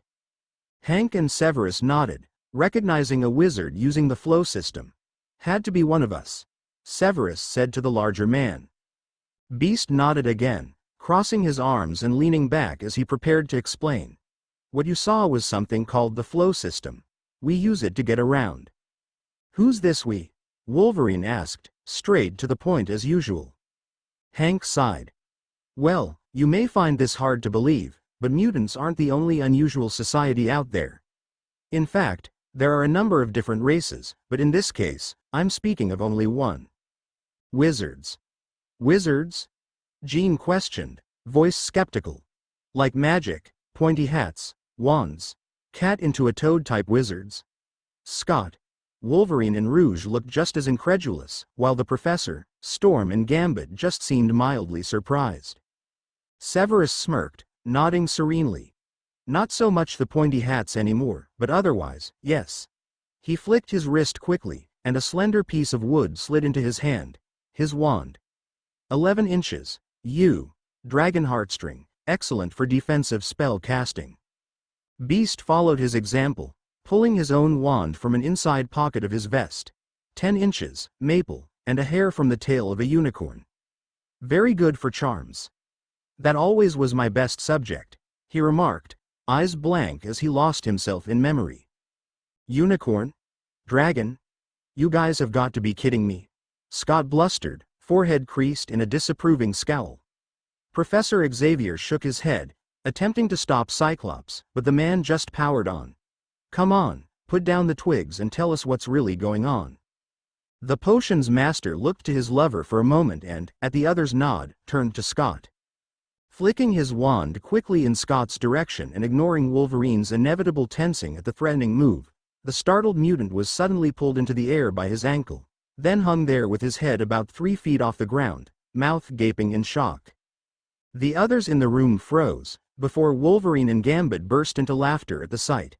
Neither of them particularly liked Cyclops, both abhorring his sense of propriety and authority, so seeing the uptight man taken down a peg was always a welcome sight. Jean, however, looked horrified, a hand flitting to her mouth to cover her gasp of astonishment. She stared, frozen, at her upside-down fiancé hanging in the air, before standing and turning to the potions master behind her. Said potions master was currently smirking secretly, dark eyes focused on the man he had just spelled into the air. He'd never particularly liked Levicorpus after James Potter had used it on him in his 5th year, but it was always a good way to make people pay attention. He looked over at the irate redhead facing him with a scowl on his face and sneered. "Yes? Put him down this minute," she demanded, but Severus just scoffed. "Are you going to listen to what we have to say?" Hank questioned, looking around the room with a solemn face. "I promise you, we're not joking." Gesturing to Severus, after all, he's not a mutant, yet he flipped Cyclops here into the air. The professor looked over at Logan and, eyes flashing gold, Wolverine sniffed the air lightly. He nodded, still chortling. He's no mutant. He confirmed. His scent's a lot different, not just human either. He shrugged, slumping back into the wall. But anyone who can do that to one eye there is fine in my book. Gambit, still seated calmly next to Rouge, who was observing the newcomer with a suspicious glint in her eye, piped up. His voice was excited, face full of interest. Beastie. Ya mean ya are like people down in da voodoo shops? They did some dat stuff like you and your friend, what whiff? The wand wavin' and all. But he didn't say no words when he flipped Scotty, over. Hank nodded, sitting down in a chair pushed against the wall near the fireplace. Severus moved to stand next to him, still keeping his wand trained on the upside-down man he'd spelled into the air. Voodoo is a different branch of magic specific to that region, but yes, it's the same concept. Voodoo uses more physical objects such as tarot cards and talismans. Our type of magic originates from England. We use, he cut himself off, shaking his head ruefully. I shouldn't get into the technicalities of it. He sighed, passing a large hand over his face. Severus. The other man looked down at him. Why don't you release Scott so we can explain? The dark man nodded, flicking his wand opposite how he did before. This time, the room's occupants heard him mutter, Libera corpus, before Scott tumbled to floor, landing in an ungainly heap and cursing under his breath. He turned back to the professor, ignoring the rest of the mutants who were staring at him curiously and pretending not to hear Scott's indignant splutters, and asked, I'd assume you'd like a longer explanation than, we're wizards and do magic. Professor Xavier ignored his sarcastic tone and nodded placidly. That would be preferable, he confirmed, voice and face politely curious. Severus sat down, furrowing his eyebrows and looking over at Beast before beginning. Magic has been present on this world for many centuries, even before the time of Arthur. He nodded at their surprised looks. Yes, Arthur is real, as well as Merlin. You mean to say that Merlin, Arthur Camelot and the Round Table's Merlin, is real? Jean asked. Hank sighed, growing more annoyed with her and Scott's skeptical comments every second. Yes, Jean, Merlin was real, as was Arthur and Excalibur. Can you please hold your comments until the end of our explanation? He said through gritted teeth. At her nod, he continued. For now, I'll leave out a lot of the specifics, and only explain the immediately relevant information. First, there are many types of magic, which I will not get into. The one Severus and I use originates from England, and almost always requires a wand as a focus. Now, every wizard or witch has a magical core, and they are able to channel that power through their wands, using incantations and wand movements to control their magic and what it does. At the age of 11, wizarding children go to school to learn spells and other techniques to learn and utilize their magic. There are several schools in various countries dedicated to teaching magic. The children themselves are either Muggle-born, meaning their parents are not magical, mixed blood, meaning they have some Muggle blood in them, or pureblood, meaning their lineage is completely magical. About 50 years ago, a wizard named Tom Riddle began attempting a coup within the wizarding world. He was a dark wizard, meaning his magic was focused more on emotions, and began preaching that purebloods were better than others because of their so-called clean blood. He claimed that Muggleborns, or mudbloods as they called them, were inferior, and should be eradicated from their society, and eventually Muggles in general. Hank nodded solemnly at their gasps. Some wizards are, of course, more powerful than others, but this generally has nothing to do with their bloodline. Once out of school, Tom Riddle began going by the name of Lord Voldemort, and gathered followers that believed as he did, called Death Eaters. They began attacking Muggleborns and non-magical humans, torturing or killing them without cause.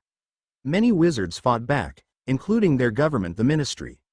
But Voldemort continued to kill, and for a time, it seemed that the war would be lost.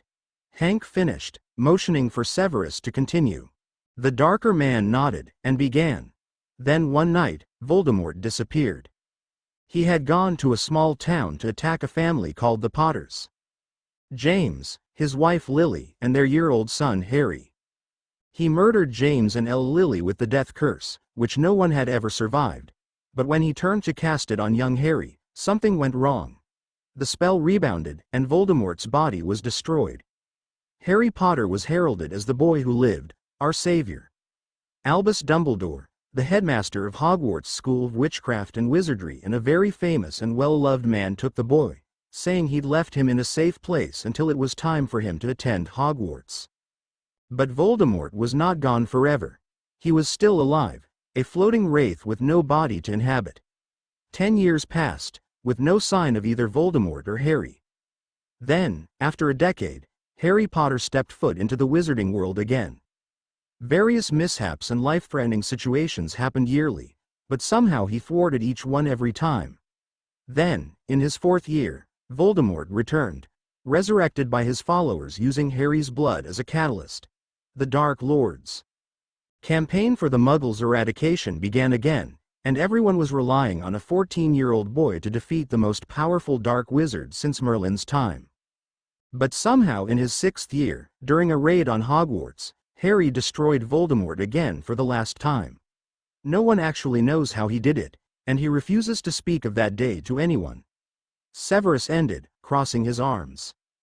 Everyone sat in silence for some time, before Professor Xavier looked up. "I must say that your explanation sounds completely unbelievable, but seeing as we ourselves are mutants, and seeing what you are capable of with that, I'm assuming your wand, I find myself inclined to believe you." He ignored Scott and Jean's protests. "I'm assuming this Lord Voldemort was the one responsible for the so-called terrorist attacks frequented over the past years." Hank nodded. "The governments attempted to cover up all of Voldemort's attacks as terrorism, since technically, wizards aren't allowed to tell non-magical humans about the wizarding world, so. But seeing as mutants aren't necessarily the same as humans, I decided it didn't apply in this case." The professor nodded as the rest of the room's occupants attempted to take all of that in, sitting or standing with contemplative looks on their faces. Well, except for Wolverine, who was chewing on his cigar as usual, already having taken in everything, accepting Hank's words as true and unconcerned about the ramifications. Gambit, too, seemed rather indifferent, already accustomed to unusual things from his time at New Orleans and the assorted voodoo and black magic shops common to that area. Besides, is this really that different from what we can do? He thought to himself, slouching back into his seat. Rouge next to him echoed the thought aloud, leaning her head on Gambit's shoulder. "Come on people, we're mutants here, is this all that different? Wizards just don't have powers specific to them." She shrugged impassively. Aurora, however, looked horrified. What kind of society relies on a boy to defeat a rampaging psychopathic maniac bent on the destruction of an entire race? Jean nodded mutely, a hand over her mouth. Neither woman had children, but living in a school full of young mutants had rubbed off on them. Severus sighed, sitting down heavily next to Beast. "I'm afraid our society is not an easy one. When some of the students at Hogwarts found out that Beast here had become a mutant during his time there, they threw him out of the school, saying that mutants were as bad as werewolves, dangerous creatures and freaks. That's actually one of the reasons I left through the flow," Beast remarked. "You see, Professor, when you saw trees in the new mutant's mind, I realized something. Now usually, people's minds are sort of like black voids, correct?" Jean and Xavier, the two telepaths in the room, confirmed that. Human minds resemble shadow-filled vastness with various shaped boxes filled with thoughts and memories floating through them. Occasionally, people like Gambit learn to build mental traps to discourage telepaths from venturing in, but I've never heard of people having trees in their mind. "You wouldn't have," Beast assured. "That's because the only people with scenery in their mindscape are wizards." Chapter 7 AN Alrighty lovelies, next chapter's up. Once again, I'm sorry about the wait, but since I'm trying to make the chapters longer, it's gonna be more time in between updates. Thank you so much to everyone who reviewed. This is my first story, so I'm still trying to figure everything out. It probably wasn't the best of ideas to make the story so complicated. There's like 2 storylines going on at once, and since I don't have a beta reader, there's probably lots of problems with it, but hey, I love a challenge. Winking face, keep on keeping on. Chapter 6 Previously. The only ones with scenery in their mindscape are wizards. The mutants situated about the room stared in shock at their blue-furred friend, before Professor Xavier sighed wearily, rubbing his furrowed brow with a slightly shaking hand. "When you explained about wizards, I was afraid of that," he stated seriously, mind racing. Severus brought a hand up to run in through long black hair, asking, "What's so special about this one mutant that has you so flustered? I understand the importance of getting them out of the wizarding world. What with those idiots' idealized bigotry, but past that," he shrugged confusedly. The professor looked up, nodding distractedly at the question.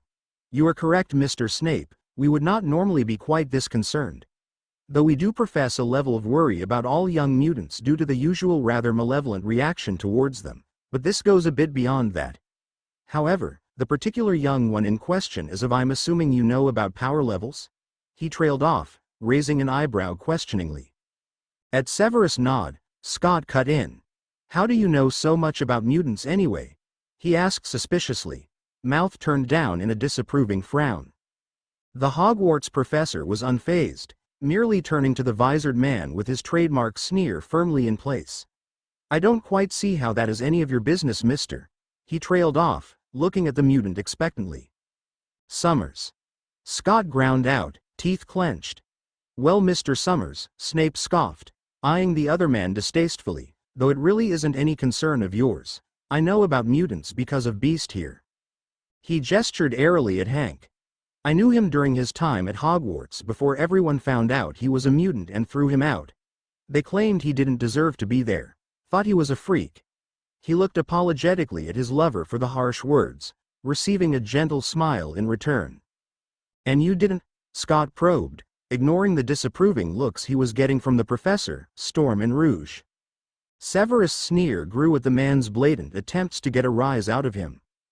He was a Slytherin for Merlin's sake, as if this moron's pathetic attempt at subtlety could even serve to make his mask of cool indifference twitch.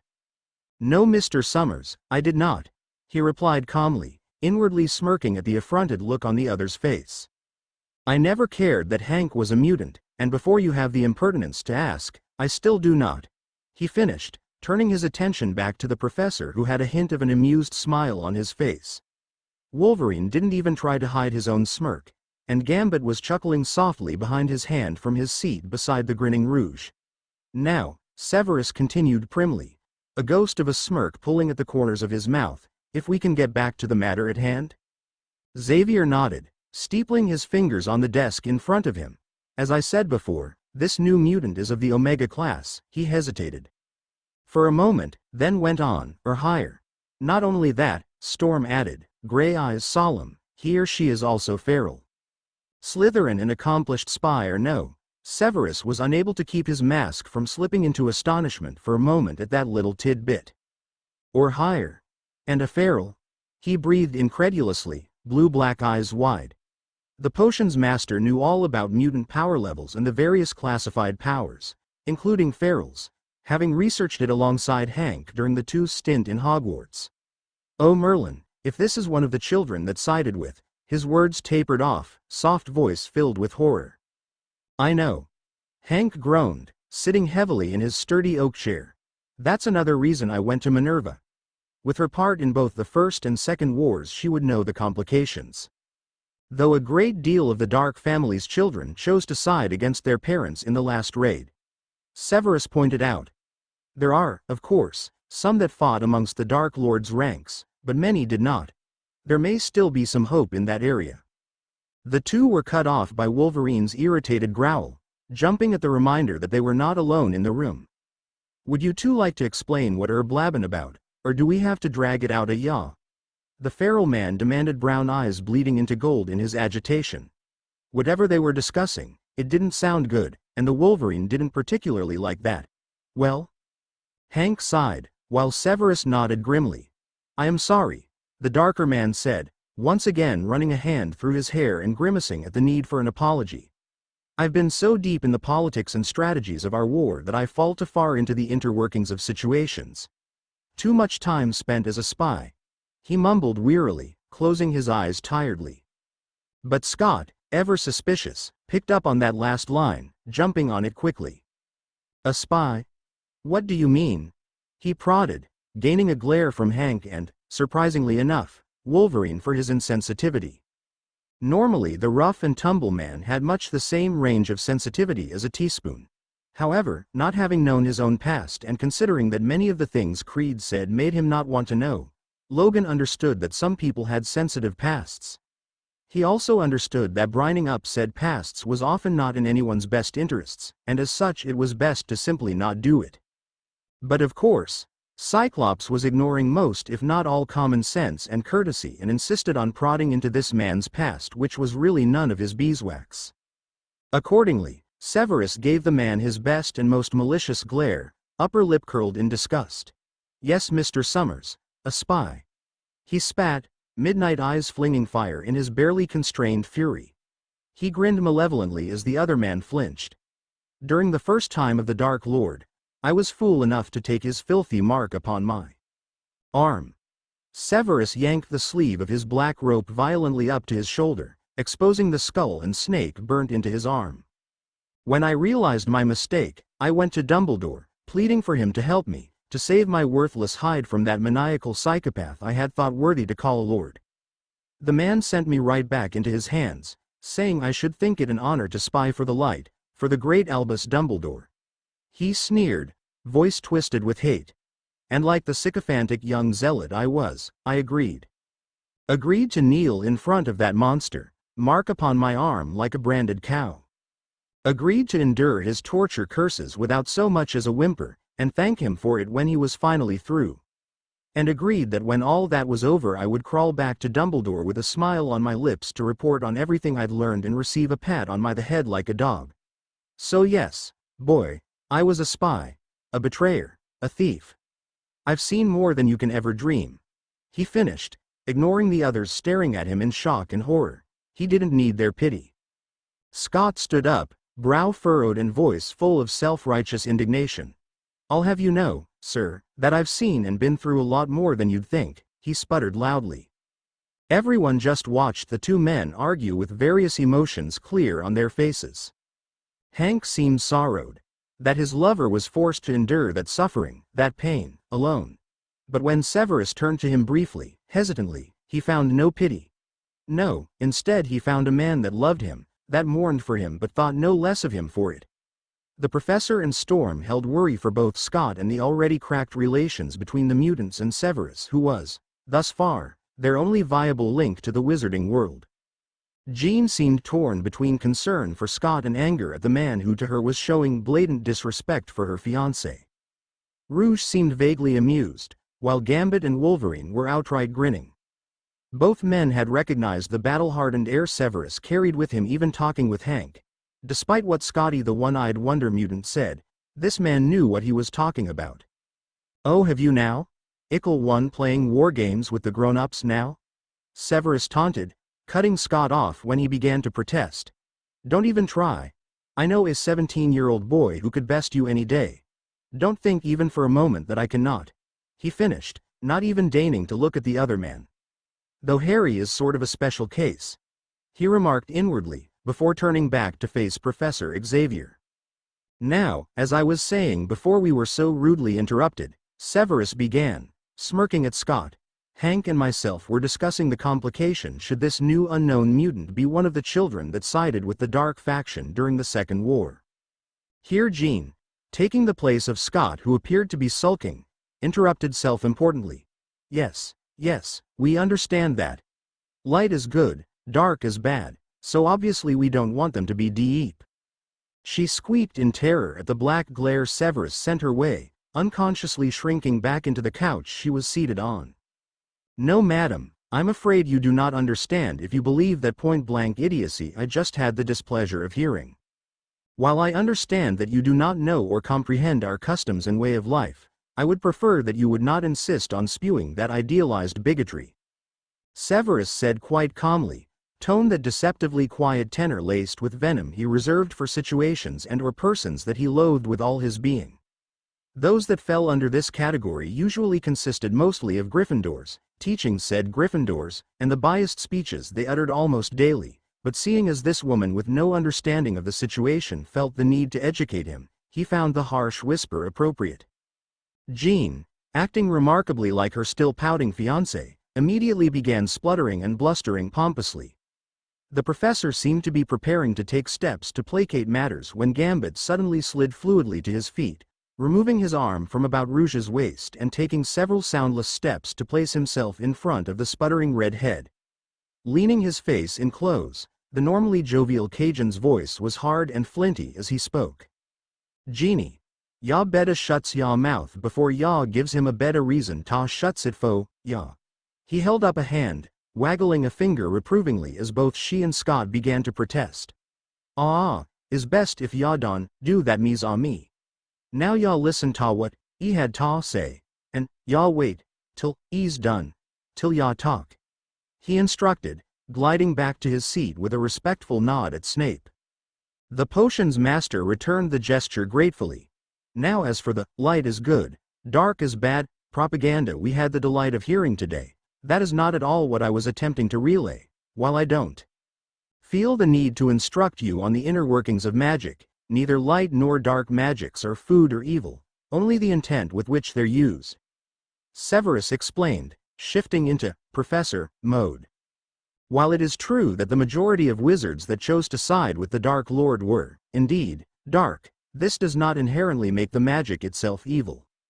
However, because most people believe that light magic is good and dark is malevolent, it became popular to call the sides light and dark, based on the affinity of the majority of wizards in the sect." He paused, looking around to confirm that all understood what he was saying, which they all did except for Scott, who was pretending to be either not caring or simply not listening. He sighed, satisfying himself for a moment with images of how he could express his extreme displeasure with the man, before continuing with his lecture.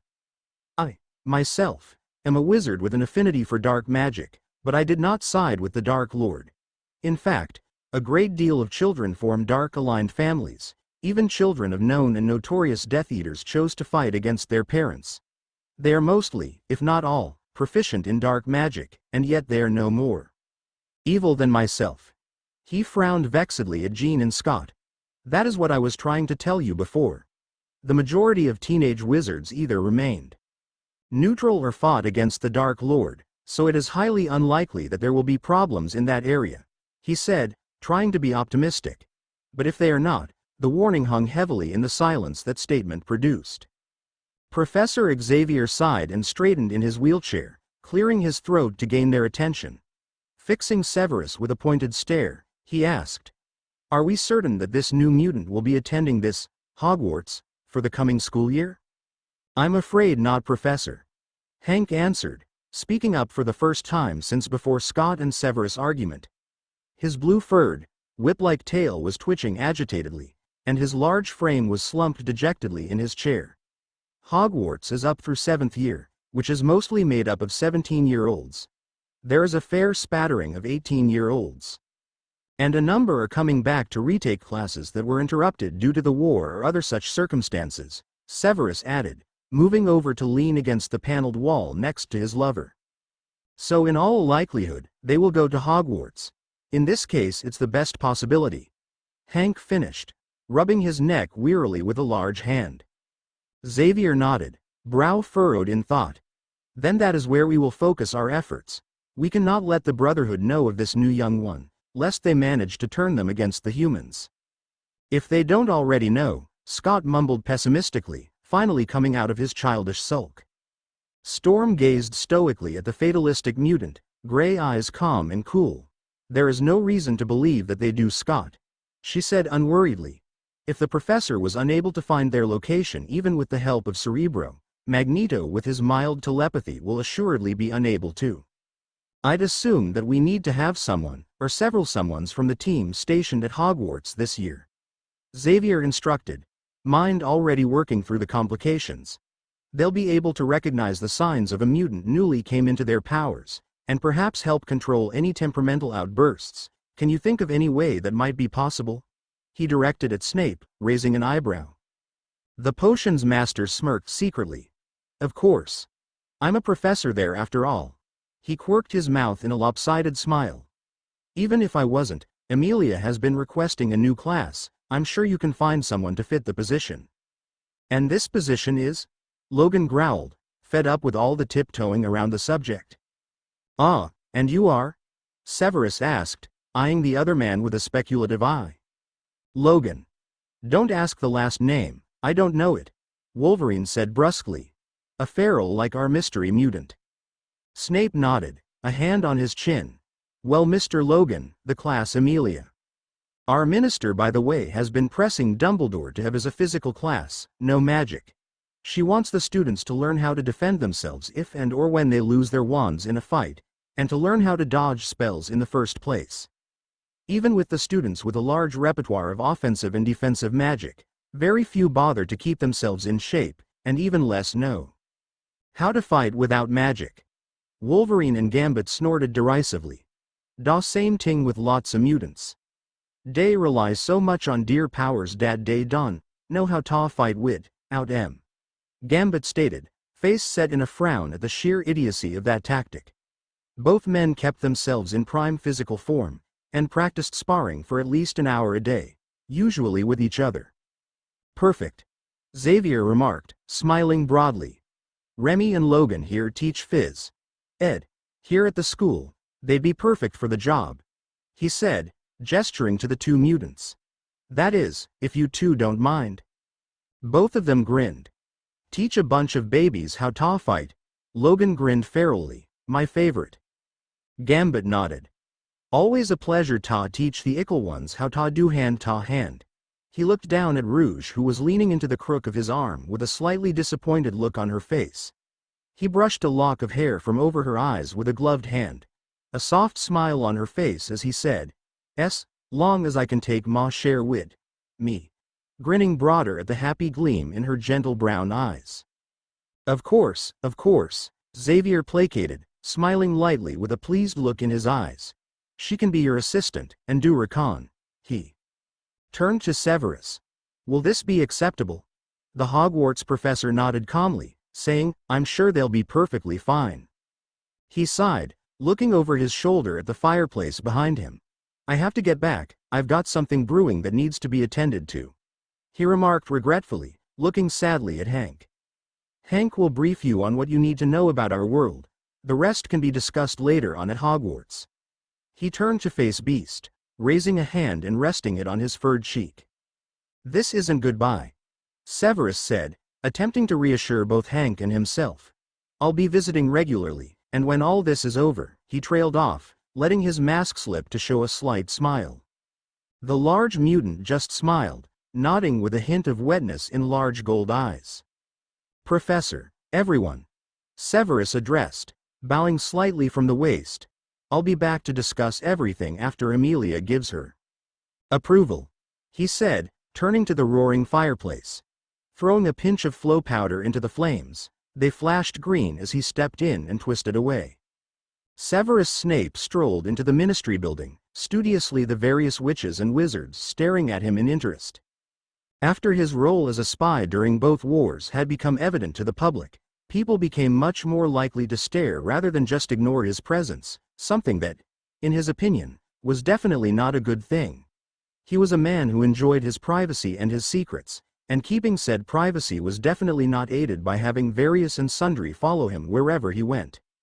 He scoffed inwardly at the fickle attentions of the public as he strode calmly towards the registry desk inside the large marble-paved atrium.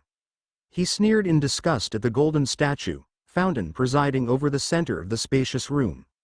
A wizard, witch, centaur and house elf posed together, acting harmonious, with the centaur and house elf obviously meant to be subservient to the magic users. As if, he thought, the centaurs were just as persecuted as the werewolves, and house elves were just as powerful as wizards and witches, merely with a different style of magic. Severus shook his head idly as he realized that he'd frozen in the middle of the entrance hall to stare reproachfully at the atrocious tribute to wizard kind's supposed supremacy. Paced determinedly away, he stepped up to the large oak desk in the corner of the room, staring down his long nose at the clerk scribbling away behind it. She was obviously either unaware of his presence, or pretending not to notice as she scratched quickly with a quill on a yellowed sheet of parchment filled with various lines of scrawled ink. Fed up with waiting, the potions master cleared his throat noisily, smirking at the woman's surprised jump. She looked up, startled, before her face shifted into a primly professional expression. "Hello and welcome to the Ministry of Magic. If you'd please hand me your wand and sign your name on the sheet in front of you," she began, nasal voice dull and monotone. "Madam, if you'd kindly be quiet, I'm here to see the minister," Severus interrupted impatiently, not wanting to endure several more minutes of the woman's oh-so-interesting speech. Note the sarcasm. She started, looking affronted, tilting her head back to look down her nose with a superior air at him. "And you are?"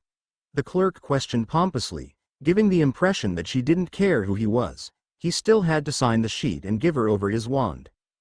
The Hogwarts professor just sneered, upper lip curling in distaste. "Severus Snape, professor of potions at Hogwarts School of Witchcraft and Wizardry," he informed her readily, smirking inwardly at the look of astonishment that took over her face. "Oh, of course, sir, I'm so sorry for my rudeness," she simpered, fluttering her eyelashes. "The minister is in her office right now. If you'd just follow me," the clerk began, starting to rise from her seat to show the honored war hero the way. But Severus just waved his hand dismissingly, sneering. "That won't be necessary. I know perfectly well the way to Amelia's office. If you'd let me through?" He let his voice trail off, gesturing to the gate closing the doorway between the atrium and the rest of the underground ministry building. The clerk quickly pushed the button to lift the barrier, and Severus quickly passed through the doorway, disappearing into the maze of halls that made up the interior of that floor. Walking quickly through the network of corridors, he finally came to an imposing carved oak door with a golden plaque mounted on the surface. Inscribed upon it in neat black letters were the words, "Minister of Magic." Rapping once upon the hard wood, Severus pushed the door open, slipping inside the office. Amelia Bones, the Minister of Magic elected after Voldemort's fall, sat at the large scroll-covered desk, reading a rather lengthy-looking piece of parchment with an exceptionally bored expression on her face, leaning her ear into her hand. She looked up hopefully as the door creaked open, grinning broadly as Severus slipped noiselessly inside. "Severus!" the woman exclaimed gleefully, almost cheering in relief. "You've no idea how glad I am to see you." She lowered her voice conspiratorially. "These reports are going to drive me mad. Mad, I tell you. I have no idea how that idiot Fudge dealt with all of them." "Hello, Amelia," Severus replied, sitting down calmly in one of the chairs in front of the desk, a slight smirk on his lips. "Settling in well, are we?" The former Auror just snorted derisively, leaning back in her large black leather chair. Sure, whatever you say." "What brings you here, E.H.?" Madam Bones questioned, waving a hand in his direction. He chuckled lightly, leaning back and resting his chin on a hand. "Well, you know that class you've been pushing for in Hogwarts?" Severus asked lightly, smiling inwardly at the obvious change of topic. Amelia perked up at the mention of the physical education class she'd been attempting to add into the Hogwarts curriculum. "Yes. Most of the children, hell, most of the adults wouldn't know how to defend themselves without a wand if their lives depended on it, which half the time it does. In fact, they don't even know how to defend themselves with a wand, let alone dodge spells flying at them." She sighed, rubbing a hand over her forehead.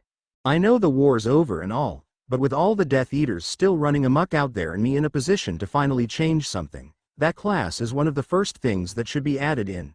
She slammed her hand palm down on the desk in front of her, making the scrolls and quills scattered about its surface jump and rattle around.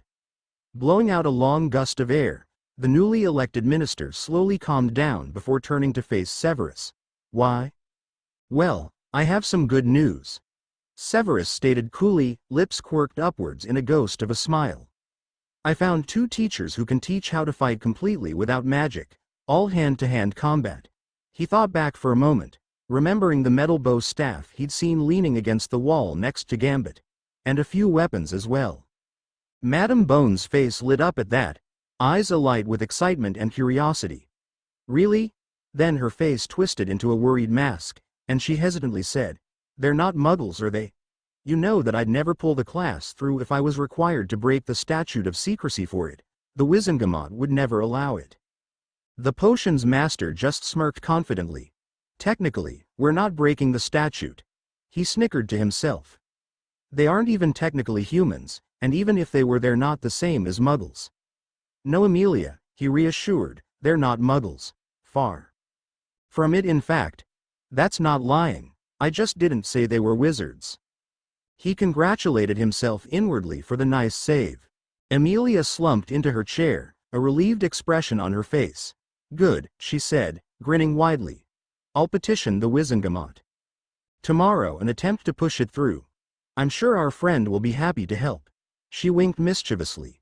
After all, he's one of the few that bothered to learn how to defend himself. Then again, he had good reason to, she trailed off, thinking. In her mind's eye, she pictured a slight, black-haired boy, slim frame toned with lithe muscle. He was standing completely still in the center of a stone-walled room, eyes closed, face peaceful. He looked to be almost asleep, body relaxed and waiting. Then, with no warning at all, he suddenly lunged forward, ducking into a roll before sliding smoothly to his feet again. A jet of bright red light flew through the spot his chest had just been moments before. Another stream of energy, this time sickly green, shot at him from behind. Without turning to look, he spun to the side, dancing gracefully across the room as he dodged an assortment of colored lights and sharply pointed projectiles shooting through the large room. Not a single one connected. Every time a bolt seemed close to hitting him, the boy just skipped or dodged lightly out of the way, feet working nimbly across the marble floors. An arrow burst out from a hole ingrained in the wall beside him, but a slender hand plucked it out of the air from right beside his shoulder. All of this was done without ever opening a single eye. Amelia sighed, mourning the loss of innocence in brilliant emerald green eyes, before the glaze over her own faded and she looked back to Severus. I'll send someone to him. You know Remus and Sirius have been dying to see their godson again. Yes, Severus sneered, though it had no real malice in it. The mutt has been annoying me almost daily with requests. He stood up, bowing slightly from the waist. I would be much obliged if you'd get the class in. I've always felt the dunderheads could benefit from having some sense beaten into them, and the teachers I found are some friends of mine. Oh, Madam Bones said, raising an eyebrow. Well, I'll see what I can do. After all, I've been trying to get Dumbledore to agree to this class since I was elected. Well, goodbye Severus, I'll owl you when I find out. The potions master bowed again, then straightened and turned for the door. Goodbye Amelia. Well, Harry sighed, slumping down in his seat next to Draco and lifting his face to look inquisitively at Lucius. What do we do now? Draco turned to his father as well, just as confused as Harry, if not more. After all, the younger boy had a great deal of experience dealing with unexpected and unexplainable things, too much experience if you ask me, and was likely taking this a great deal better. After all, Draco had been raised to think that his family was dark, not light, and now his father had informed him that he was half high elf, a powerful race of magical creature thought to be extinct, and said race was actually not extinct and had a prince, who was in fact his surrogate little brother. The blonde elf looked just as confused as the two of them, stroking his chin with one pale hand. For the moment, I say we wait. He finally advised, face puzzled. We do not know how the elves will find or contact us, so there is really nothing we can do. The most I can do is teach you the customs of the elves so that you will be prepared, but beyond that. Harry and Draco nodded, still attempting to take in everything they'd learned. Well, I say we've been dwelling on all this long enough. Draco stated, standing up with a determined air. Your relatives apparently aren't bothering you, so I say we head to Diagon Alley to pick up your things for school. After all, we can discuss all this serious stuff later. It's time to have some fun, he exclaimed, grabbing Harry's wrist and dragging him up off the couch. Dancing him around the room, Draco laughed. Come on lazybones, you can mull over everything later, and you have father and I to help you. He paused, a contemplative look on his face, then grinned again. And you can't forget Can. Harry giggled lightly, pulling away from his twin to drop himself on Lucius' lap. Staring up at the blonde man with big green eyes, he pleaded. Uncle Luke, please can we go? I've been stuck with the Dursleys all summer. Lucius grimaced knowingly, Fake scowling down at the boy in his lap with a tender light in his eyes. "You little imp. You know I can't deny that look. Alright boys, we'll go." Chapter 8 AN Woohoo, 100 reviews. Thank you. Anyways, hello again pets. How we doin'? Not too much longer till we get to the part you've all really been waiting for, Harry and Wolvie's first meeting. But it don't stop there lovelies, you'll be getting much more than that by the time I'm through with ya. Here's the next chappy, so enjoy. Chapter 7 Previously. Alright boys, we'll go. Draco and Lucius watched in obvious amusement as Harry danced about, face filled with childish glee. They both knew that the young man had never really gotten to have a childhood, and were glad to see the usually stoic boy acting, for once, like the adolescent he should have been. It was times like these when they remembered that the boy who lived, savior of the wizarding world and defeater of Voldemort, was really only 17 years old.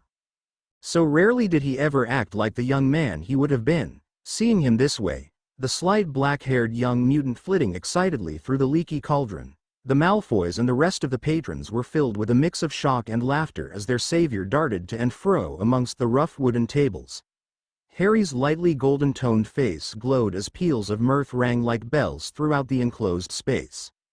Unexpectedly, an answering laugh came from a table beside the entrance to Diagon Alley, the rough, bark-like sound making Harry's head whip around. "Siri. Remy." The teen crowed enthusiastically, grabbing Draco's wrist and dragging him excitedly over to where his two godfathers sat, the elder Malfoy following behind more placidly. Harry eagerly threw himself into his dogfather's arms, giggling carelessly as the ex-convict tickled his sides playfully. The man passed Harry over to Remus, not noticing the werewolf's eyes flashing gold, who hugged him a little more gently and said, "Hello cub, we didn't expect to see you here." Remus' voice was soft as he looked down at Harry with glowing amber eyes. He'd felt the wolf rise up suddenly when he'd first seen Harry dancing about, but he fought it down as he took his cub in his arms. Both men looked much better than they had during the past years.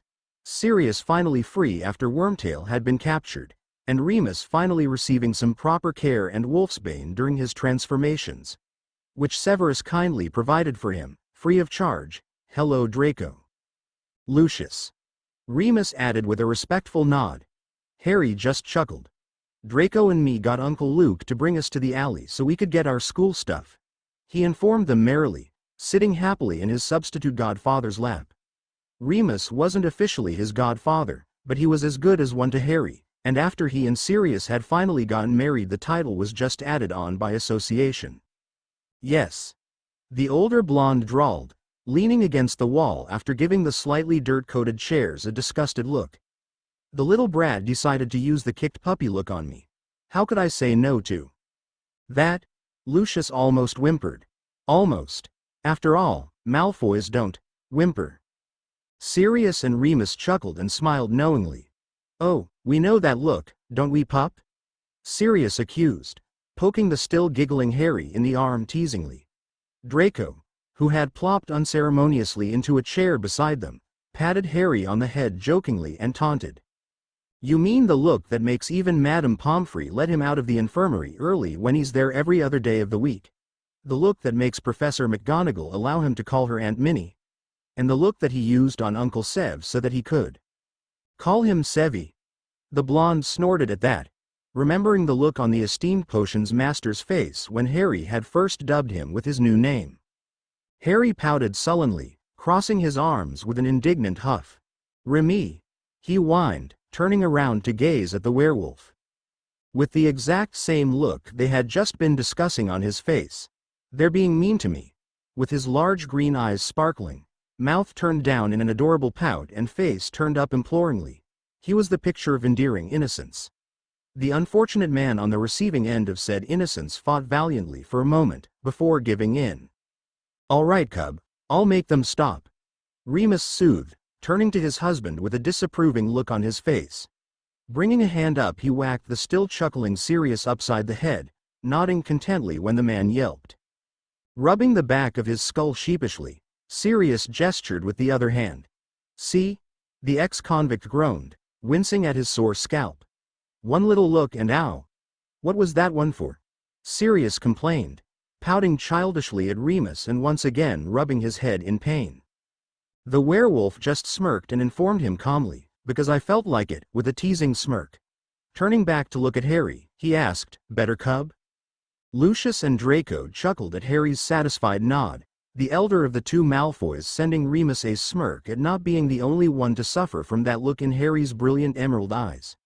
Tapping the back of the black-haired boy's head lightly, Draco teased, "You're just a bundle of trouble, aren't you, little PR Harry?" Harry, Draco and Lucius all winced at the slip, before Harry gave an unassuming smile, pretending not to notice. "I'm sure I don't know what you're talking about," Harry sniffed, sticking his nose upwards with a pompous air. Everyone just laughed lightly, fixing the seventh year with knowing stares. "Sure ya don't, pup," Sirius snorted, flicking the boy on his sharp upturned nose. "You never get into messes at school. There was only the evil Dark Lord stuck to the back of your teacher's head. The basilisk, the mass murderer out for your blood," he trailed off, waving his hand suggestively. "Anyway, I'm glad we ran into you today," Sirius continued, crossing his arms with a more serious look on his face. "Me and Remus got a call from Amelia a few days ago," he informed Harry and the two Malfoys, gesturing from his husband to himself. Harry and Draco had puzzled looks on their faces, while Lucius asked, "Madam Bones? The new minister? What did she want? Why would the new minister of magic call on a former Auror and a werewolf?" Understandably, she knew them during the First and Second Wars, but as far as Lucius knew, the former head of the Auror department had never been particularly close with either of the two men. "Actually, it wasn't us she wanted to talk to," Sirius informed them, quirking an eyebrow at their confused expressions. "She just wanted Remus and me to relay the message on to you, Harry." The ex-convict waved a hand in his godson's direction. "You wouldn't happen to know why, would you, pup?" The green-eyed young man blushed under the other's questioning gazes, dropping his eyes to the dust-strewn floor. "Well," he hesitated, rubbing the back of his neck with one hand sheepishly. "Amelia and I might have been corresponding regarding a few changes we both feel should be put into effect in both Hogwarts and the wizarding world. Susan introduced her to me after she was elected at the end of the year after, and she asked me if I had any suggestions as to what needed to be changed. We talked and agreed on several aspects of the wizarding world that should be repaired or altered, and we've been sending letters back and forth ever since. She's got a good perspective, and she's really nice," he finished, studiously ignoring the shocked gazes fixed on him by the others around the table. Then, Lucius and Draco burst out laughing, the three Gryffindors staring at them in consternation. Both blondes just laughed harder at the trio's puzzlement until Lucius finally calmed down enough to explain. "Only you, Harry, would somehow manage to get the Minister of Magic in your back pocket through a simple conversation. During my time with the Dark Lord, it took years to get that idiot Fudge to fully trust me, along with numerous occasions of acting like a sycophantic idiot, and all it takes for you is a few words." He snorted at the disbelieving look on Harry's face. "You don't realize what effect you have on people, do you, Harry? You could get anyone to like you. Severus, Minerva, hell, if given enough time and the chance you probably would have convinced the Death Eaters to your side," Lucius stated impassionedly. The young wizard really had no idea the influence he had over people. A simple conversation, a few words, or just a glimpse of Harry when he was being himself, and a person's heart just completely melted. Everyone he'd met, everyone he saved couldn't help but love the young man. Harry just shook his head in denial. Draco sighed, resting his head on his hand dejectedly. "It's no use trying to make him see sense, father. He's too stubborn to believe it." Sirius and Remus nodded in agreement, having tried numerous times to convince their godson of how special he was, but to no avail. Harry just would not believe that he was worth anything to anyone except as a weapon. Harry harumphed, whacking Draco on the arm in retaliation for the stubborn comment. "So what did Amelia want you to tell me? Anyway?" he asked, cocking his head to the side. Lucius gave him a look that clearly read, "This isn't over," before Sirius responded. "She told me to tell you that Knight found them, a pair with weapons and all." The grim animagus stated with a confused look on his face at the cryptic message. "Amelia said that you'd know what it meant." Everyone turned to Harry with expectant looks on their faces. The black-haired boy's face split into a full-blown grin, white teeth glistening in the light. "Yes," he shouted, throwing a fist in the air triumphantly. Harry jumped off of Remus' lap with a world-less shout, throwing himself into a victory dance. Finally, finally, finally. I can't believe he actually managed to find someone to do it. He laughed exultantly as he eventually calmed down, plopping himself happily back into his godfather's lap, completely oblivious to the confused and slightly concerned looks the others around the table were sending his way. When Harry finally noticed, he blushed, then asked, "What?" Shaking his head mutely, Draco just snickered, while Lucius and Remus raised their eyebrows questioningly. Finally, Sirius spoke up to query hesitantly, "Pup, what was that about? What did the minister mean, and who is this knight person anyways?" Harry coughed sheepishly, ducking his head with an apologetic look on his face. Sorry. It's just, me and Amelia. Amelia and I have been discussing a class we think would benefit Hogwarts a great deal. Apparently she's been attempting to push it through, but we could never find teachers for the job that didn't involve breaking the secrecy agreement," he explained, shrugging. "And what class would that be?" Lucius questioned, mind puzzling over what the two could have come up with that the young mutant felt so strongly about. Said young mutant grinned ferally at that, the glamour over his bestial fangs slipping to show slightly longer and sharper canines that glinted stridently. His eyelids fell to half-mast over his vibrant green eyes in pleasure, and his tenor voice was low and soothing as he practically purred a single word. "Fighting. Slowly, practically." Identical smirks spread across Draco and Lucius' faces, accompanied by low chuckles, while Sirius and Remus barked out canine laughs. Each of them had seen Harry's prowess in fighting, and had been the victims of his rants regarding the uselessness of the general wizarding populace in regards to fighting without their wands, and usually even with them. "And you, or rather Amelia, actually got the senile old coot to agree with this?" Lucius asked in disbelief, causing a sly smile to slip over Harry's face, though he provided no answer. Albus Dumbledore was well known for disallowing any classes that taught the students what he termed as senseless violence. Apparently, there was no need for the children to learn how to fight. The war is for adults, not for the children. Of course, the harsh realities that during the war children were attacked regularly and that the war would decide their fate later in life were disregarded, as well as the fact that Harry himself, a 15-year-old boy no less, was expected by the majority of the wizarding population to end the war in favor of the light. If the war was not for children, what, then, was Harry? Was he not to be protected and shielded, just as every other child? Was he even a child in their eyes at all? Lucius sighed at the reminder that his surrogate son, and newly found prince, seemed to have no rights above simply those of a weapon in the eyes of the headmaster, his order, and the general public. No matter, he thought, hardening his resolve once again.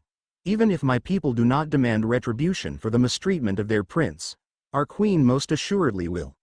Nodding mentally, he turned back to Harry, repeating his question in a firmer voice and with a stern look on his face. "You got Dumbledore, Mr. No fighting even under extreme circumstances ever, to agree?" "Come on, pup," Sirius demanded, prodding the boy insistently with a finger, accompanied by Draco and Remus agreeing nods. Finally, the beleaguered Harry gave in, chuckling lightly and still practically purring with satisfaction, something he had not thought to include in the glamour's cover. "No, we didn't get the headmaster to agree," he denied with a smile in his voice at his companion's confused looks. "Rather, he didn't have a choice." "Quit stalling, ya prat, just tell us already," Draco complained, whining in a distinctly un-Malfoy-like fashion. He attempted to replicate Harry's kicked puppy look to use on his surrogate twin, merely succeeding in achieving an undignified snort. Fine, fine," Harry huffed, crossing his arms with a pout. "Over the summer, after my talk with Amelia, I began trying to think up ways to get the class, once we found the proper teachers, of course, even if old Dumbles didn't go along with it, which we knew he wouldn't, so I decided to embrace my more Slytherin side, literally," he said with another broad grin. Sirius nudged him again, ignoring the rather obscure ending and asking impatiently, "And?" Shaking his head at his godfather's childishness, Harry relented and informed them, in the time of the four founders, when Hogwarts was first established and built, they wrote something called the Hogwarts Charter. In the charter were rules and regulations they set for the management of the school. He pulled a folded piece of parchment from its place in a satchel at his hip. This is a page copied from the book I found it in. There's a lot of old-fashioned gibberish in here that I couldn't understand, but basically it lists a few rules that cannot be changed and are therefore still in effect.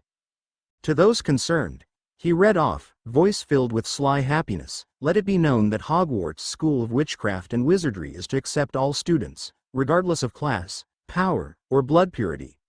After that are their established policies, including several subsections. Under the section marked Curriculum and Courses of Study, it reads, Hogwarts is a school of learning, required to teach all accepted courses deemed appropriate by the headmaster and/or the Board of Governors.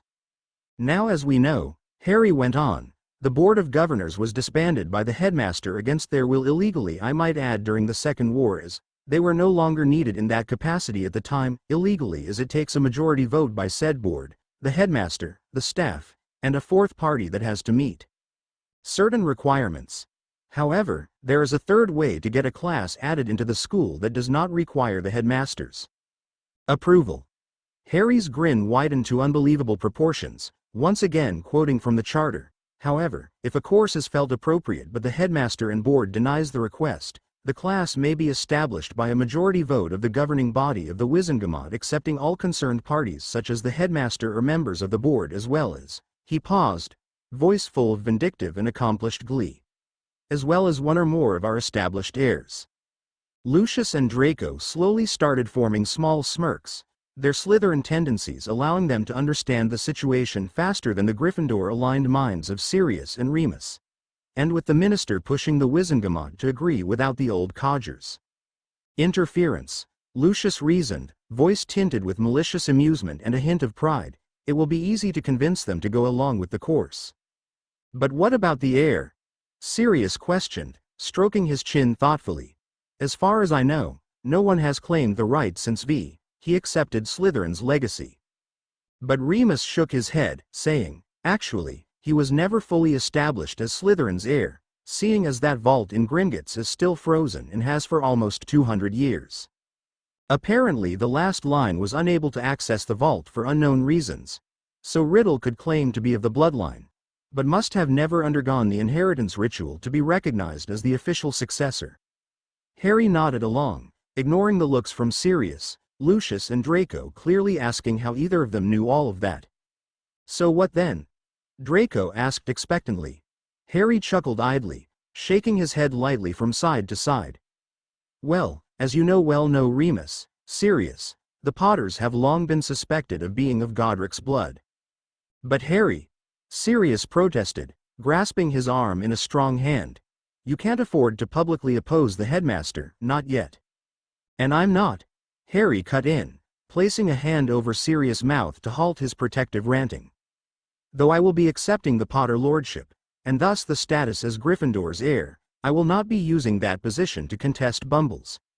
He denied solemnly, playful demeanor dropping to show a more serious side. However, we do have another option. Sirius, Remus, Lucius and Draco each thought for a moment, all coming up blank. Lucius quirked a sardonic eyebrow, shaking his head lightly in bemusement and drawling, I give up, Mr. Potter. Why don't you save your mud of a godfather here the trouble of attempting to think of an answer and just provide us with it? Sirius nodded along before blinking slowly and barking out an indignant, hey, it really took you that long? Remus inquired incredulously over Draco and Harry's sniggers, gold-flecked eyes that crinkled at the corners alight with mirth. Ignoring Sirius' protests, he asked, well, cub? Well, Harry hedged, biting his lip hesitantly. When I went to Gringotts after the end of 6th year, the goblins informed me that I had a new inheritance to accept. He sighed, closing his eyes balefully with a despondent expression. Obviously, I had no idea what they were talking about, as I was only the legal successor of the Potter, and thus, Gryffindor line. However, they showed me a clause in someone's last will and testament that proclaimed me their heir should they die. He pulled out a second piece of paper from the satchel, a thick piece of parchment covered in neat, emerald green ink. Harry read the missive out loud. In the circumstance of my death, my possessions, properties, and lordship shall be passed on to one Harold James Potter, currently 16 years of age at the time this document was made, under the stipulation that it was he who managed to eventually kill me. Signed, Tom Marvolo Riddle, Lord Slytherin. Riddle M. made you his heir? Harry's godfathers exclaimed, almost simultaneously. They sat there gaping, mouths and eyes wide in astonishment, while Lucius and Draco merely seemed mildly confused. Who is this Riddle fellow? Lucius inquired, stroking his chin idly with a contemplative look on his face. He claims to be Lord Slytherin, so he must be descended from the Gounts, but as far as I know they died out quite a while ago, and why would you be the one to kill whoever this is anyway? He asked, fixing Harry with his swirling silver eyes. The three Gryffindors stared mutely at him and Draco in shock before realizing that the two blondes had never learned of Voldemort's real name and identity. Shaking his head lightly, Harry explained.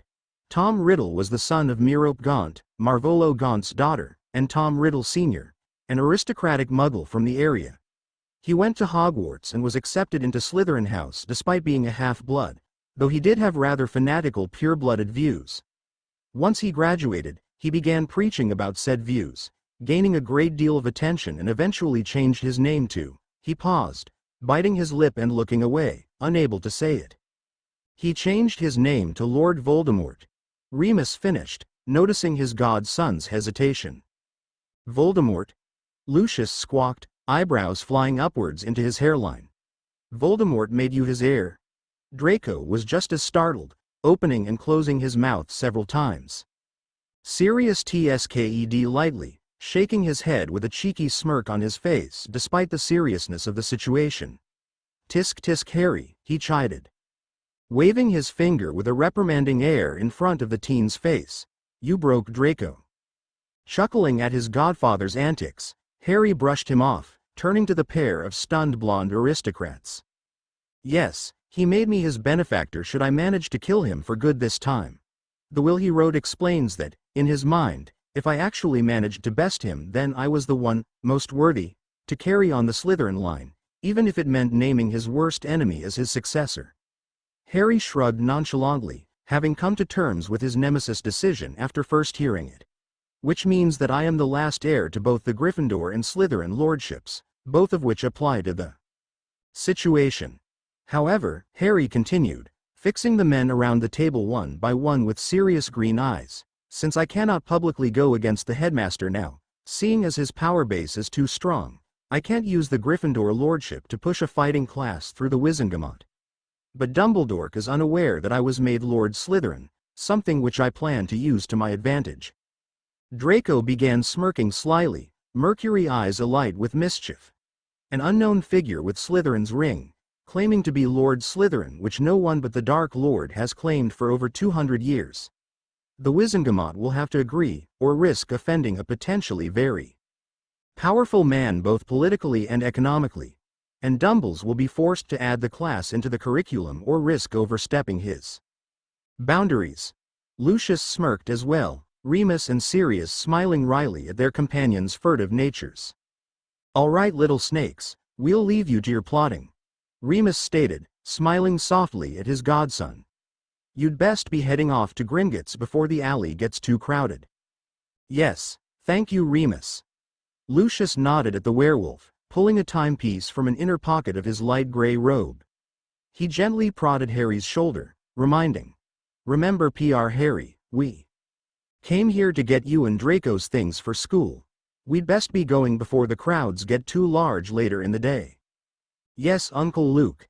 The bright-eyed boy exclaimed, serious air dropping off like an autumn leaf in the wind. Hopping up and placing a kiss on Remus and Sirius' cheeks, he said, bye Siri, bye Remy. He smiled once, broadly, before grabbing Draco's wrist and once again dragging him across the pub, waving over his shoulder as they went. Lucius chuckled fondly at his surrogate son's antics, nodding regally to Sirius and Remus before sweeping after the two boys. It's hard to believe he's only 17 sometimes, isn't it, Remus? Sirius reminisced, turning to his counterpart with a warm expression. Remy?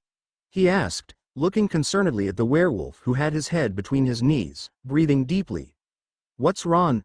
The dog Animagus froze as Remus looked up, face panicked below bright amber eyes. Mooney." Sirius hedged cautiously. Slowly, the swirling gold began to fade, replaced by Remus' warm brown. The panicked expression, however, did not dissipate as his eyes darted to and fro about the pub, breaths harsh and rattling. Sorry," the werewolf croaked, sitting up carefully. "Mooney just decided to take over when we saw Harry leave. I don't know why, but he felt different somehow." "What do you mean?" Sirius asked, dark blue eyes full of anxious concern for his husband. Sighing gustily, Remus replied, "Normally the wolf is so violent. He's angry, protective, but this time, he was peaceful, happy even. Mooney came out and just looked. He watched Harry leave sort of, contentedly almost." He shook his head, looking at Sirius with a confused light in his tawny eyes. "Sirius, what happened?" "I don't know, Remy," Sirius answered truthfully, staring at the doorway Harry had passed through contemplatively. "I don't know."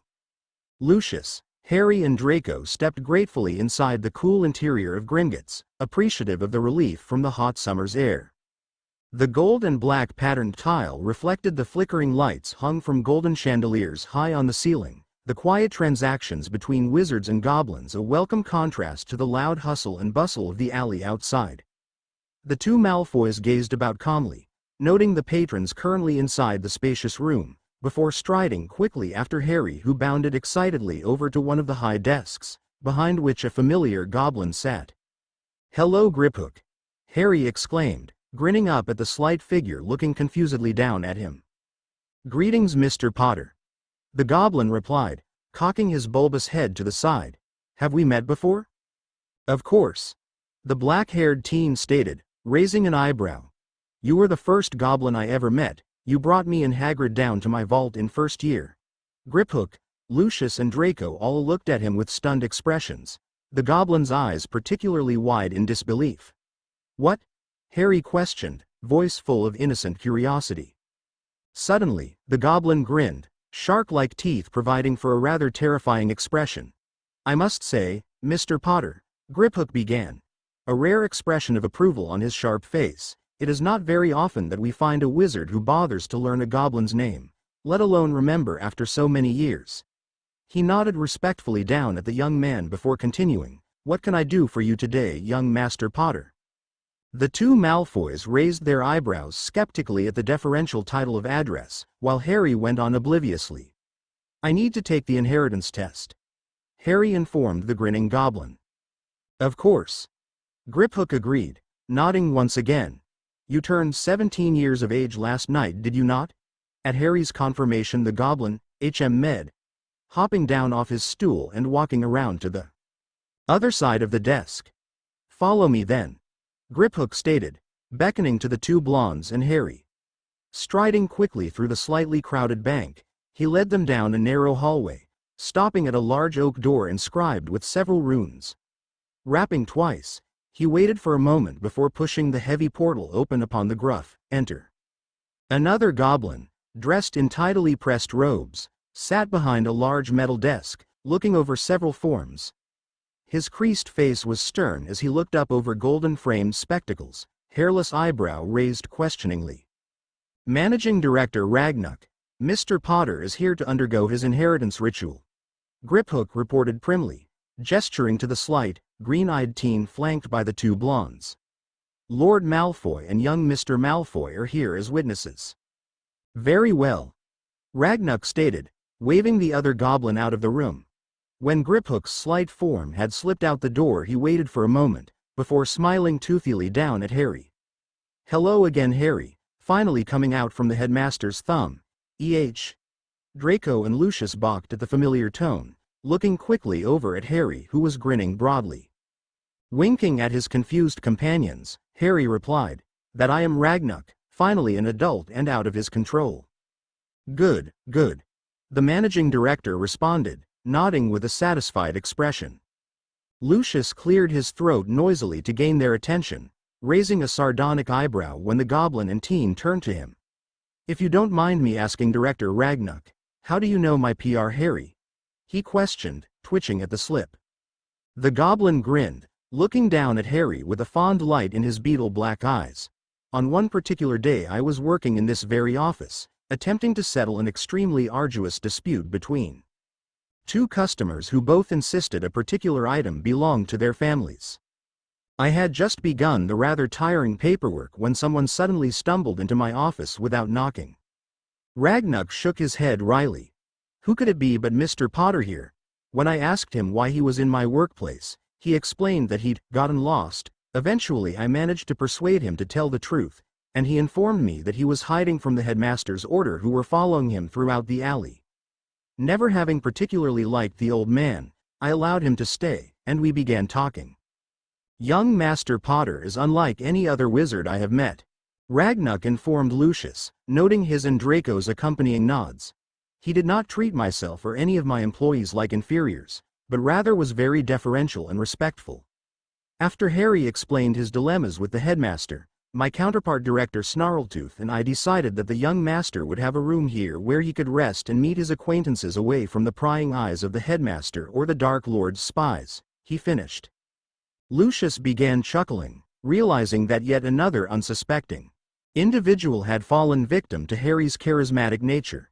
Beside him, Draco began banging his head on the table at which he sat before reaching out with a pale hand to smack the blushing Harry on the back of his head. "Ya coulda told us, ya prat," the younger blonde exclaimed, frowning at his black-haired friend. "Now where's the fun in that?" Harry taunted, sticking his tongue out childishly. "Yes, well," Ragnuk said, shaking his head at the boy's antics. "Harry, if you'd hold out your right hand we'll begin the inheritance ritual." Taking the teen's hand in his own, he pulled a jeweled silver dagger from a drawer beside him, making a precise cut in the tip of Harry's pointer finger with a practiced air. Dripping a few crimson beads of blood onto a piece of yellowed parchment, he waved a hand over the small wound, muttering a few words as the cut closed. Pushing the parchment towards Harry he explained, "Though we already know your inheritances, this is protocol. Look over it and sign at the bottom if you will." Upon the paper, written in scrolling red, were 2 lines of ink. Lord Potter, Gryffindor through parents James Potter and Lily Potter née Evans. Lord Slytherin through the legal will of Tom Marvolo Riddle, former heir of Slytherin. Nodding satisfactorily, Harry picked up the quill, signing the bottom of the page with a flourish. Taking back the paper, Ragnuk reached behind him, plucking an intricately carved wooden box from a shelf behind him. Placing it on the table in front of Harry, Ragnuk instructed, "Place your hand on the lid. The proper rings will be summoned from your vaults." Doing so, there was a flash of white light, leaving spots dancing across Harry and the Malfoy's eyes. When they cleared, the mahogany box lay open on the desk in front of them. 2 rings of gold and silver lay within. The first, a thick golden band, held the Gryffindor crest etched on a crimson ruby, lined with gold leaf. The lion rampant gleamed in the gentle glow of the lanterns. The second was simpler. An intricately carved silver serpent held a sphere of emerald within its jaws, tail just touching the other side. Harry smiled softly down at the familiar crests so often displayed in Hogwarts, the only place he'd ever really called home. Reaching gingerly into the container, he plucked the rings out of their holdings, resting them in the palm of his hand before looking questioningly up at Ragnuk. The goblin smiled again and explained, "As your lordships are both of the same class, both are required to be worn on your ring fingers. Which ring on which side depends on your personal preference." Harry nodded, sliding the Gryffindor ring onto his right ring finger. A bright red glow encompassed him for a few moments, swirling with flecks of golden light. When it faded away, Harry was revealed, slightly changed. Dark auburn highlights streaked through his hair, flashing red in the light. His eyes, brilliant green flecked with gold, glowed with power for a few seconds before it was shuttered away. Sliding the Slytherin ring into place onto his left ring finger, another glow spread across his body, this time a vivid emerald streaked with silver. When this too faded, Harry's eyes glowed once again, but this time the flames of power did not die out, but danced wildly within the emerald globes. A lock of hair, this time tinted with green, hung down over his eyes, swaying gently in a breeze only he could feel. His cheekbones became more angular, face aristocratic yet still soft. Altogether, Harry was a deceptively delicate figure. His slim frame was petite because of his malnourishment at the hands of the Dursleys, and his limbs seemed very thin. With long, wavy hair and a gently defined face, Harry appeared very fragile. But the young man was anything but. Quick, agile, and toned with lithe muscle, he used his attack as larger frames against them, dancing about like a wraith. Lucius, Draco, Ragnuk and Harry all sat in mutual stillness for a few moments, registering the changes. Then, darn it. Harry's tenor voice broke the silence, face creased in a pout. I'm still short. Ragnuk croaked out a harsh laugh, accompanied by Lucius and Draco's fond chuckles. Poor ickle Harry. Draco taunted, grinning broadly, dodging the teen's retorting fist. There is something different about you though, young lord, the director observed, voice contemplative and face full of curiosity. Well, I did just go through my airships, Harry pointed out, head cocked to the side. But the goblin shook his head, black eyes sweeping thoughtfully over Harry, trying to locate the difference. Finally he sighed slowly and closed his eyes, feeling out with his magic. By the goblin lords. Ragnuk breathed, voice filled with awe as his eyes flew open. Conjuring a ball of goblin magic to hover above his hand, the director of Gringotts spoke rapidly into it in gobbledygook, eyes flicking to Harry in a way repeatedly. Clenching his hand into a fist to snuff out the magic, he hurriedly lifted himself to his feet before bowing deeply at the waist. Ragnuk. Wah. Harry began, looking confusedly towards Lucius and Draco for assistance, before spinning around in his seat as the door slammed open. A harried-looking female goblin stood in the entrance, dressed in pressed gray robes. Striding quickly through, she stepped up beside the still bowing Ragnuk and copied his position, long noses practically brushing the floor. Both pulling out of the bows at the same time, they spoke in unison. Greetings from the goblin nation, chilled of the mother. Long ago you were promised, and long after you now come. Let it be known that the brotherhood between our brothers the elves and the goblin nation still holds strong despite the disappearance of our brethren centuries ago. Not waiting for the stunned Harry to reply, they turned to Lucius and Draco. Elves of the Kenire, chosen Asar, we welcome you again into the treaty. When you once again rejoin the elven world, give greetings to our brothers from our nation, and remember that the elves have always had a friend in the goblins. They bowed once again, before Ragnuk regained his seat and gave Harry a wry smile. It would be you, young Harry.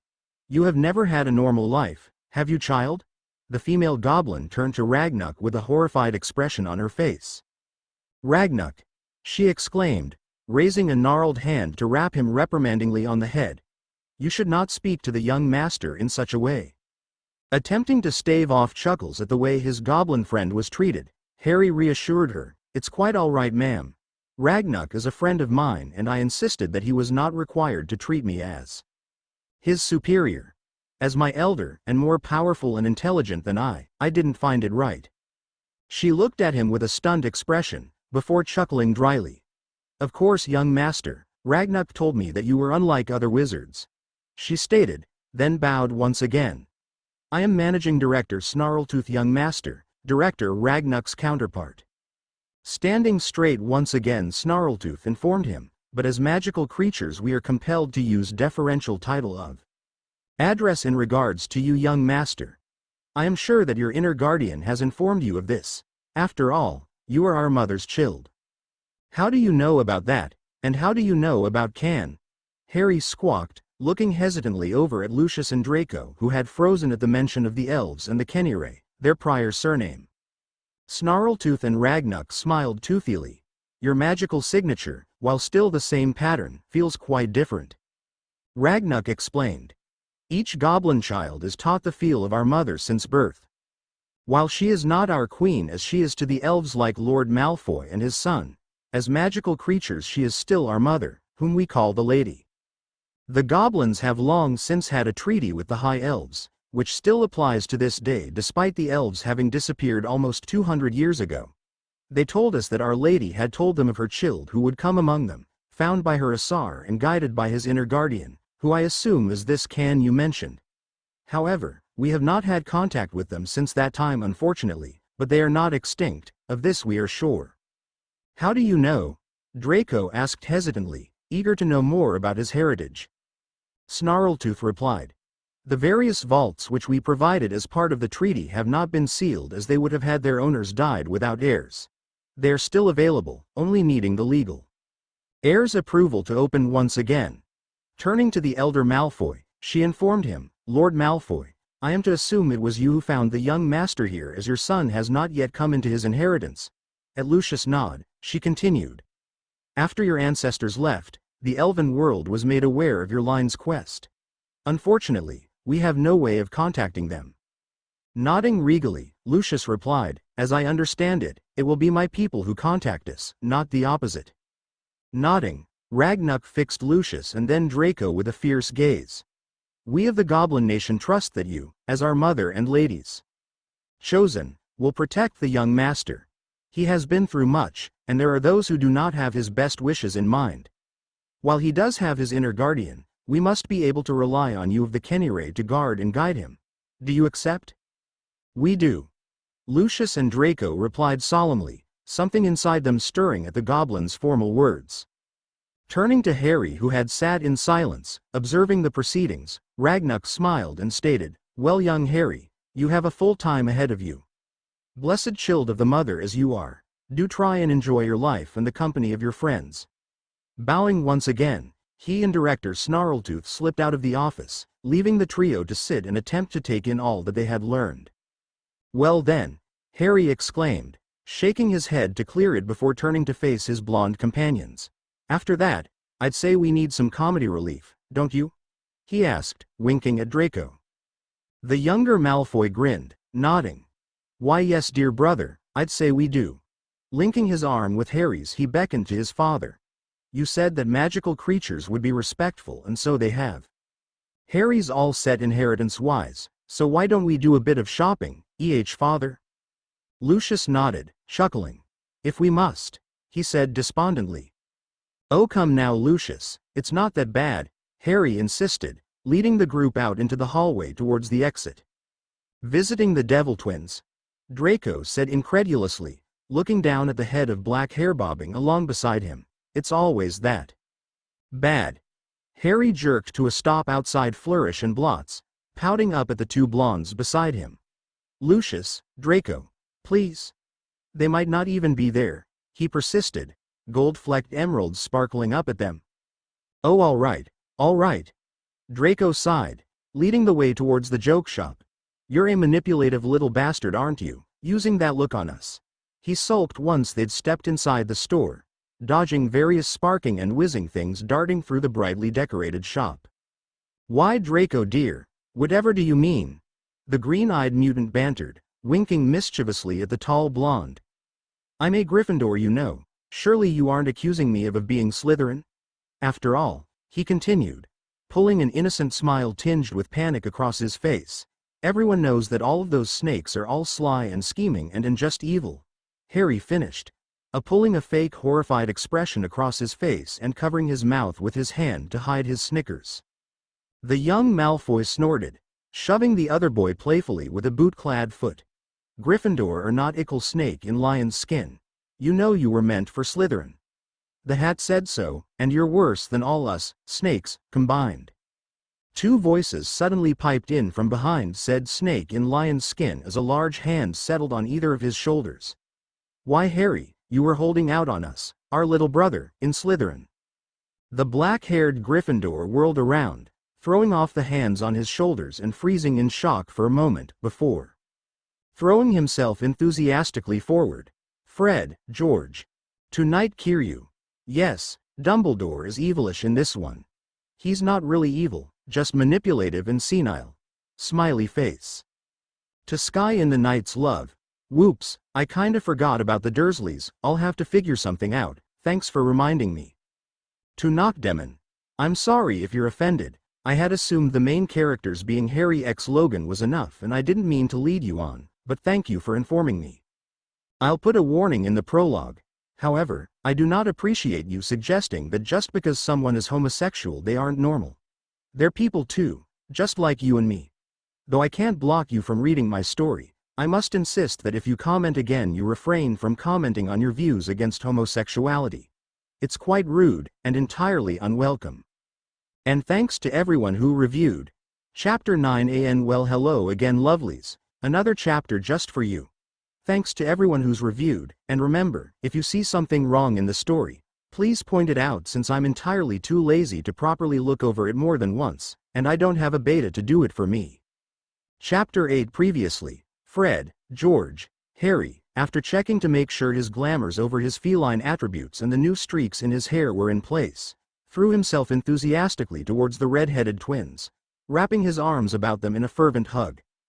The twins each threw an arm around his shoulders and waist, lifting him into the air and swinging him about several times before plopping him back onto the hardwood floors of their joke shop.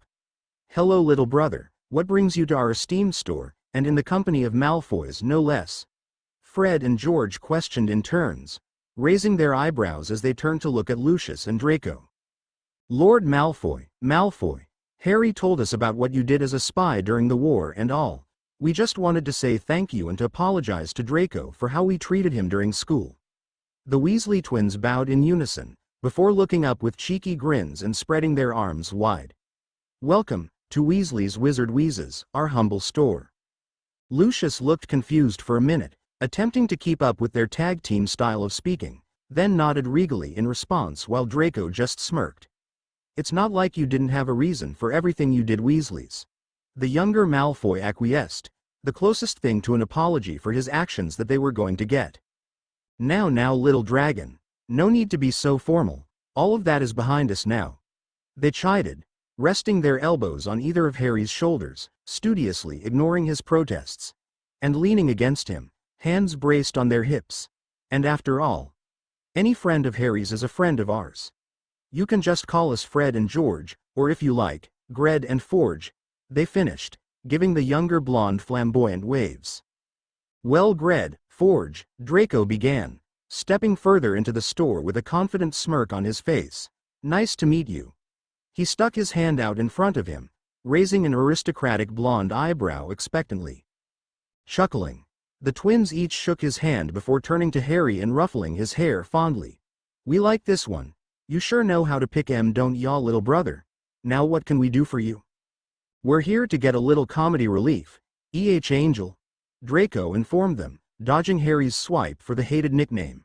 The younger Malfoy had always teased his surrogate twin that with his delicate appearance, Harry closely resembled a Grecian angel painted by one of the masters of the Renaissance. "Angel We've never used that one before, thank you for the suggestion, Draco."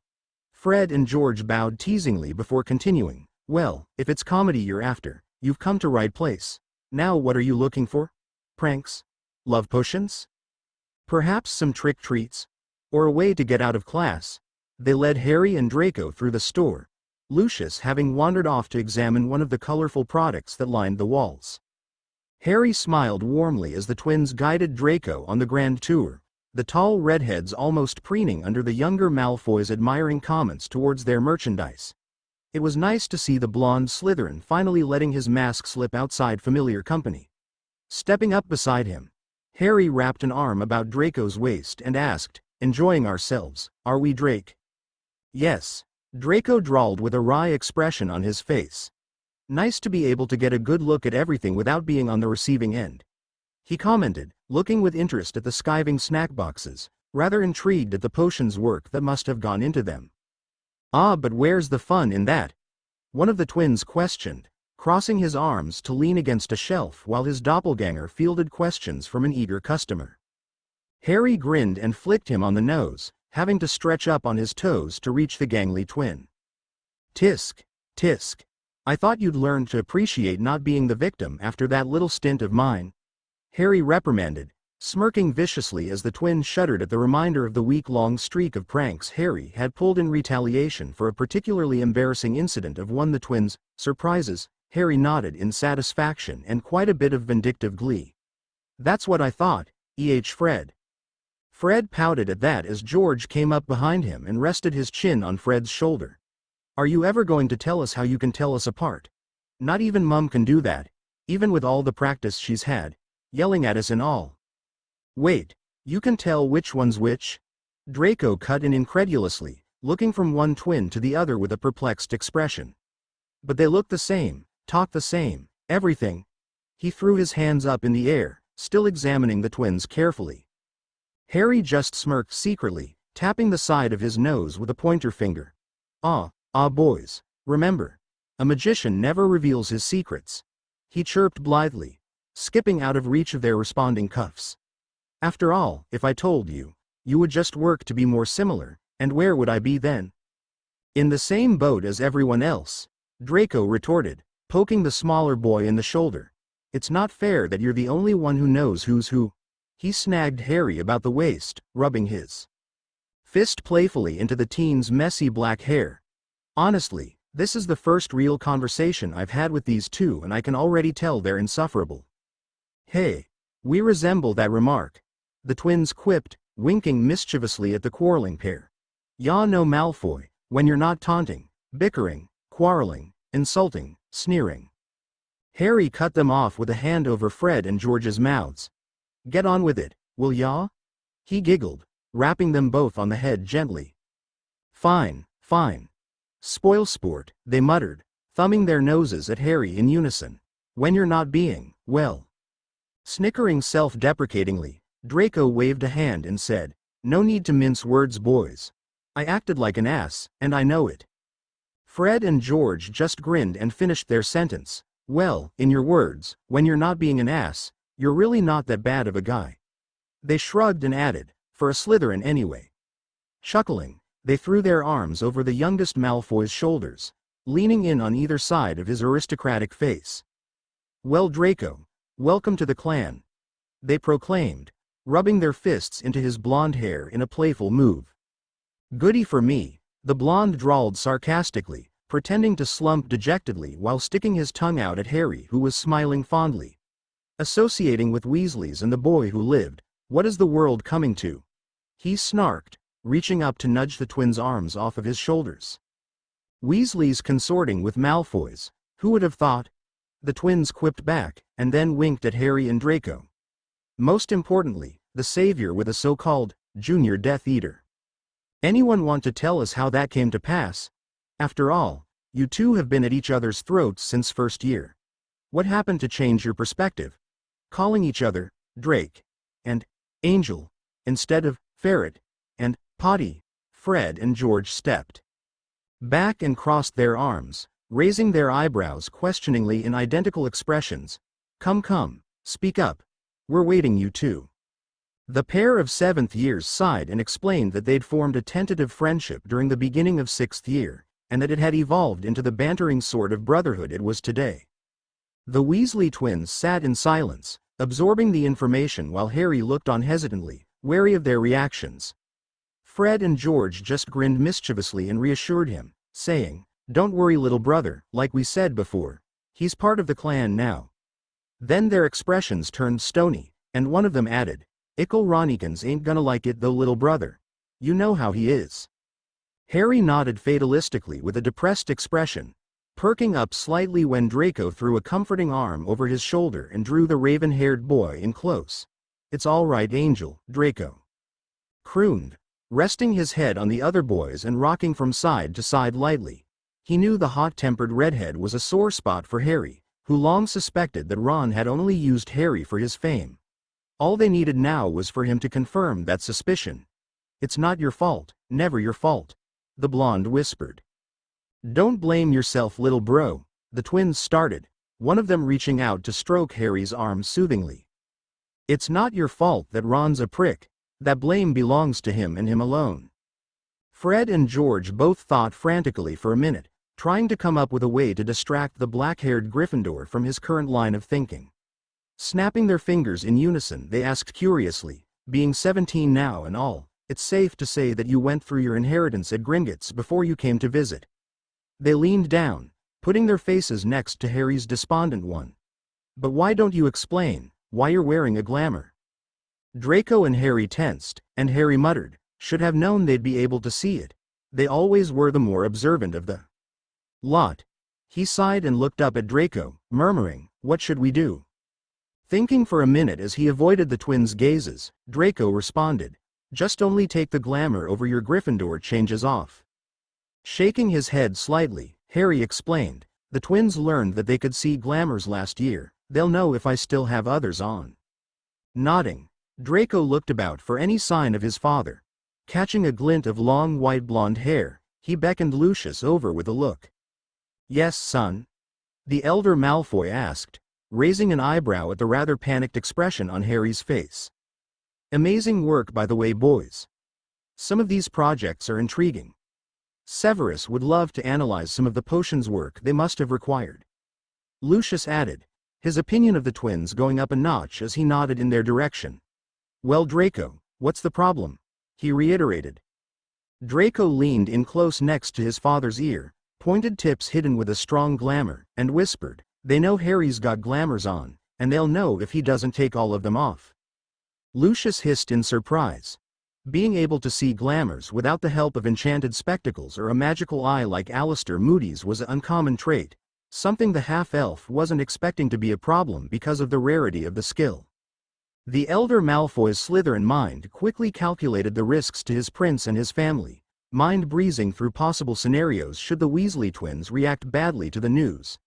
It was an unlikely possibility, seeing as the twins had always been reliable and loyal to Harry, whom they considered a member of their family and, therefore, their younger brother, unlike hot-tempered Ronald. But he would not risk his prince's well-being or his happiness, let alone his son's. Looking around warily, the tall blonde motioned for them to follow, warning, "Not here, there are too many people watching." Fred and George both raised skeptical eyebrows, pondering at what was so important that Lucius, Draco and Harry would surround it with so much secrecy, but led them into a back room after gesturing a sales assistant to watch the shop. Shutting the heavy wooden door with a soft click, the Malfoys and Harry sat on the various boxes of inventory scattered about, and the twins leant against the whitewashed walls with expectant expressions on their faces. "Well, little brother, what's all this secrecy about?" the twins questioned, noticing the rather hesitant look that had encompassed the black-haired boy's face. "Off with the glamours. You couldn't have changed that much, and besides, even if you did, you should know by now that you're family, and family sticks together." Then George shrugged and added, "Except for Ron, that is." Harry sighed, looking to Lucius and Draco quickly for reassurance. Closing his eyes, he decided to start small, gathering magic in his hand in an unconscious gesture and running it nervously through his hair to remove the glamours over his newly acquired Gryffindor and Slytherin streaks. Fred and George watched curiously as their younger brother's shoulder-blade-length black tresses shimmered for a moment, before dark auburn strips wove their way down, glinting blood-red in the dim lights of the storeroom. A long, emerald-tinted lock swung into similarly colored eyes that were clouded with doubt. The red-headed pair just shrugged, saying, "Well, that's nothing too major, just a bit of a new fashion statement." Then they fixed Harry with a pointed stare, their bright blue eyes that normally sparkled gaily unusually serious. "But that's not all that you're covering up. You used wandless magic just now, and you've still got glamours over your face, hands, and for some reason, your trousers. Is there something to do with your bum that ya don't want us to see?" Fred and George grinned lecherously at that, winking at the teen teasingly. "No guys, nothing like that," Harry denied, waving his hands in front of him as he blushed furiously. Biting his lip carefully to avoid piercing it with the sharp canines that had slid from his gums in his agitation, the young mutant took a deep breath, closed his eyes, and slid the rest of his glamours off. In the silence that followed, Harry felt horribly naked. Bare of his glamours once again in the presence of two people that could reject, and thus, scar him forever. His ears flicked back and forth, trying in vain to pick up some sound from the twins, and his white-tipped tail twitched unconsciously in the air behind him. As the quiet stretched on, Harry clenched his fists by his sides, not even wincing at the pain when his claws pierced his skin, fearing the worst. Then, a purr rumbled deep in his chest as two strong, warm hands found their way behind his black triangular ears, scratching gently. Rubbing his head unconsciously into the stroking fingers, Harry's emerald eyes slid halfway open to reveal twin pairs of brilliant blues glinting with mischief. Fred and George grinned as they sandwiched the smaller boy between them, one petting his ears as the other played idly with his twitching black tail. "Aren't you a pretty kitty?" Fred crooned, smile widening as Harry glared up at him for the remark but couldn't bring himself to pull away. Lucius and Draco smirked as Harry's contented purrs continued, the Weasley twins examining his new features. "Well," they started, finally withdrawing from Harry, who blushed sheepishly. "We're not sure why Harry's a cat now, but we don't really care anyway as long as it's not dangerous." They shrugged nonchalantly. "Besides that, it's nothing big." "Besides, Harry's cuter this way," Fred and George exclaimed, smiling cheekily at the still blushing Harry. When the black-haired boy finally stopped flushing in embarrassment, he and the Malfoys spent the better part of the following hour attempting to explain everything that had changed in Harry's life since his birthday the night before. The Weasley twins took the news about mutants and the mother surprisingly well, with only a small assortment of questions to clarify things and solidify their understanding of the situation. Can, whom Fred and George liked immediately for his mischievous attitude, even popped out for a short while to answer a few of the twins' queries and thank them for supporting Harry. The only thing that really shocked the two troublemakers was the Malfoys' status as half-blooded high elves, as like Draco they had believed that particular race to be extinct. "Well, little brother, we can't say we're really surprised. You always have been special, we've known that from the beginning." Fred and George each threw an arm over Harry's shoulders, hugging him comfortingly. "As to what you have to do with this, Lord Malfoy, Draco. As long as our little brother is safe, happy, and you or someone else is protecting him, we're satisfied. Now if you don't mind, we've really been away from the shop too long, and we'd best get back. Oh, and, little brother," they added, smirking secretly, "there's a surprise for you this year at Hogwarts. Don't worry, it's nothing bad, and we think you'll rather enjoy it." "Ta-ta." The pair grinned and, with sweeping bows and cheeky smiles, slipped out of the room. "Those two," Harry murmured, shaking his head wryly before turning to look at the two smirking blondes behind him. "What are you two gloating about this time?" he grumbled. Lucius simply smirked wider while Draco thumbed his nose and laughed out, "We told you that your real friends wouldn't care, Angel." The green-eyed teen just humphed and bantered, "Did you seriously just say, 'I told you so,' Drake?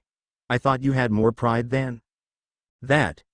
Dodging Draco's swipe, he continued, "Well, we'd best be getting our things, right, Luke? After all, that's what we came for." "Yes," the elder blonde drawled, standing and stretching subtly from his seat on a wooden crate, "we seem to continue to be side-tracked." Mock glaring at Harry, he asked, "Now whose fault could that be?" But the raven-haired boy just gave him an innocent expression. Shaking his head sardonically, Lucius led the way out of the storeroom, digging the list of required items from his robes as he went and preparing himself for what was inevitably going to be a very long day. The esteemed members of the Wizenagamot, around 50 political figures and family heads in all, were seated on a dais of varying heights arranged about the large square room that served as their meeting place. All available members were present, save for one. Albus Percival Wulfric Brian Dumbledore, Order of Merlin, First Class, Grand Sorcerer, Chief Warlock of the Wizenagamot, and Supreme Mugwump of the International Council of Wizards was notably absent. Usually, according to his position as the head of the venerated organization of the Wizenagamot, Albus Dumbledore presided over the proceedings, yet he was nowhere to be found. Instead, Amelia Bones, newly elected Minister of Magic, stood in his place. The strong-willed former Auror sat in the highest chair, watching the assorted men and women around her chatter with a small smirk on her face. She could hear a few whispers regarding Dumbledore's absence, and a great deal of questioning as to why the Wizenagamot had suddenly been called into session so suddenly without prior notice. Glancing down at the gold-plated timepiece tucked into one of the pockets of her deep plum-colored robes, she stood and, with a clap of sound from her wand, addressed the assembly. "As the interim head of the esteemed members of the Wizenagamot, I call this meeting into session." Amelia began, her calm and assured voice ringing throughout the following silence. "My fellow witches and wizards, I in my capacity as minister have called you here today to discuss a matter that has just recently come to my attention. It was brought to light by an acquaintance of mine who will be attending this session at a later time, and I come here to bring it to you. Looking out at the rather confused-seeming magic users seated about the room, Amelia continued, I am sure that many of you have noticed that Headmaster Dumbledore is conspicuously absent from this session. Unfortunately, due to his position as the headmaster of Hogwarts School of Witchcraft and Wizardry, the professor must be barred from attending this conference. Questioning murmurs arose from the assembled crowd, wondering what was so sensitive towards the Albus Dumbledore. Madame Bones drew their attention back towards her with a sharp clearing of her throat. Since my appointment as minister and due to my own opinions as well as frequent prompting from several others, I have asked the headmaster several times to add a particular class into the Hogwarts curriculum. But each time he has refused, insisting that it was not required or even beneficial. Today, I bring this issue before you. An elderly wizard near the left wall stood with a stern expression. Madame Bones, I do not see how this situation applies to we of the Wizenagamot, he stated with a disapproving air. I am sure you are aware that, as a part of the ministry, we have little to no authority over Hogwarts, and the little that we do have does not include deciding on matters of curriculum. Ah, Lord Blishwick, Amelia said, turning to the pureblood lord with a raised eyebrow. Yes, I am aware of that information. In our normal capacity, we have absolutely no control regarding classes. However, she looked pointedly about the square space, pulling a rolled-up piece of parchment from an inner pocket. Here, I hold a section copied from the Hogwarts Charter, the document that holds the regulations for the operation of the school. What? A middle-aged man spat, glaring up at the former Auror incredulously. There is no such thing. Surely, madam, you are mistaken. But the minister just gave him a stony look. No, Mr. Diggory, I am not. She is correct, Lord Diggory. A woman from the other side of the room put in. The Hogwarts Charter was written by the four founders to ensure that Hogwarts was properly run after their time. However, many have forgotten it. There used to be a copy on display in both the front hall and the headmaster's office, but it was removed some time ago, and has since faded into obscurity. Nevertheless, there is a copy in the Hall of Records here at the Ministry. The witch nodded at Amelia and sat down once again. HMPH. Amos Diggory sniffed. Amelia merely shot him her best glare and went on. Now, I quote an excerpt from the charter that will explain how you of the Wizenagamot are needed. Clearing her throat, she unrolled the parchment and began. Hogwarts is a school of learning, required to teach all accepted courses deemed appropriate by the headmaster and/or the board of governors. However, if a course is felt appropriate, but the headmaster and board deny the request, the class may be established by a majority vote of the governing body of the Wizenagamot. At that sentence several harsh intakes of breath were heard. Excepting all concerned parties such as the headmaster or members of the board as well as one or more of our established heirs. Several members of the assembly blinked incredulously up at the minister, finally grasping both the reason that they had been called and the cause for the revered headmaster's absence. One, however, did more than simply blink, seeming rather outraged that the minister would even consider that they would go against Dumbledore. Instead of sitting quietly yet concernedly, this individual voiced his complaints. Loudly, voiced his complaints. This is why you have called us today. It was Lord Diggory again, father of Cedric Diggory, who had been murdered by Voldemort during the Tri-Wizard Tournament, and a staunch Dumbledore supporter. Madam Minister, I find myself astounded that you would lower yourself to this, let alone that you would assume that we of the Wizenagamot would concern ourselves with these matters. An elderly woman across the room from Amos stood with an indignant expression. Lord Diggory, the education of our children is a concern to all of us, and should be treated as such. If you cannot find it important, at least accept that others do. I'm sure that if Madame Bones thinks this significant enough to bring it to our attention, it is well worth it. She nodded once to Amelia and, with one last scathing glare towards Cedric's father, sat back into her seat. Thank you, Madame Goshawk. Amelia nodded in return at the dignified-looking witch. Turning back to Lord Diggory and those around him who had similar expressions but thankfully did not add to the man's statements with a firm expression, she explained patiently, I assure you, Lord Diggory, this matter is worthy of your Attentions. Her gaze swept the room, face set in stone. All of your attentions. One of the haughty-looking wizards that had rallied around Amos stood, nose firmly in the air. Very well, madam. Just what class would you suggest that the headmaster did not approve of? I am sure that all of us are simply dying to know what folly you have called us all here to discuss. Besides, I would like to get this excuse for a council session over as quickly as possible. His tone was condescending as he looked about pompously, not even bothering to hide his disdain for the new minister. Amelia was unfazed by the man's brazen taunting, voice and face schooled perfectly into a politely disinterested mask. Allowing her expression to slip for a moment to reveal a small smirk, she responded, "Very well, Lord Selwyn." Clasping her hands behind her back in the standard position for parade rest she had been taught during her training as an auror, Amelia looked emotionlessly out at the assembled wizards and witches. For some time now, myself and my associates have become concerned with an area of the wizarding public that we find sorely lacking. She ignored the slighted looks a number of members were sporting and powered on. During my time in both wars against the Dark Lord and his supporters as an auror, our department realized that, besides the department magical of law enforcement and the occasional unspeakable, the greater part of the wizarding public does not know how to defend themselves. Madam Minister, this is absurd. Lord Selwyn, who had apparently taken over Amos Diggory's role as the main antagonist, interrupted, ignoring the glares from the other side of the room for the rude gesture. The war with he who must not be named is over. It has been for months now. All the more reason for this to be a concern. Amelia insisted, frowning at the Lord's distasteful actions. A great deal of the war was influenced by the public's fear of Death Eater raids, mainly because they could not fight back. And despite Lord Voldemort's defeat, she ignored the inevitable flinches at the name. Many of his Death Eaters are still at large and avoiding capture. Lord Selwyn sneered mockingly at the minister, sniffing haughtily. Yes, he drawled contemptuously, why ever could that be? What are you suggesting, Lord Selwyn? Neville's grandmother, Madame Longbottom, spoke up. The stern matron had been good friends with Amelia for some time, sharing many of her ideals and giving the newly elected minister advice whenever she needed it. The pureblood lord had a lot of gall to be so blatantly mocking. If Amelia's motion passed, he would be making a great number of enemies, something that after his son's questionable dealings during the war the man could not afford.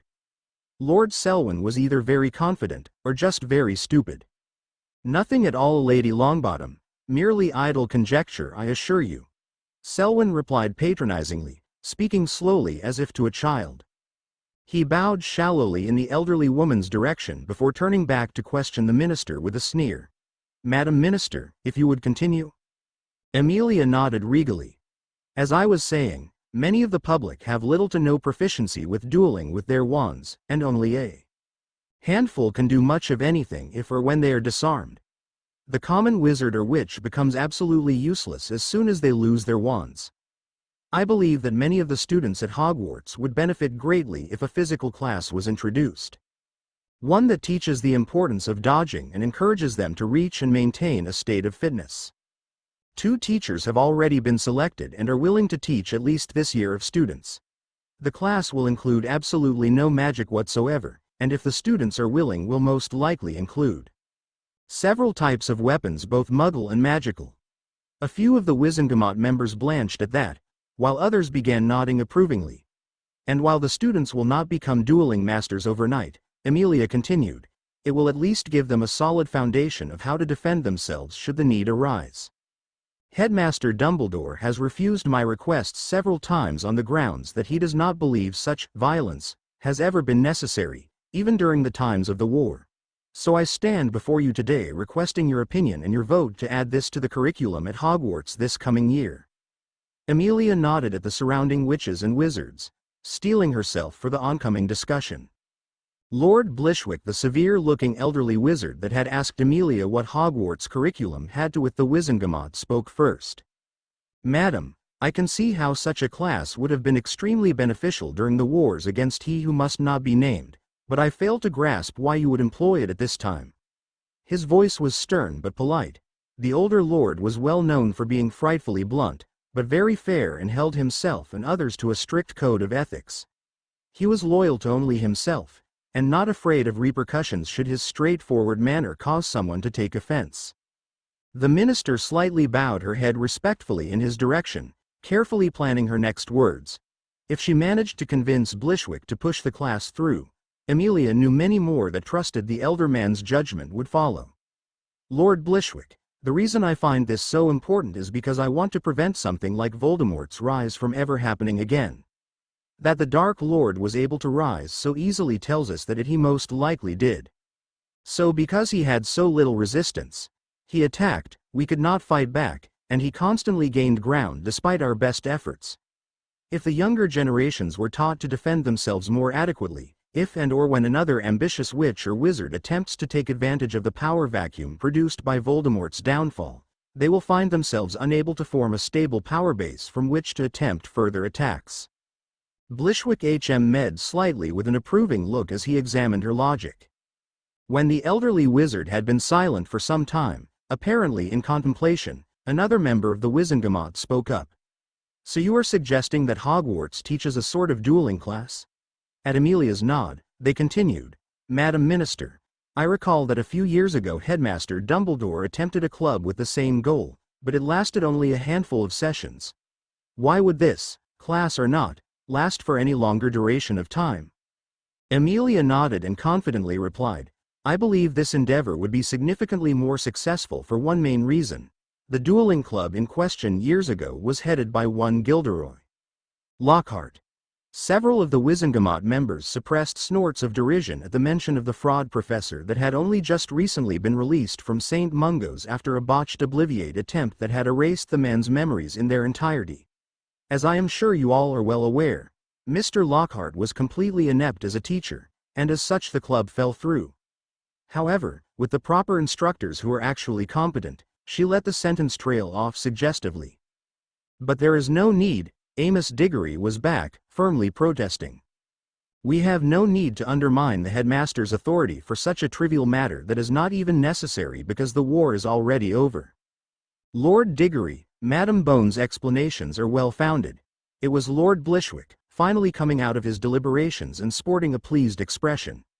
If instigated properly, this class could be extremely beneficial. I have long believed that not enough focus was given to such matters, and personally am relieved that someone has finally seen fit to bring it to the headmasters and our own attentions. Many of the children could do well to become proficient in this area. The pureblood paused for a moment, looking meaningfully about at the other members of the Wizenagamot, many of which were, well, out of shape is putting it kindly. As could many seated. Here. Diggory sniffed haughtily, become wary as greater numbers of the Wizenagamot, before indecisive, were influenced towards Amelia's side by Blishwick's endorsement. It is no matter, Amos sneered, smirking patronizingly. The Wizenagamot cannot affect this matter without the consent of a founder's heir. However, there have been no officially and publicly recognized heirs for quite a long while now, and as such this discussion is both useless and irrelevant. There are no heirs living. His sneer widened and he nodded emphatically, sitting back down with a satisfied smirk. On the contrary, Lord Diggory.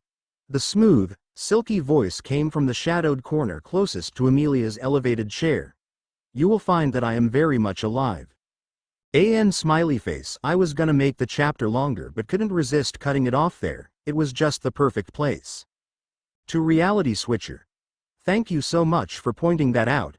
I always thought it was black carrot carrot. Luckily that's not too bad of an error as most of the time things that we think are black are actually really dark brown anyway, but I'd rather not have any errors at all. I can't promise to change it right away since I'm planning on completing the story first and then going back for a rewrite. Unless the error was huge and glaring. But I'll try to avoid using it in the future. Thanks again. And thanks to all who reviewed. Chapter 10 Alright peeps, you may have noticed some changes with the story. I agreed with the reviewers that said the pace was too slow, so I'm editing out some parts and combining other chapters. I'm just as frustrated as you guys that Logan and Harry haven't met yet, but the story just doesn't seem to want to play out that way. I've tried and tried, but something always seems to come up. It's annoying me, so I'm gonna see if I can't shorten the time. Thank you so much to everyone who's reviewed, and I'm sorry if you're impatient, but bear with me. I'm new at this. Enjoy. Chapter 9 Previously. On the contrary, Lord Diggory, you will find that I am very much alive. The smooth, cultured voice came from the shadows nearest to the minister's chair. Soft as the words were, the tenor voice rang clearly throughout the square room. As the Wizenagamot members stared fixedly at the shadowed space, a sparse number of those closest to it were able to make out a dark silhouette cloaked in black. Lord Diggory, who had been stunned momentarily as he was clearly not expecting opposition, stuttered confusedly several times before adopting a haughty expression. "You there, I demand that you show yourself," he commanded pompously, nose in the air. There was slight movement in the corner, and one of the official secretaries tasked with recording the meeting managed to see the form lifting what appeared to be their hand. With a quick flick, the shadows concealing the area melted away, seemingly receding back into the walls and leaving the space open for observation. Clear light or no, the assembly was still unable to discern much about the figure. Tall and thin, the strong build revealed that they were a male, shrouded in a black cloak edged in emerald green with sinuous silver. Snakes weaving through the stitching. His face was masked in the shadows thrown over it by the cowl of his cloak. All they could perceive was the lower half. Pale, smooth skin. Sharp and defined jawline, perfectly formed pale pink lips. High, aristocratic cheekbones. The subject of their scrutiny stood stock still for a few seconds, letting the curious witches and wizards about him observe. Then, lips shifting into a secretive smirk, he turned and said, "Hello again, Amelia." Ignoring the handful of the assembly that blanched at the familiar address, he continued, "I am glad to see you well. Please forgive my lateness, I am afraid I had a little business to catch up on that ran later than I had expected." He bowed slightly from the waist at Amelia's nod, and then turned to Lord Diggory. "Well, Lord Diggory, here I am. What do you wish of me?" he asked, spreading his arms wide, black glove-covered palms up. Regaining his pompous air, Amos sneered down at the sable-cloaked figure with barely veiled disdain. "This is a classified meeting. You have no business here. I'm afraid I'm going to have to call the guards to remove you." He gestured to the two Aurors stationed beside the doorway, ignoring the fact that as he was not a department head, a senior Auror, or the chief warlock, he had no authority to do so. The two law wizards looked at each other questioningly for a moment, shrugged, and began walking over. Amelia shot the stranger a sharp glance, to which he shook his head slightly in the smallest of movements. The two Aurors stepped up beside Lord Diggory and asked, "Yes, Lord Diggory?" "Escort this man out," Diggory ordered with a vicious smirk. When the lawman failed to move, he turned to them and commanded furiously, "Did you not hear me? I order you to arrest this man." "Lord Diggory, sir," one began hesitantly, looking frantically to his partner for help. "Someone with Madame Bone's authority has to consent for us to act within the assembly room and—" But Amos cut him off, spit flying as he shrieked, "Follow my orders, you dimwit. I'm acting on my authority and He himself was cut off by a gloved hand being placed over his mouth.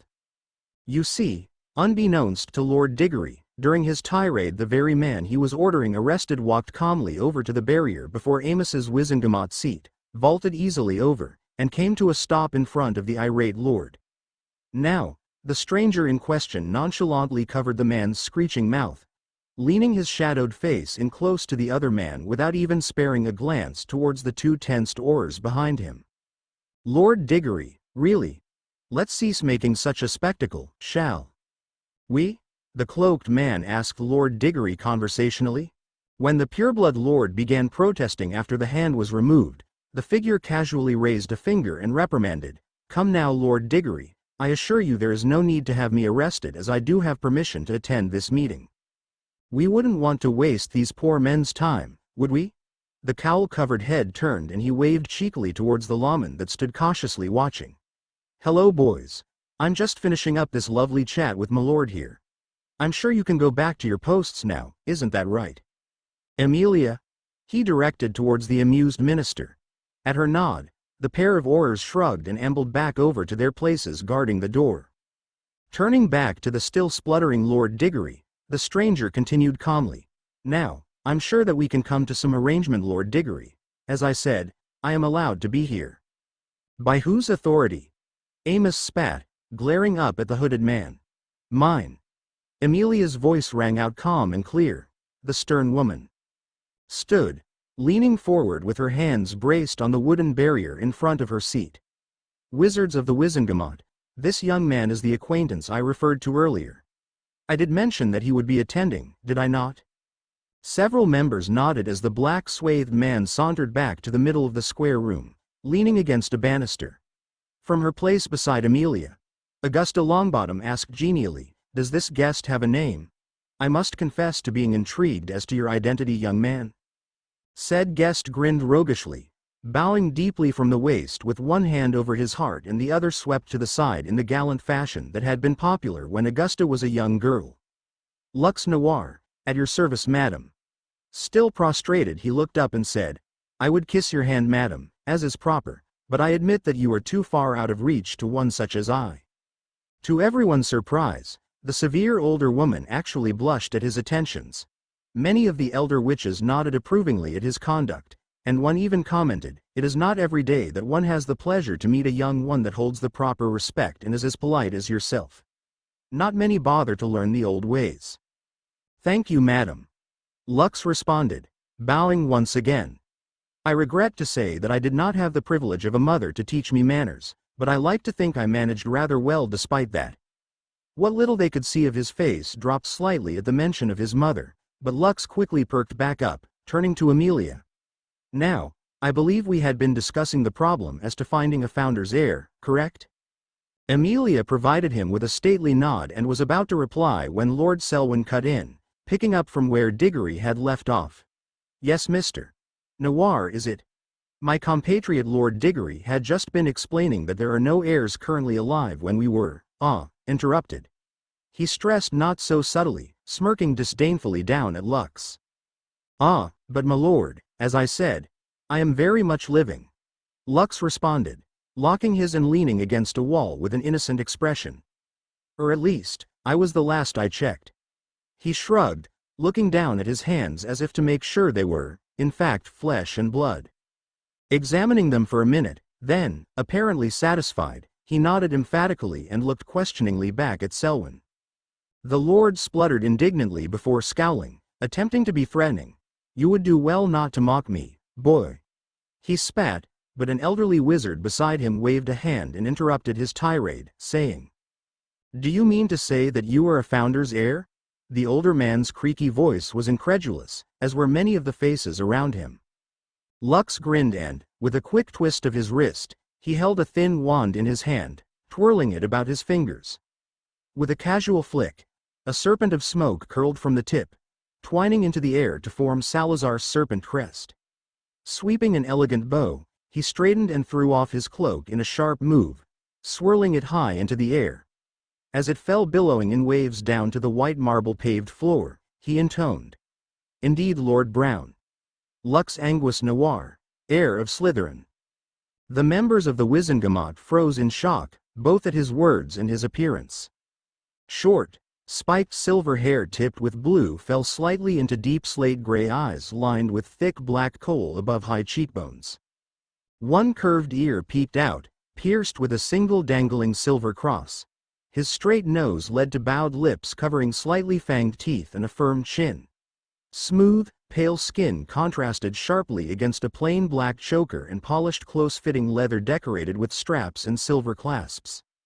Tight black pants hung with delicate chains flared slightly at the bottoms above sturdy black combat boots fastened with a trio of silver buckles. Hands stuffed into his pockets, Lux watched with a wide and frankly, rather manic grin and half-lidded eyes as the stately wizards and witches about him observed his rather unorthodox appearance, waiting for his words to fully register in their shock-filled minds. Shifting from foot to foot and fiddling with the Gothic cross hung from his choker, he began to grow impatient as everyone, besides Amelia, just sat there gawking. Used to staring as he was, it still managed to get on his nerves after a while. Turning to Amelia and scratching the back of his head sheepishly, he chuckled nervously and sweat dropped. Amelia? I think I broke them." "You really should have worn more conventional clothes, Lux." Amelia chided good-naturedly, barely twitching at the slip. "You know how people usually react to your style of attire." She mock frowned at him, then gave a wry grin as she shook her head. Lux just pouted, whining, but where's the fun in that? It's much more entertaining this way. He crossed his arms, enjoying the cool feel of leather on his skin and feeling the fabric creak slightly as he moved. Besides, do you really think the reason they're gaping is my clothing? Really, Amelia, it's the Slytherin aspect, I'm sure. Finally, one of the Wizenagamot recovered, clearing his throat to gain the bantering pair's attentions. Indeed, Mr. Noir, I'm afraid we were taken rather by surprise, though I'm sure your eclectic preferences did have some effect. He coughed awkwardly, but grinned affably down at the slightly blushing Lux. TCH, yeah, I get that a lot. Lux responded, shrugging casually. Still, it's never had quite this fa. Pa. Selwyn barked, cutting him off. A brat with no respect for propriety, claiming to be Slytherin's heir. Just an attention-seeking boy. Lux fixed him with hard gray eyes, glare frigid as ice. I am no boy, Lord Selwyn, he stated calmly, eyes lit with an inner flame of power. Young as I may be, I have never been a child. I experienced the war with Voldemort just as much as any other, perhaps more. And I do not claim to be Salazar's heir. He paused for a moment, seeing a triumphant smirk stretching across Selwyn's face. I am Salazar's heir. Shoving a slender hand into his pocket, Lux rifled around a little bit before withdrawing. With a quick flick of his wrist, he smoothly tossed whatever it was towards Lord Selwyn, the small object, glinting in the lantern light as it fell neatly into the pureblood lord's lap. Sneering at the expectant Lux, Selwyn plucked the sparkling item from his robe-covered knees. Holding it up to the flickering lamps, he revealed it to be a silver band with an emerald sphere mounted upon it. Smirking, he scoffed, a pretty bauble. Was this supposed to mean something to me? That it was Lord Selwyn. Lux responded politely, expectant expression never fading. If you would be so kind as to look at the face of the ring. He trailed off suggestively, gesturing with his hand. HMPH. The haughty man scoffed, glancing once disdainfully at the surface of the brilliant emerald. Just as I thought, merely a. He cut himself off, scrabbling frantically as he almost dropped the delicate band in his surprise. Once it was firmly in his grasp once again, he stared down at the intricate snake subtly etched into the gem. The telltale crest of Slytherin. He sputtered momentarily before adopting a self-important expression. It is not particularly advanced magic to duplicate jewelry, nor does it exactly flatter one's character, he suggested blatantly. Titus Fellinger, a prominent jeweler and head of the Craftsmen's Guild there in England, spoke up, raising a hand. If you don't mind, Mr. Noir, if I may take a look. Lux nodded and, with a casual wave of a gloved hand, the ring flew from one lord to the other. Merely raising an eyebrow at the blasé use of wandless magic, Lord Fellinger pulled a monocle from an inner pocket of his robe, raising the silver band molded into a twining snake up to the light. Turning it this way and that, he waved his wand several times around the emerald, looking more and more satisfied after each pass. Finally, with a tap of his wand in the middle of the serpent engraved neatly into the center, the slender ivory wand in the craftsman's hand lit up with a white light not unlike the Lumos spell. Nodding once with a pleased expression, Fellinger raised his head, tucking the monocle back into his plum-colored robes. Standing up, he proclaimed, "This is no copy or illusion. It is, in fact, Slytherin's family ring." Bowing his head slightly in Lux's direction, he intoned, "Greetings, Lord Slytherin." Lux inclined his head briefly to the jeweler, summoning the ring back to his hand without a word. "Thank you, Lord Fellinger."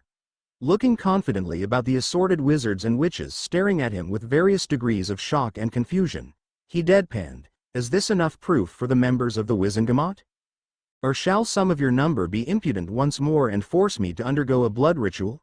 He looked pointedly at Lords Diggory and Selwyn, noting their flushed and indignant appearances. The two haughty purebloods just sniffed, trying to play off their embarrassment, at which Lux sent them a cocky smirk.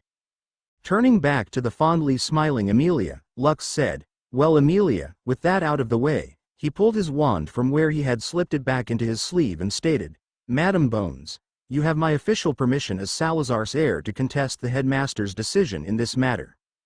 As the words left his lips, both he and Amelia were enveloped in a soft blue glow for a moment before it faded away. Must be how magic makes it official, Lux thought to himself, shrugging lightly as he twisted the plain silver ring that adorned one of his fingers. "Thank you, Lord Slytherin," Amelia stated formally, then turned back to look over the assembled lords and ladies of the wizarding world. "Well, my fellows, there are no more legal oppositions." Pacing slowly back and forth in the confined space in front of her chair, she continued, "These are your choices. First, to let our society fall further into complacency and the folly we have become entrapped in for centuries, leaving our children, and thus, the hope of our world, defenseless. Or second, take a stand. Provide our young with the foundations to protect themselves, to protect our future. You already know my and Lord Slytherin's choice. Esteemed members of the Wizenagamot, it is time to make your own."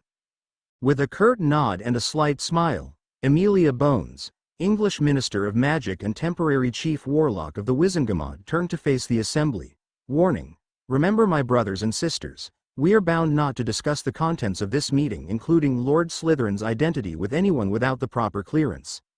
Now," she declared, "as the interim head of the esteemed members of the Wizenagamot, I call this meeting to a close." The various magic users sitting throughout the room stood up in unison, bowed, and began filing out of their rows as they chattered enthusiastically with their fellows. Lux leaned shoulder against the raised platform below Amelia's seat, hands stuffed in the pockets of his leather pants as he watched the Wizenagamot members discuss his and Amelia's defiance of the headmaster with a small smirk playing around his lips. It felt good to get one up on the old codger, even if it was such a small victory. Someone cleared their throat loudly behind him and, with a sigh, he spun about, raising an eyebrow. Side by side, Lords Diggory and Selwyn stood opposite him, sporting self-important expressions. Bowing his head the slightest amount, Selwyn began in an arrogant tone, "Mr. Noir, I don't know if you are aware of who I am, but my name is Demetrius Sel. You are Lord Demetrius Selwyn, 75th generation pureblood and head of the ancient house of Selwyn. Your family owns a great deal of wineries along the coast of Spain, as well as holding investments in most of the major companies in the wizarding world." Lux cut him off sharply, gray eyes cold. "Your companion is Lord Amos Diggory, 86th generation pureblood and head of the ancient house of Diggory, whose family owns most of the shares in the Daily Prophet and a number of other prominent businesses." Fixing them with frigid dark gray eyes that flashed gold, he continued, "I am Lord Lux Noir Slytherin, the last member and lord of the ancient and noble house of Slytherin, and I see no reason to be talking to you. Good day." He finished, turning about to walk away but stopped by a hand on his shoulder. "Mr. Noir, really, if you'd just be reasonable," Diggory began, attempting to turn Lux back around forcefully by the shoulder. Whipping around, Lux glared fiercely at the two men who stepped back unconsciously at the power crackling behind his gray eyes, which were beginning to bleed emerald. "My name, Lord Diggory, is Lord Slytherin." He spat, throwing the offensive limb off of his shoulder. "And you would do well to remember that." "Of course," Selwyn murmured placatingly, not so subtly elbowing the affronted-looking Diggory in the stomach. "Now, my compatriot and I just wanted to discuss this tricky fighting class business to you. We think, if you'd just take a moment to look at it from our perspective. Your perspective, as you put it, would have me acting the blind sycophantic puppet to the old codger Lord Selwyn." Lux cut him off coldly, regaining his calm mask. "I did not bow to the Dark Lord as my master, nor will I to Albus Dumbledore." He spat the headmaster's name as if it was a curse. Amos drew himself up self-righteously and blustered, "Albus Dumbledore is a great man, and a well-respected leader. How dare you compare him to you-know-who?" Lux laughed harshly, jeering, "Can't even say the name, can you? Voldemort was just a man, like you and me. You idiots feared him so much that you still are unable to even utter his name, even though the maniac is dead. Thesis exactly why a fighting class is necessary, you dimwits." Breathing in deeply through his nose, he glared once more at the suitably cowed pair in front of him, before waving them away. Bowing slightly, the two scuttled gratefully away, looking terrifiedly back at the tremendously powerful man they had just pissed off. Rubbing his forehead with a clenched fist, Lux sighed, clearing his head with a shake. Looking around for something to distract him, he caught sight of the exhausted woman leaning back in her chair above him, and grinned. Amelia sighed wearily, sitting heavily in her seat as she pinched the bridge of her nose between her thumb and pointer finger. It had been a long day, but they had accomplished their goal. Startled at the sound of a muffled thump, Amelia looked up to see the leather-clothed Lux sitting on the banister in front of her, swinging his feet and humming lightly as he smiled beatifically. "Why so glum, Amelia?" Lux teased, cocking his head to the side as he looked down at her. "After all, we got the class, didn't we?" Yes." Madame Bones mumbled, massaging her temples. Waving a hand, she murmured, "You'd best get going before he notices your absence. I'll send you a letter with the headmaster's reaction as soon as I get it." Nodding once and patting the worn-out woman on the shoulder, Lux slid off the railing and sauntered towards the door, still humming under his breath as he swung his black and emerald cloak over his shoulders. "Oh, by the way," Amelia called after him, looking cautiously around to see if anyone could overhear. "Good luck, Harry." And with one last wink of his eyes, now a vivid emerald, he apparated away. Albus Dumbledore sat in his office, quietly mulling on the state of the world over a glass of iced fire whiskey. The wood shelves mounted on the stone walls were littered with various moving and spinning silver objects, whirring and clicking quietly in the otherwise still room. Over his half-moon spectacles, the headmaster stared out at Hogwarts grounds, enjoying the moment of peace. Peace that, or at least, he felt he had well earned. Nodding once as he affirmed all was well, he turned to his office, frowning slightly as he realized that the wooden stand beside the door was, once again, empty. The ethereally flame-colored bird that usually perched upon it, his phoenix and faithful familiar fox, had become increasingly absent over the past years. Now, Albus was lucky to see him maybe once a month, not including the phoenix's burning days. Sighing lightly, he let his eyes roam over the rest of his office, noticing with satisfaction that all of his spinning and whirring instruments were working properly. No thanks to young Harry, he thought mildly, remembering how the boy had destroyed most of his office the year before in his rage. His frown deepened as he recalled the crushing magical power that had flowed off the young Gryffindor in waves. The block Albus had placed on his core 16 years ago should have prevented any magical outbursts of that power. Perhaps it is time to renew the barrier, he considered, but shook his head. No, it could not have eroded in such a short time. It is more likely that his extreme emotions produced some sort of accidental magic. It was unusual, but not unheard of, for adult wizards or witches to produce occasional bursts of inadvertent magic if their emotions were strong enough. Satisfied with that explanation, the headmaster turned to his desk, eyeing the various papers littering the surface wearily. He had just dipped his rather extravagant golden eagle feather quill into his inkpot, bracing himself for the tedious process, when the fire crackling merrily away in the corner flared a bright iridescent green. Suppressing a thankful glance heavenward, Albus placed his quill in the inkwell and turned towards the fireplace with his grandfatherly smile firmly in place, relieved for the unwitting intervention between him and piles of dreary parchment. That relief would not last for long. A neutral-faced middle-aged wizard stepped calmly out of the flickering jade flames, bearing the ministry's crest on his otherwise plain black robes. Lifting a puzzled eyebrow, Albus asked, "Can I help you, my boy?" "Headmaster Dumbledore," the ministry wizard said with a curt bow of his head. "I have something for you, from the minister." Reaching into a satchel at his side, he pulled out a scroll tied with a plum ribbon and a drop of gold wax. Albus frowned slightly as he recognized the Wizenagamot's seal, the way they fastened all their administrative documents. Why wasn't I notified that there was official business? Dumbledore wondered inwardly. The messenger cleared his throat and Albus looked up, realizing he had been lost in thought. "Ah, yes, my boy. Was there anything else?" the headmaster asked pleasantly. "The minister also instructed me to inform you that she requests that you read the missive immediately, and that I wait here to take back any messages you might have for her," the unknown wizard replied, moving to stand unobtrusively by the door with his hands clasped patiently behind him in standard parade rest. Albus raised an eyebrow once again, momentarily considering the man's rather abrupt attitude. The normal reaction to being in the headmaster's presence was rather blind sycophantic idolism combined with various stuttered variations of, "It's such an honor," and, "Can't believe I'm actually," etc. Shrugging inwardly, he carefully untied the red-violet ribbon with, though he would never admit to it, a strong sense of trepidation that made his hands to shake the barest amount. Mentally berating himself but unable to do anything to cease trembling, he slipped a delicate silver knife under the wax seal. Pulling the tightly rolled scroll taut, the headmaster pushed his spectacles up his rather long nose, holding them there as he attempted to read the looping writing. Albus Dumbledore, esteemed headmaster of Hogwarts School of Witchcraft and Wizardry, greetings. We of the Wizenagamot, in agreement with Madame Amelia Bones, Minister of Magic, dictate this letter. On this day of August 5th, the Wizenagamot and Minister convene to discuss a matter pertaining to both you and your establishment. Minister Bones petitioned the Assembly to adjust the curriculum of Hogwarts in order to include a physical fighting and defense class.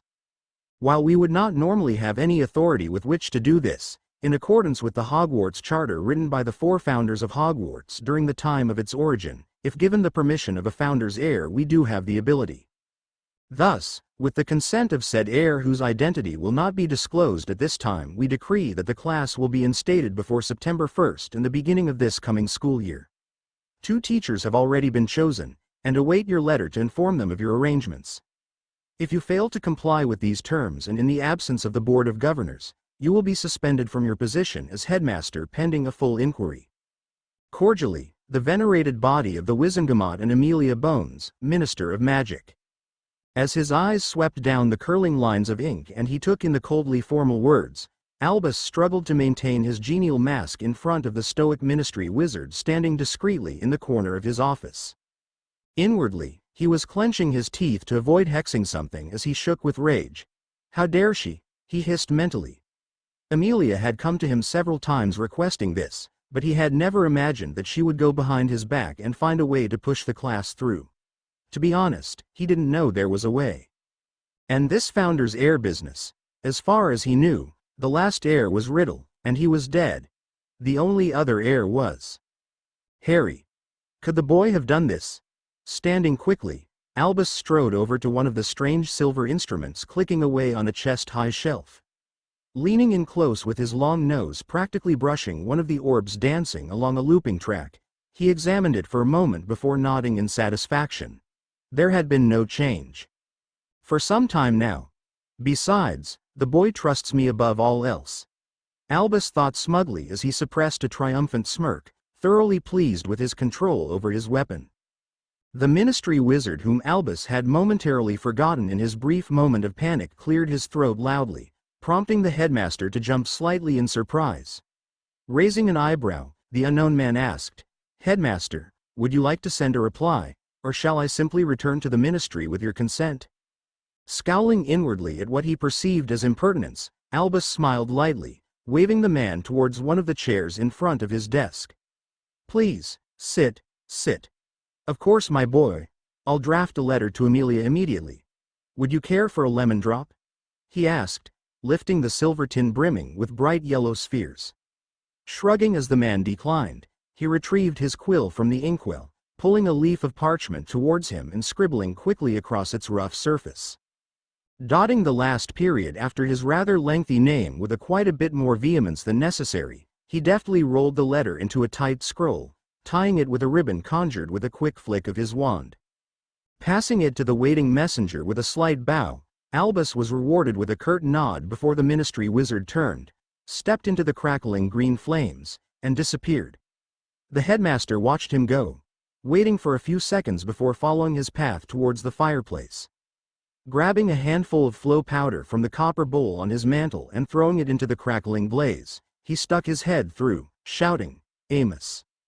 Harry lay on the hardwood floors of his bedroom, drawing looping designs absently across the polished surface with one of his claws. A dull buzzing sound rang from the alarm placed on his nightstand and he shot to his feet with a grin, unglamoured triangular black ears flicking forward and white-tipped tail twitching excitedly. Yanking the calendar with September 1st circled in glaring red ink off of the wall and throwing it into the trunk resting by the open door, he slammed the lid and shrunk the large wooden chest down to the size of a matchbox with a simple wave of his wand. Tucking the holly rod into an invisible dragonhide wand holster tied about his wrist, he swirled a cloak over his shoulders with a flourish, dropping the miniature trunk into one of the many inner pockets sewn into the lining. Raising his fingers to his lips, Harry let out a piercing whistle, holding his arm out with an expectant expression. With a soft hoot and a rustle of wintry-patterned feathers, Hedwig flew gracefully through the still-open window to settle on his arm, nipping Harry's ear affectionately. "All right there, girl?" he asked softly, raising a hand to stroke the downy feathers on her chest. Nibbling his finger, the snowy owl hooted an affirmative. "Well, time to head off for old Hoggy Hogwarts again, girl? Off to see Dumbledore?" Harry chirped blithely, face twisting into a grimace at the mention of the headmaster. Hedwig seemed to agree with that sentiment, uttering a rather rude-sounding noise that perfectly conveyed her contempt for the elderly wizard. "Sure you'll be all right flying there, or would you rather I carry you in the cage?" Harry asked idly as he waved a clawed hand to recast his glamours. Gently nuzzling her head against her master's for a moment, Hedwig flew back out the window as her answer. Shrugging wryly, Harry practically bounced out the doorway, being as loud as possible in order to irritate his relatives one last time. Now you might be wondering why Harry was even staying with Vernon and company since, as he was now 17, he was technically free to leave. However, in order to placate the headmaster and lead him further into believing that his weapon was firmly under his control, Harry had opted to stay at the Dursleys to the start of term instead of going to stay at Grimmauld Place with Sirius and Remus. Clattering noisily down the stairs, he threw open the front door. Dancing happily out into the bright September sun, he waved cheekily to the scowling Petunia who was watching through the kitchen window, then turned and jauntily saluted his order guard, Tonks, before reaching for his wand, while he technically no longer needed his wand. Harry wasn't quite used to his wandless magic yet, and besides, he wasn't going to be able to use his newfound skill in public. He had to keep up appearances. With a last glance towards his summer home for the past 17 years, he smirked and, with a sharp twist and an almost silent pop, apparated away. "Bloody buggering!" Harry shouted, his cries muffled in the tile floor his face was buried into. "I hate magical travel." Pushing himself easily onto his feet, Harry looked around at the incredulous expressions of the other witches and wizards of various ages gather around him. "What?" The crowd shook their heads in astonishment, seemingly rather shocked that their savior would act so ungainly. They whispered behind their hands, pointing at him conspicuously and staring at his scar, oblivious to his irritated glares. Annoyed at all the attention, Harry turned to take in the sight of the familiar scarlet-red steam engine resting on the tracks. Platform 9 3/4 was bustling with Hogwarts students of all ages pushing carts loaded with trunks and screeching owls, shepherded about by anxious and harried-looking parents. Excited first years were being ushered onto the train by their parents, yelling goodbyes and shaky reassurances. Friends called out greetings over the dull roar that was the chattering multitude, slapping each other on the back and bantering. Harry smiled wryly, stepping aboard the train and weaving down the crowded corridor to his standard compartment. Settling in and pulling the entrance shut against the cacophony of sounds, he leaned against the padded seats, looking out through the window at the sea of people. He noted some familiar faces among the throng. Dean Thomas and Seamus Finnegan, two of his dorm mates, stood side by side chattering with their parents. Susan Bones was waving a last goodbye to her aunt, Amelia, carrying a gray kitten in one arm. Terry Boot, a seventh-year Ravenclaw, stood in a circle with some of his housemates whom Harry didn't recognize. Harry was drawn from his observation of the crowd by the sound of the door sliding open. Turning around, he smiled softly at the aristocratic boy framed in the doorway. "Hey Drake, come on in." He patted the seat beside him with an expectant expression, frowning when the boy shook his head. "Sorry Angel, but I've got a better plan," Draco responded, peeking his head out to see if anyone had seen him before shutting the door and casting a strong locking charm on it. Leaning against the hard wood, arms crossed, he explained, "I want to really make a bang." Grinning, Harry asked, "Come into the Great Hall together then?" Draco nodded. "Today, or tomorrow?" I'm thinking tomorrow, the blonde said, stroking his chin with a thoughtful expression. Everyone's all riled up today, it won't get the proper response. They'll be too focused on the sorting and it being the first day and all. He waved a hand airily, the gears in his mind turning as he calculated the likely reaction their friendship was going to receive.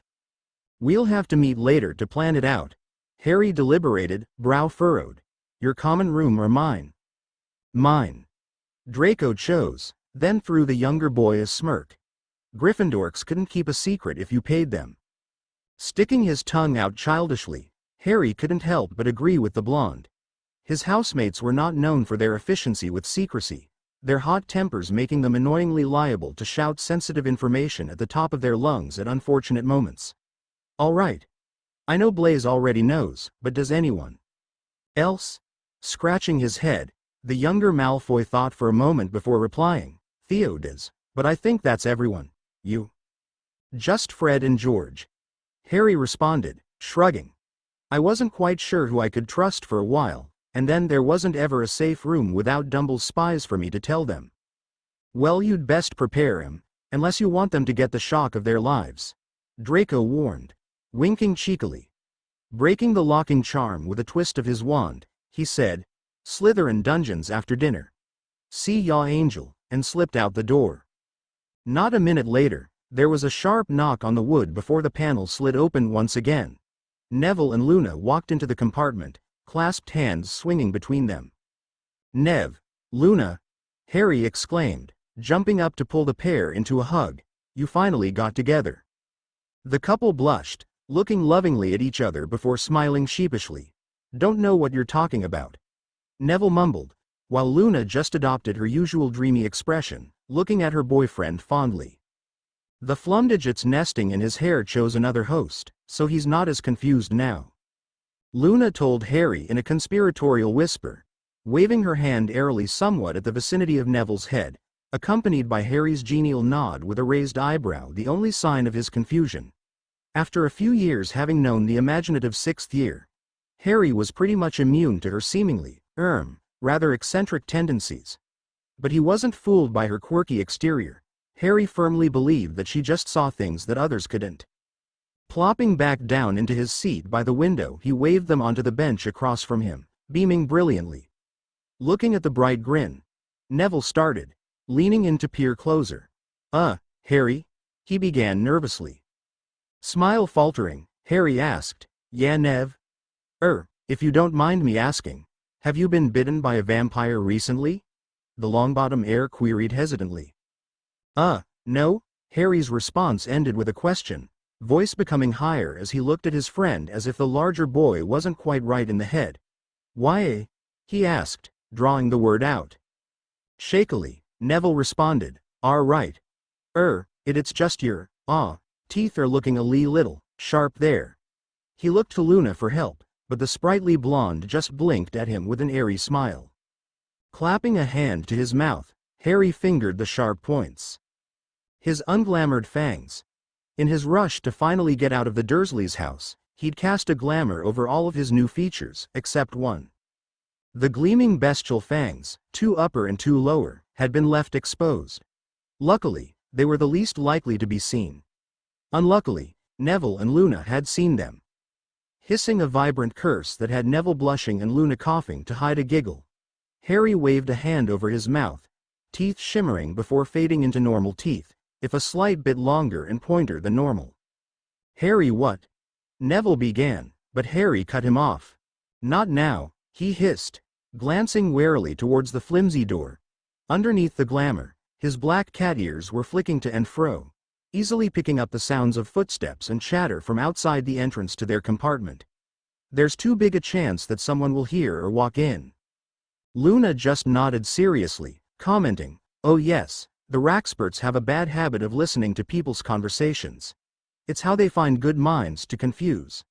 Blinking mutely at his girlfriend, Neville slowly settled back into his seat, shifting his eyes to fix them contemplatively on Harry. For a few moments, they sat noiselessly, the two males mutely deliberating and Luna humming slightly off-key under her breath. Finally, Harry asked Neville what he'd thought of the game between the Ballycastle Bats and the Wimborne Wasps.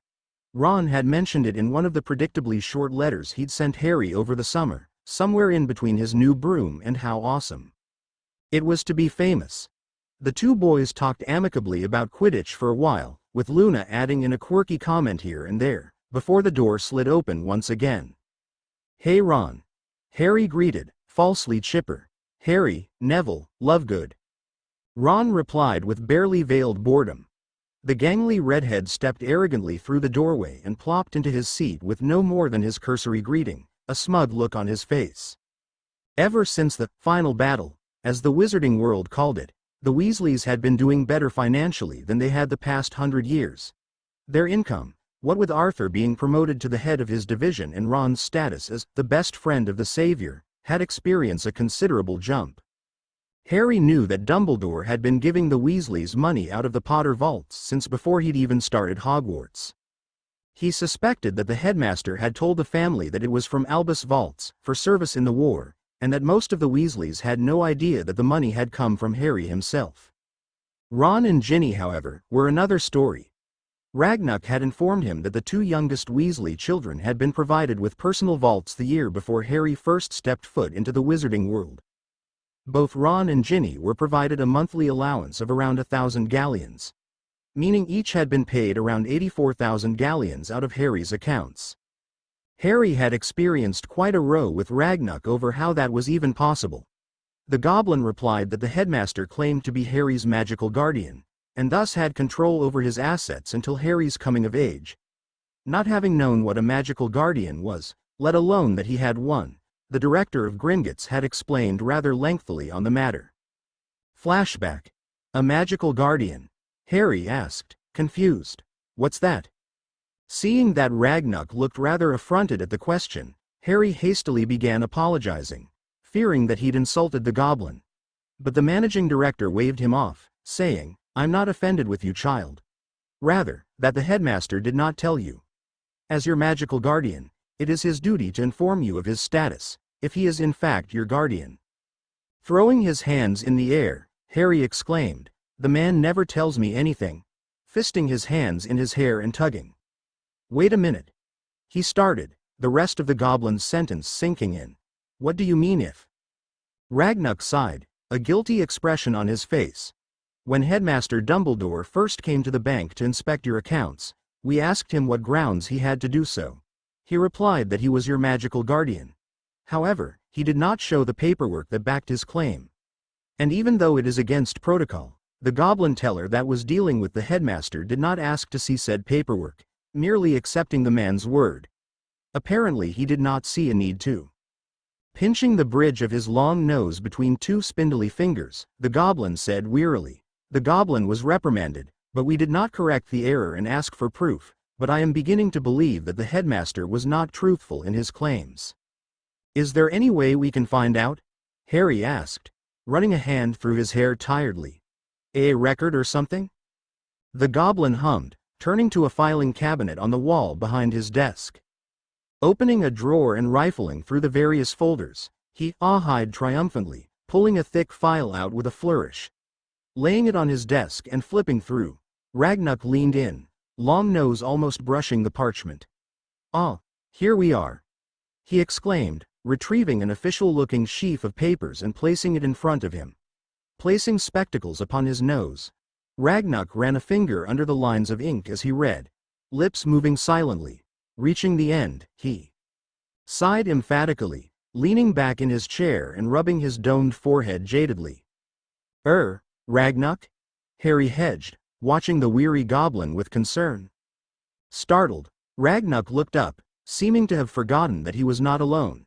"I am sorry, Master Potter, Harry," he said, gazing at the black-haired teen solemnly. "I was, as the Muggles say it, off in my own world." Leaning forward and folding his hands on the desk in front of him, the goblin continued, waving a hand at the paper he'd just been reading. "This is a copy of the will of one Mr. Sirius Black, your godfather. While Lord Black is not dead, and we would not normally open his will until the time of his death, I had a sneaking suspicion it would be necessary. Now, as you know, your parents went missing shortly after their death." Harry nodded, the managing director having told him that when the teen brought it up some time ago, In that will they would have named your guardians in the case of their death, but as we have no copy of it, you were placed with your relatives by the headmaster. If he was your magical guardian as he claimed, he had every right to choose your living quarters in the event that he did not want to or could not take care of you himself. Looking seriously over his glasses, Ragnuk went on. However, in Lord Black's will, he states that he is your magical guardian as named by your parents before their death. And, though he was in Azkaban prison for 12 years, that status was never changed. He was, and is, your guardian, not the headmaster. Ragnuk sat back, a frown wrinkling his already creased face. As such, the headmaster has been making illegal transactions by removing gold from your vault for young Mr. and Ms. Weasley's allowances, as well as the family's yearly allowance. There have also been numerous times that Headmaster Dumbledore removed large sums from the Potter accounts to fund an organization he called the Order of the Phoenix. Formally, I apologize for this transgression, Mr. Potter. Ragnuk intoned, standing and bowing from the waist before regaining his seat. Not only is this an affront to you, but to myself and this establishment. The headmaster should not have been able to steal from you or this bank, and he will pay for his actions. End flashback. Technically, the sums that the headmaster had pulled from the Potter vaults hadn't even made a dent in his fortune. The Potters were an old family, with centuries of accumulated wealth constantly gathering interests in the bank. And that wasn't even including the Slytherin fortune that Harry had inherited. Still, the fact that the headmaster was removing money from his vaults illegally only bolstered Harry's mistrust and hatred of the man. But, in order to keep up appearances, Harry had allowed Albus to continue paying the various Weasleys their allowances. The next month, in another meeting with Ragnuk, Harry found out that the headmaster had been paying not only Ron and Ginny, but Hermione as well. The bushy-haired Gryffindor had been receiving money from the headmaster since their second year at Hogwarts. Hermione's infidelity had hit him harder than the rest. While Harry had considered Ron and Ginny good company and friends, Hermione had become like a sister to him. Hurt and betrayed, he'd confronted the girl about it just months before his final battle with Voldemort. Flashback. Closing the door with a sharp click and throwing several strong locking and silencing charms on it, Harry rounded on Hermione with a thunderous expression. How could you? Tears in his eyes, his voice was cracked, broken, full of the betrayal he felt. She just looked at him confusedly, raising an eyebrow. How could I what? Harry, what's going on? Are you all right? Hermione asked, expression full of concern. Don't give me that crap. Harry spat. You know bloody well what, spying on me for Dumbledore, the bloody buggering old coot. How much is he paying you, Hermione reared back as if she were slapped. What? Spying? Harry, what are you talking about? Harry got right in front of her, glaring up into her face. You, Ron and Ginny, reporting to the headmaster about every bloody thing I do. Accepting money from him to tail me every freaking second of my life. You. He cut himself off, looking up into her brown eyes. The gentle sienna orbs were murky, covered in a cloudy blue film. Oh, my own, Harry breathed, recognizing the signs of a compulsion charm. Reaching up to brush a curl of hair out of her face, he whispered, What has he done to you? Harry, please, you're scaring me, Hermione pleaded, eyes darting to and fro between his two emerald orbs. Smiling sadly, he softly asked, My own, do you trust me? The girl nodded jerkily, freezing when he pointed his wand at her. Harry, what? She began, but he cut her off. Just trust me, my own. Close your eyes, I'm not gonna hurt you. He murmured, waiting until her eyelids slid shut. Flicking his wand, he spoke a soft counter charm, watching as the sparkling blue light encompassed Hermione's still form.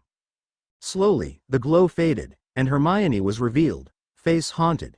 What? She stuttered, hands fluttering and eyes flitting about before landing on Harry. Gentle brown orbs brimming with tears, she whispered brokenly, How could he? Gathering the weeping girl into his arms and pulling her into a chair, Harry petted her curly brown hair calmingly, rocking her gently from side to side. Oh Harry, Hermione sobbed, clutching him desperately, I'm so sorry. He made me watch you and put your money in my vault, he. Shush, my own, Harry soothed, tipping her chin up until she met his eyes. "It's not your fault. Dumbledore put a compulsion charm on you. You couldn't help it." "Why?" Hermione wailed, eyes wild and hair flying out of its constrained bun. "Everyone says he's such a good man. Everyone always believes that. I always believed that." Sighing, Harry explained grimly, "Well, everyone's wrong, aren't they? He believes what he does is right, that it's for the greater good, but in doing so, he plays people like pawns for his own gain. He thinks he has the right to control our lives." He buried his face in Hermione's hair. "To control my life," he whispered, voice carrying all of his shattered faith in the man he'd once trusted above all else. "Oh, Harry," Hermione murmured, sitting up and hugging him to her chest, their positions reversed. "He's hurt you the most out of all of us, hasn't he? Oh, my little brother, what has he done to you?" She let him sob silently onto her shoulder for a few moments before clasping him against her protectively, eyes fierce. "I won't let that man hurt you anymore. If he thinks he can control you, he'll have to go through me." End flashback. Harry and Hermione had become even closer after that, and Harry's anger at the man he once called mentor only grew. Hermione, who had always trusted authority figures implicitly, grew to realize that just because someone was a teacher, an official, etc., didn't mean that they always knew best. Harry was drawn out of his musings as, with a light knock, the compartment door slid open once again.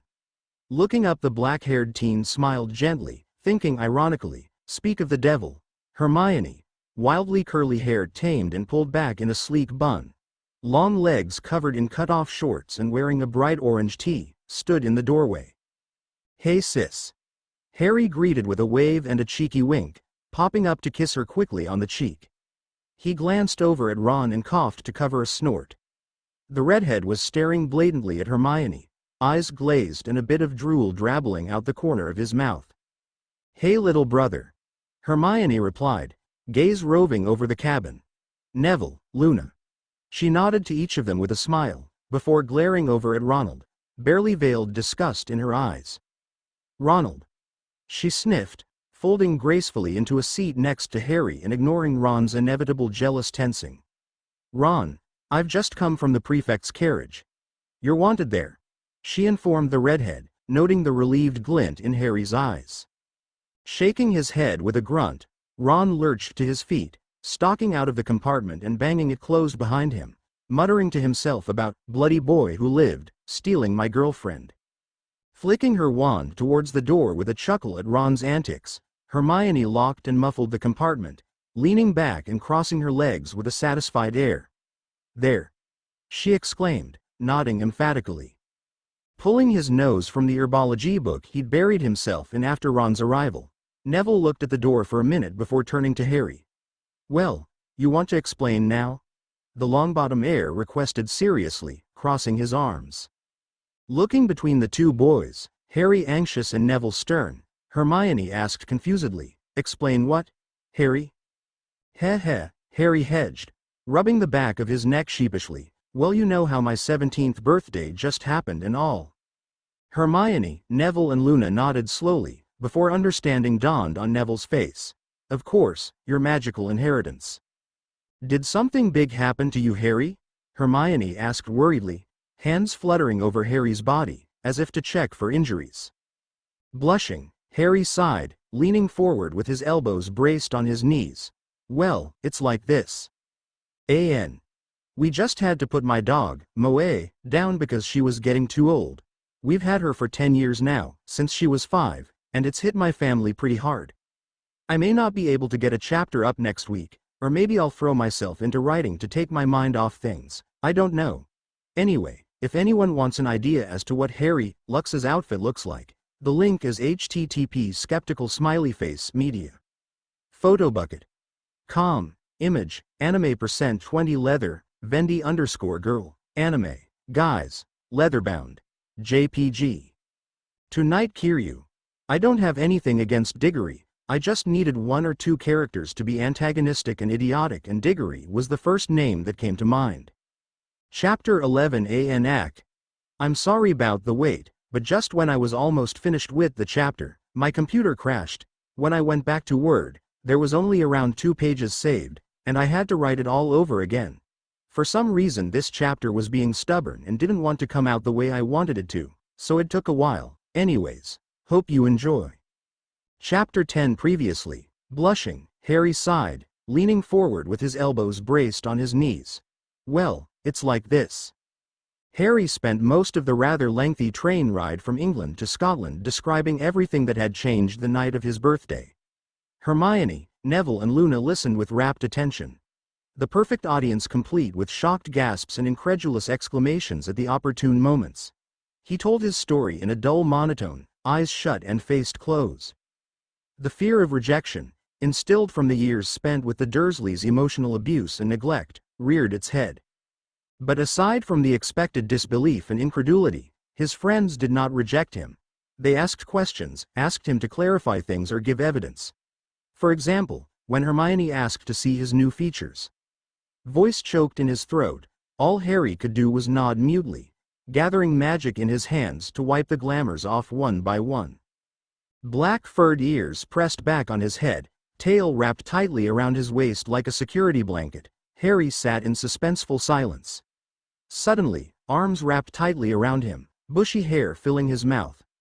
"Ah!" Hermione cooed, holding Harry's face between her hands and turning it from side to side. "You're so cute."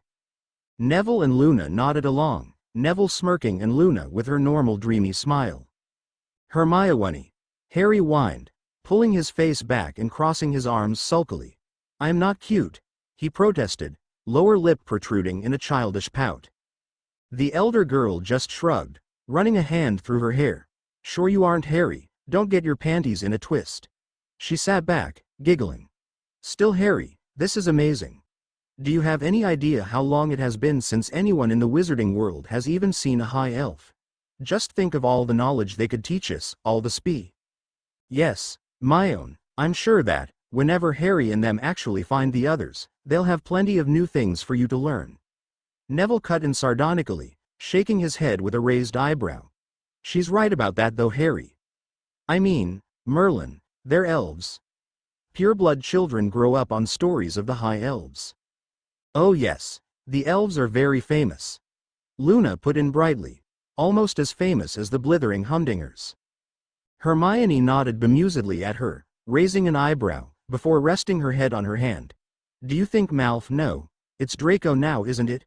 Well, do you think Draco would let me ask some questions about his heritage?" Shaking his head wryly, Harry explained, "I think it's Lucius you'd better ask. He knows more about it from reading his ancestors' journals." Speaking of which, Hermione began sternly, crossing her arms. "Harry James Potter, what in Merlin's name possessed you not to mention you and Draco's friendship before this? For Pete's sake. You call his father uncle. Draco is practically your blood brother. Why didn't you tell us?"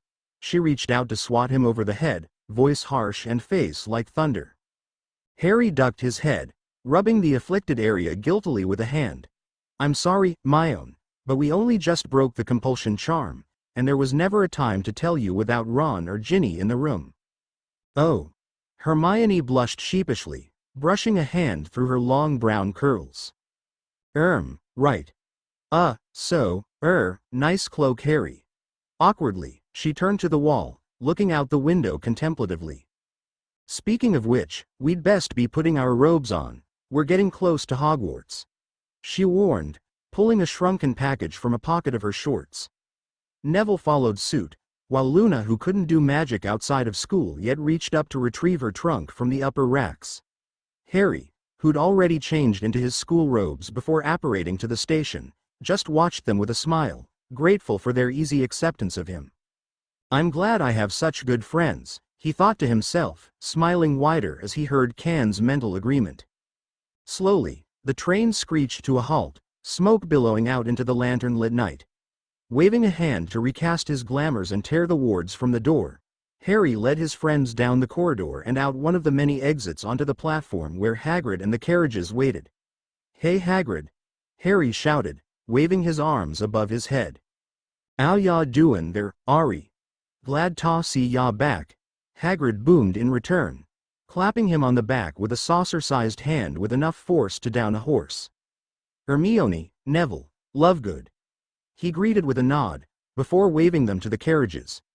"Y'ad best be getting up to the school now, feast's a-waitin'." Nodding, the group trotted over to the carriages, chatting about what they expected to happen that year. Greeting the Thestrals with a pat on the snout, the trio stepped into the carriages, settling in before they started off with a jolt. The coach trundled along the beaten path between the trees as Harry and his friends laughed and joked, bouncing playful banter between them. As the carriage lurched to a stop outside the gates into Hogwarts and the four friends began their trek up to the doors, Neville wondered aloud, "Hey, where do you think Ron went anyway? The prefects couldn't have wanted him for that long, seeing as he's not technically one of them or anything." Harry shrugged, replying, "Dunno. Didn't see Ginny either. They must have just wandered off after they couldn't get into the compartment. Maybe Ron was with some of his adoring fans," he said with a snort, then paused. "Hey, who are the head boy and head girl this year anyways?" He looked questioningly over at Hermione, Neville and Luna, noticing a dark blush on the brunette girl's cheeks. "Hermione?" Ducking her head sheepishly, the tall seventh year pulled a polished silver badge from a pocket in her robes, the bold letters HG embossed upon the surface. Throwing an arm over her shoulder, Harry exclaimed, "Well, my own, I can't say I'm surprised. Always knew y'all had it in y'all."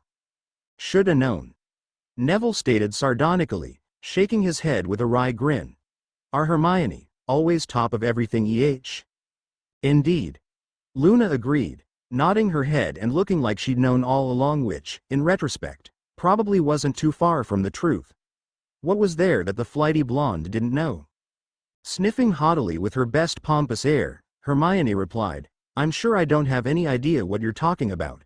Stalking away towards the castle, she stopped for a moment to glare back at Harry, Neville and Luna, who had dissolved into laughter at her perfect impression of a stuck-up pureblood. "Well, what are you waiting for?" "Nothin', my own," Harry chirped, bounding excitedly over to where she stood in front of the doors. "'Lo, old girl," he greeted, looking fondly up at the castle. Feeling a telepathic brush on his mental shields, he opened the blocks with a smile, recognizing the familiar feel of the castle that had been his home for 6, now 7, years. Hogwarts itself, despite being sentient, didn't communicate with words. Rather, it spoke with vague pictures and emotions. As Harry rested a hand on the great oaken doors, bold feelings flooded his mind. Joy. Warmth. "Hello again, old girl," Harry sent back, ignoring the questioning looks he was receiving from his friends and the assorted students of various ages walking up to the doors. "Greeting. Nice to be back again, though I have a feeling it might not last," the green-eyed young man thought fatalistically, imagining the reaction if the public found out about Can and his mutant status. Confusion. A brief feeling of a gentle presence inspecting his surface thoughts, searching for the reasoning behind his dejected words. Then, realization. Acceptance. Worry. "It's all right, girl, I'm here for now," Harry reassured, gently stroking the wood of the doors with his hand, carefully retracting his claws underneath the glamour so as not to scratch the lovingly polished oak. Possessive. Protective.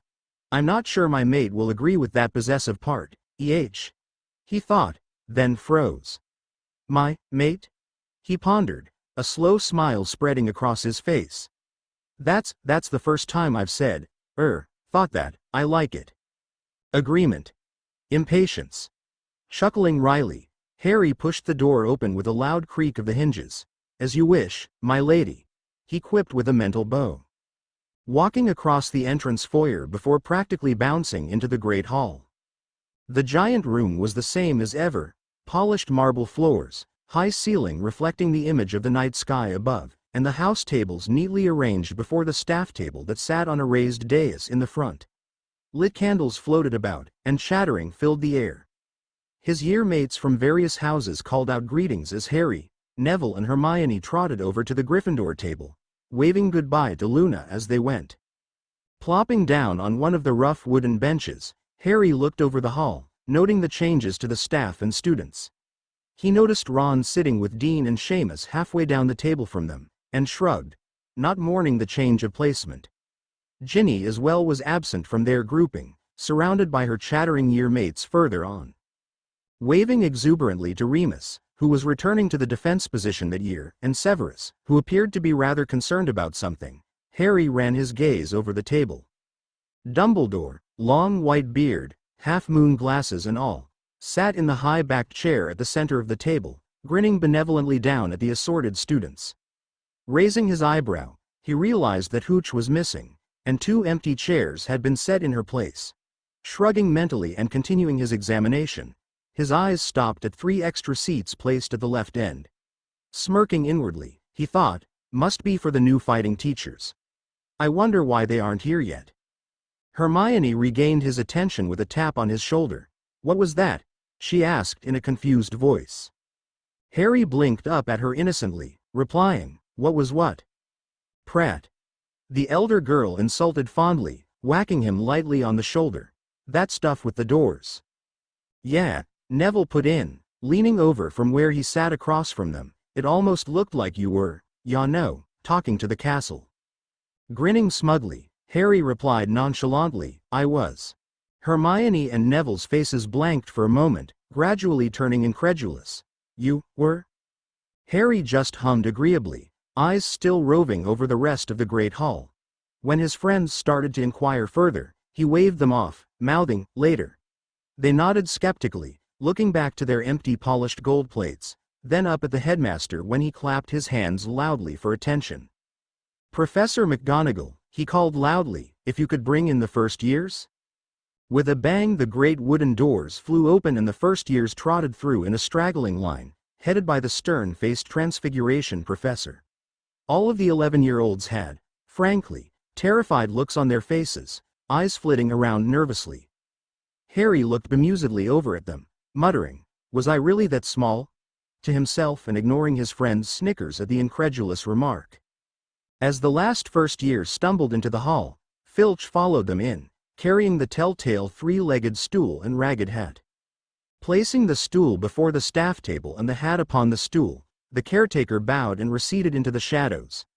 For a moment, the hall was silent, the older students with expectant expressions curious to see what the hat would sing that year and the new first years staring at the hat in trepidation.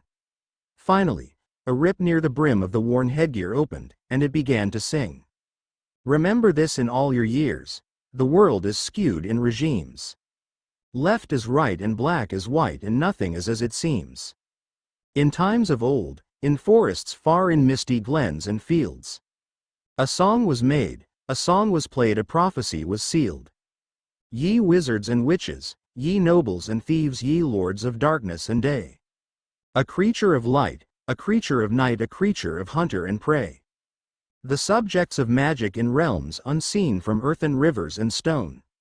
The queen's only child, the prince of the wild to sit on magic's throne. The native of wind, the heir of fire, the prince of water and earth. A wizard became, a royal by name, the child of magic by birth. Dull chatter filled the hall as the students and teachers mulled over what the song could mean. Normally, the old sorting hat sang only of matters pertaining to the school, but the worn headgear hadn't even mentioned Hogwarts, let alone any of the houses. Even Severus and Minerva, who normally either attempted, in the Transfiguration professor's case, or succeeded, in the Potion Master's, to show no emotion in front of their students unless absolutely necessary, held nonplussed expressions. Harry, however, was quaking as he met Draco's mercury eyes from across the hall, his own emerald orbs wide. He knew the hat was talking about him. It was too specific to be a coincidence.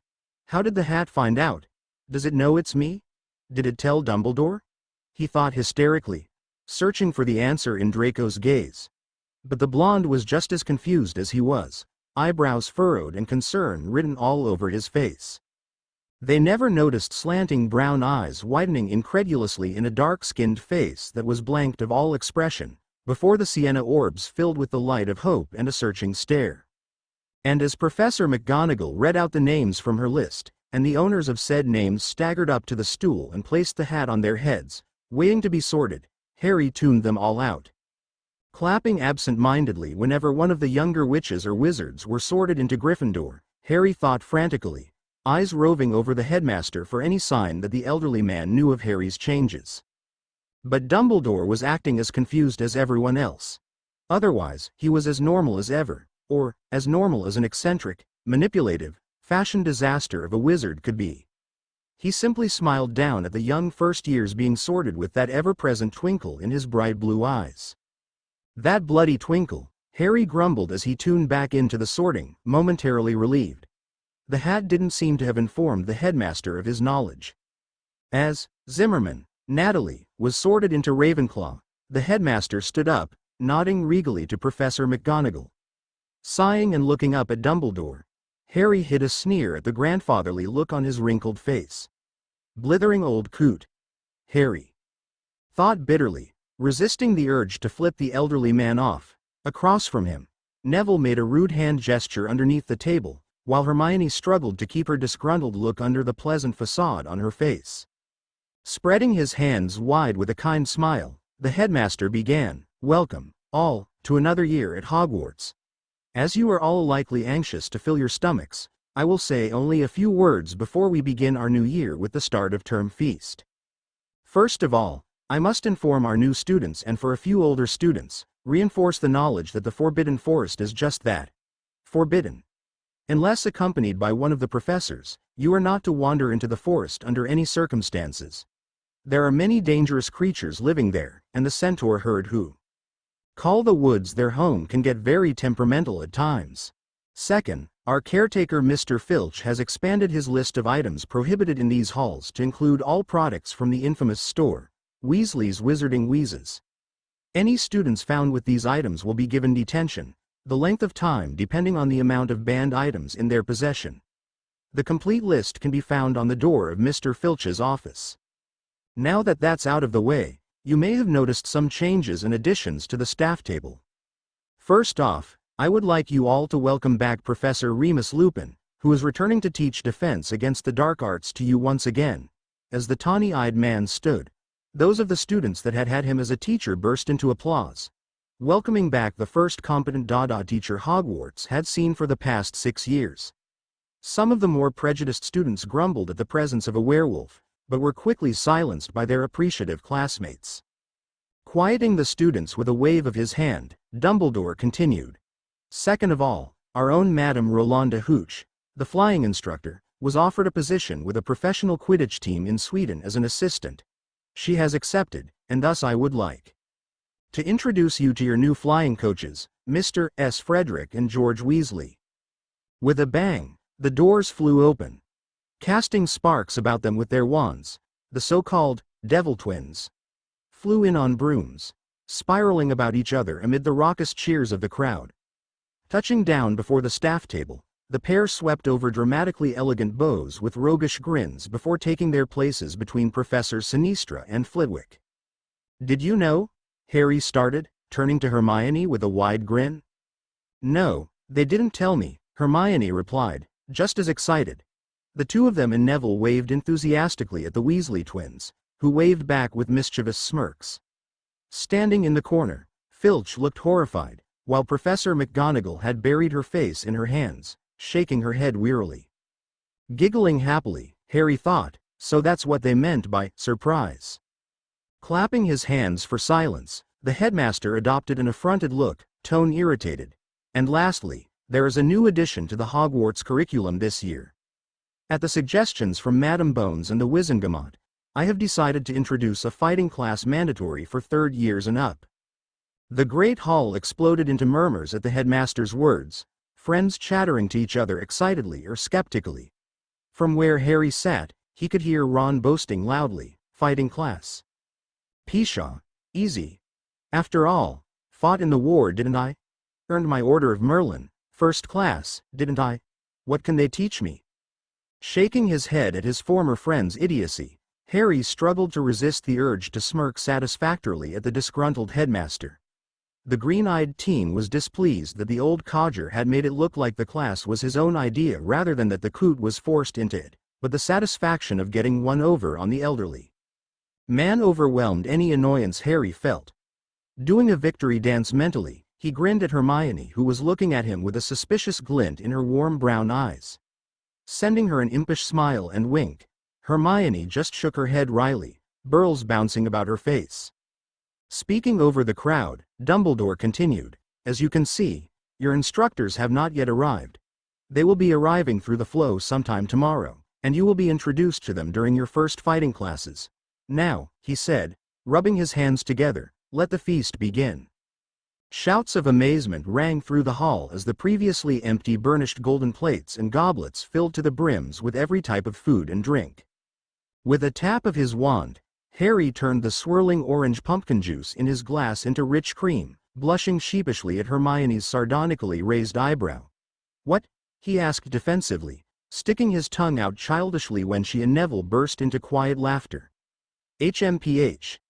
He sniffed, taking a long draught of cream and purring quietly, eyes half-lidded in pleasure. Hermione giggled, daintily picking at the food on her plate, while Neville examined the table for his first helping.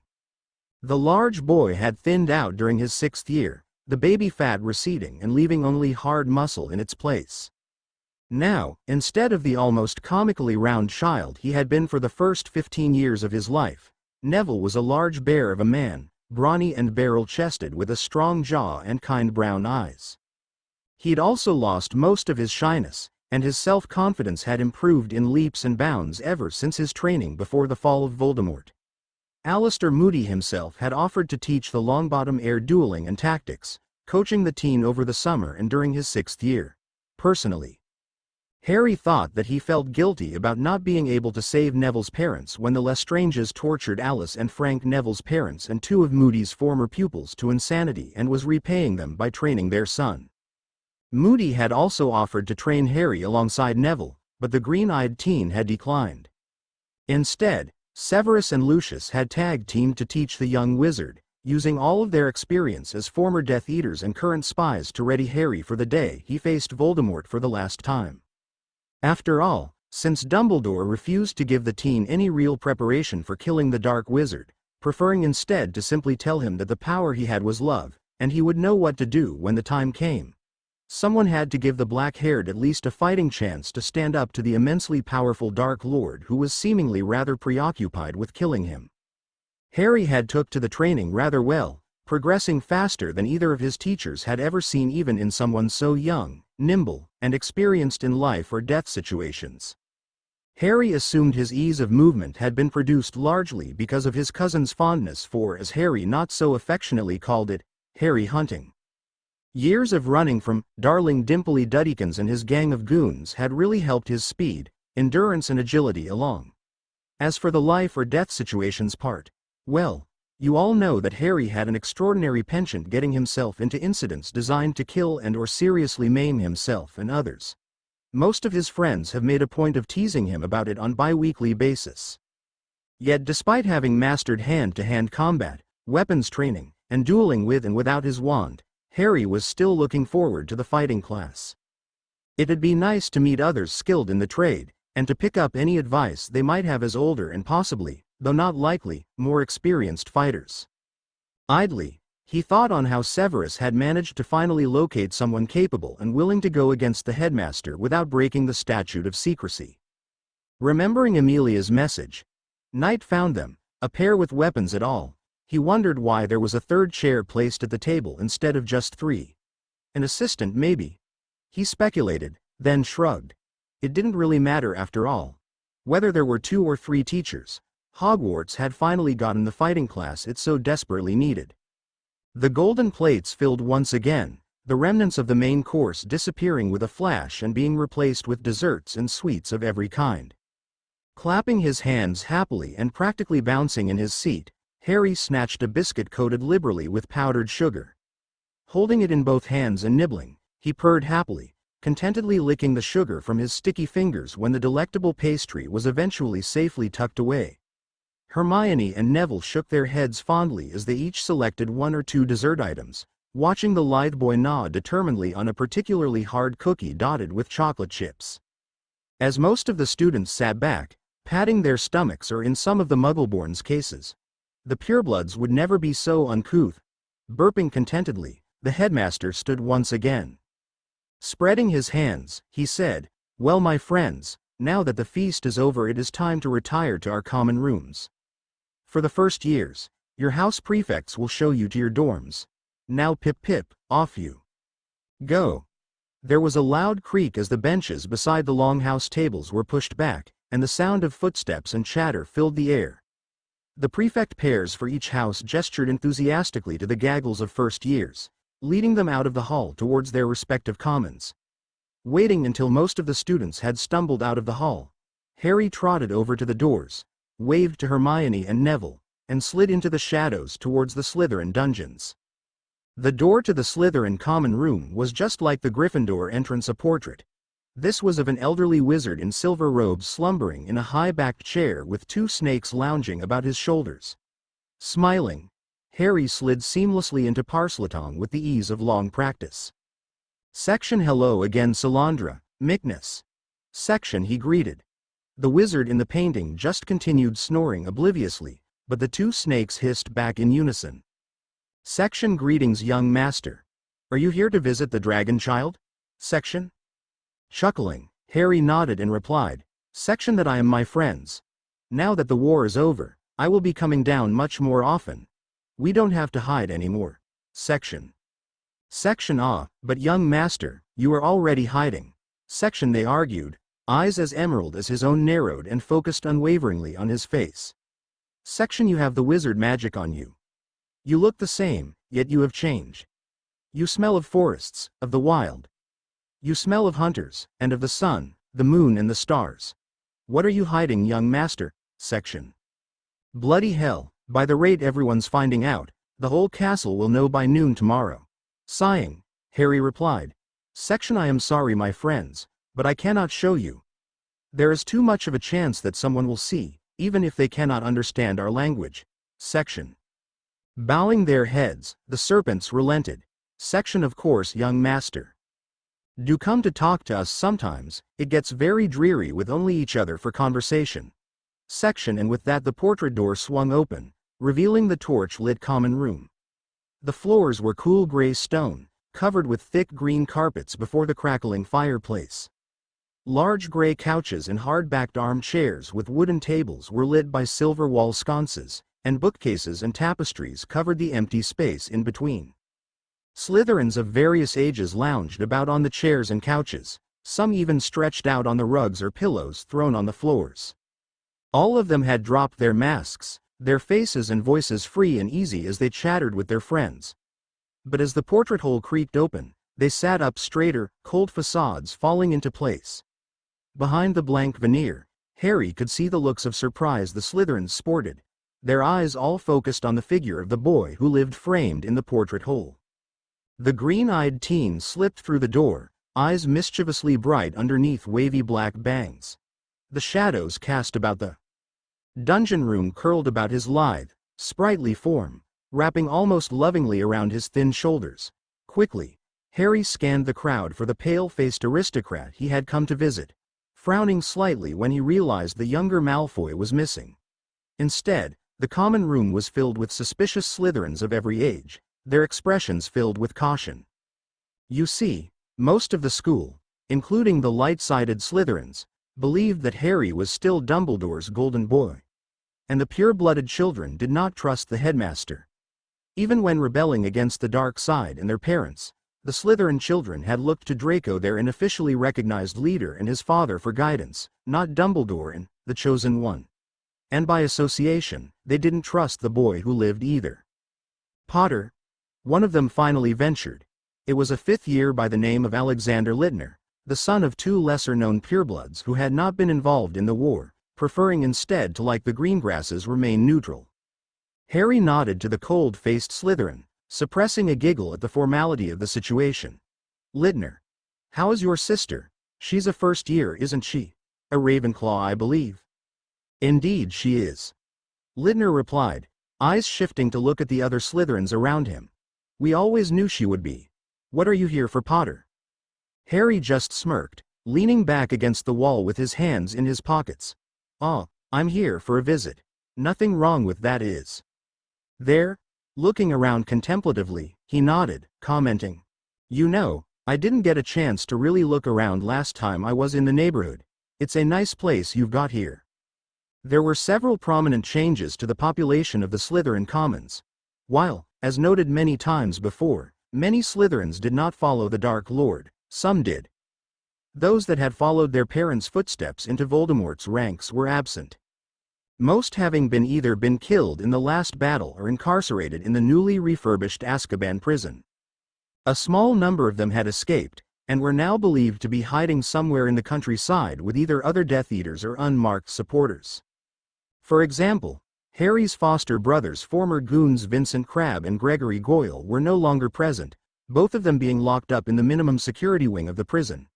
They would have been rooming with the other Death Eaters in the maximum security wing, but seeing as neither of them could navigate their way out of a paper bag without assistance, the courts judging them hadn't found it necessary.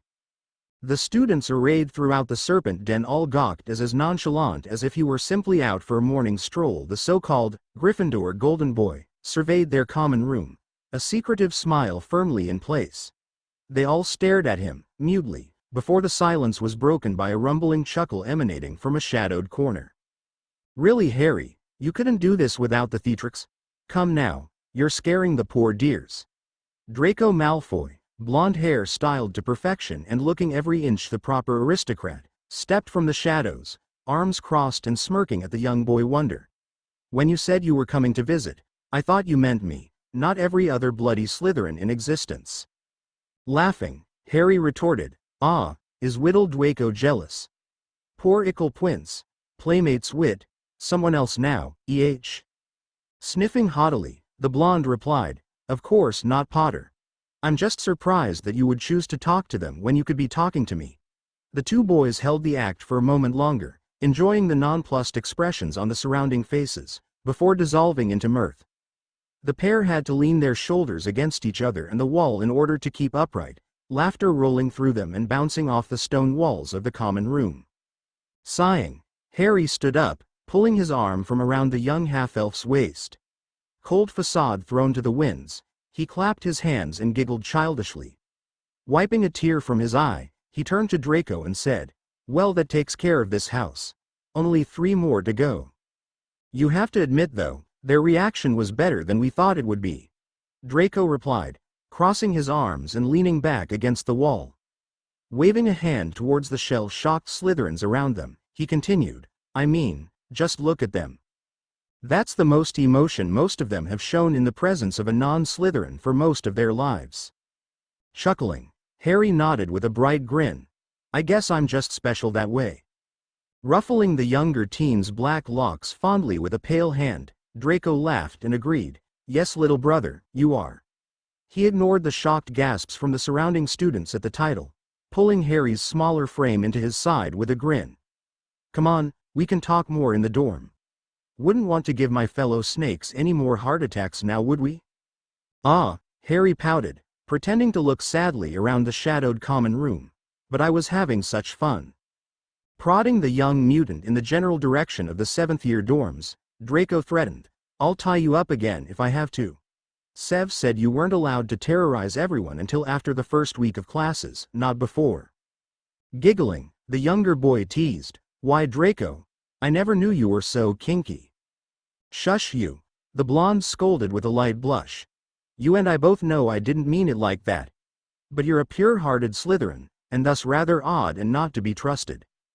With a pop, the Sorting Hat appeared on the top of one of the high bookcases and yelled pointedly, "See, Potter, I'm not the only one." "Gah!"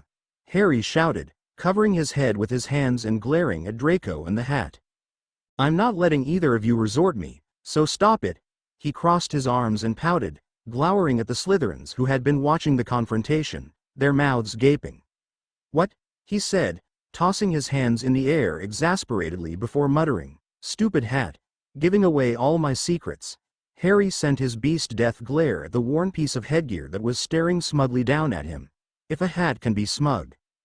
Draco waved him in the direction of the dorms, saying, "Go wait in my room, you know where it is. I'll talk to them." He jerked his head at the still gawking purebloods around them. Harry just nodded with a smirk before almost skipping off into the shadows, disappearing as they curled around his form. The younger Malfoy watched him go with a slight smile, before sighing, running his hand through his white blonde hair, and turning around to face the masses with a raised eyebrow.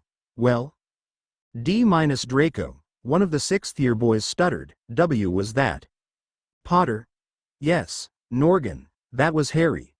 Draco drawled, leaning back to cross one leg over the other, using the wall as support. But Potter? Another this time, a girl, spluttered. At Draco's nonchalant shrug, he practically shrieked, Draco, he's Dumbledore's pet. What the bloody hell is he doing here? Draco opened his mouth to give a sarcastic retort, but was cut off as Harry yelled down the stairs. Drake, tell them I'm bloody well not Dumbledore's little sheep. I'd rather be a pain in his ass. The old codger just doesn't know it yet. Shaking his head, the younger Malfoy shouted back, if you keep swearing Uncle Sev's gonna wash your mouth out with soap again. You know he'll did too. Like last time when you got pissed at that asshole at the apothecary a few months ago and started cussing him out. The bloody prat deserved it. The reply echoed down the stairs, and Draco could tell from the tone that his little brother was pouting. Lower lip stuck out and arms crossed. He was bad-mouthing werewolves, Slytherins and all things dark, just because they're dark. What do you think he would have done if I told him that I, the damned, chosen one, or whatever they're calling me these days, technically have a dark affinity? Eyeing the once again gaping Slytherins around him with the ghost of a smirk tugging at the corners of his lips, the blonde teasingly yelled back, he would have had a heart attack, just like you're giving everyone down here, and just like the ones you give me every other day, you bloody menace. Ah, but you love me anyway, right Drake? Harry whined lightheartedly, still shouting down the stairs from his place in the seventh-year boys' dorms. Yes, I do, little brother. Draco replied tenderly, his mercury eyes softening as his face creased in a gentle smile. His house members around him watched, astonished, as their Ice Prince let down his mask completely, and they could see the absolute love that the young Malfoy held for Harry. Draco sighed, shaking his head fondly at the thought of his surrogate brother's antics, before turning back to the now smiling serpent house ringed about him. Yes? The blonde asked. He's really nothing like what we thought, is he? A fifth year commented, leaning her head on her hand. Draco shook his head mutely in response, eyeing each of his housemates warily, but finding only acceptance in their eyes. My little brother has had one of the hardest lives of anyone, more so than any member of this house has experienced, even with some of our excuses for parents. He's not Dumbledore's puppet, despite what anyone says. He's not even a true Gryffindor. He may be a lion, but he's really a snake at heart. And with that, he strode over to the staircase and quickly ascended, leaving the assembled purebloods to come to grips with the extreme paradigm shift they'd just experienced. I think we're going to get along well with this little snake in lion's skin, Blaise whispered, watching his friend go with a calculating light in his eyes. Harry, Draco called softly, rapping his knuckles against the closed door to the dorms. He listened for a moment, but heard no reply. He knocked once more, and again, there was no reply. Growing worried, he grabbed the doorknob and attempted to swing the door inwards, but couldn't. Frowning, he twisted the knob from side to side, and it still turned. The door was not locked, but why couldn't he open it? Leaning his hand on the door and spinning the silver knob, Draco pushed experimentally. Something pushed back. It was as if there was a force on the other side, filling the room and pinning the door shut. Frantic, he called, Harry? Harry, are you in there? But there was still no reply. Whipping his wand out of his robes, the young half-elf cast spell after spell at the wooden portal, but every one of them dissipated uselessly against the surface. Shaking his head and throwing his shoulder into the polished wood, the blonde braced his feet on the marble floor and heaved. Agonizingly slowly, the door slid open, wood and hinges creaking and popping under the strain. As the crack between the edge and the frame grew wider and wider, swirling lights glittering with color filtered out, tossing bright sparkles and ghostly shadows in unearthly patterns throughout the landing. When the opening grew large enough, Draco slipped through, only to be slammed against the wall by the pressure flowing throughout the room. His head banged painfully against the wall, and the last thing Draco saw was a faltering image of his little brother writhing about on a bed with waves of power flowing from his struggling form, before he blacked out. Yeah, I know, that ending is extremely cliched, But the chapter was getting too long and I wanted to get it out before you guys killed me. Smiley face. Hope you liked. Now review. The little button doesn't bite. Chapter 12. Chapter 11. Previously. The last thing Draco saw was a faltering image of his little brother writhing about on a bed with waves of power flowing from his struggling form, before he blacked out. Blaise Zabini sat in an ornately carved high-backed chair resting comfortably in front of the crackling fire in the Slytherin common room, slanting brown eyes closed as he mused inwardly. Smirking slightly, he listened to the both excited and anxious murmurings of the students ranged about the spacious dungeon room. All of them, with the exception of a few students who were snoring in a rather ungainly fashion, were discussing the bombshell that their unofficially recognized prince had just dropped on them. Harry Potter, the world-renowned golden boy of Gryffindor, the boy who lived to be hyphenated, and the boy almost universally viewed as the puppet of the master manipulator, the so-called Light Lord Albus Dumbledore himself, was dark. Not just dabbling in dark spells, the Gryffindor boy actually had a dark affinity. He was naturally a dark wizard, destined from birth to be planted firmly in the dark side of magic. Not only that, but he wasn't loyal to Dumbledore at all. In fact, according to him and Draco, Harry Potter despised the manipulative headmaster more than even the Slytherins did. And Draco Malfoy, who had been the Gryffindor's most hated rival since their very first year in Hogwarts, saw the black-haired teen as his little brother. Of course, Draco had told Blaise in letters over the summer of the newly formed friendship, though the younger blonde didn't exactly go into detail. Still, actually seeing it was another Slytherin prince. No, he was not Blaise's prince. Not now, the subjects of magic in realms unseen. From earthen rivers and stone, the queen's only child, the prince of the wild to sit on magic's throne. The native of wind, the heir of fire, the prince of water and earth. A wizard became, a royal by name, the chilled of magic by birth. The queen's child. Magic's chilled. Blaise thought blissfully, a serene smile spreading across his face. Finally. We have waited so long, our people have waited so long, the young elf chuckled, slanted eyes glinting with devoted pride and the light of hope. But we wait no longer. Our prince has finally come. The queen has finally found our people worthy of him. All we must do is find the prince, and our queen's Asar. Barely suppressing a grin, he stood smoothly from his chair, practically bouncing over to the stairs leading to the dorms. He would have to disturb Draco and Harry, for a moment. He needed to grab a sheet of parchment or two as well as his clan's seal from his trunk. Almost vibrating with joy as he trotted up the stairs, the young Slytherin reached up with one slender hand to trace his ears, feeling the sharp point hidden beneath his people's most powerful glamour.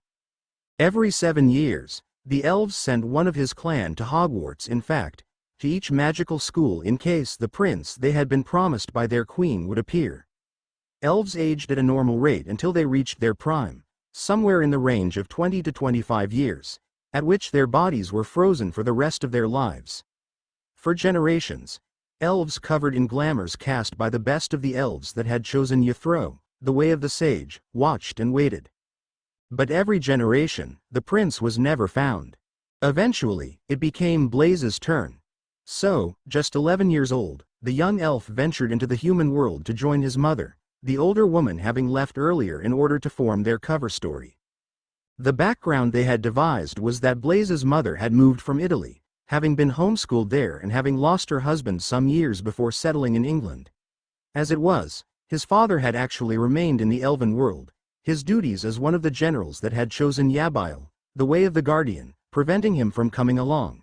Still, the elf man visited regularly. So, the young elf went to Hogwarts.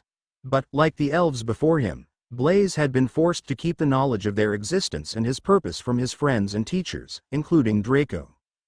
A frown creased the 7th year's face at the thought of his best friend.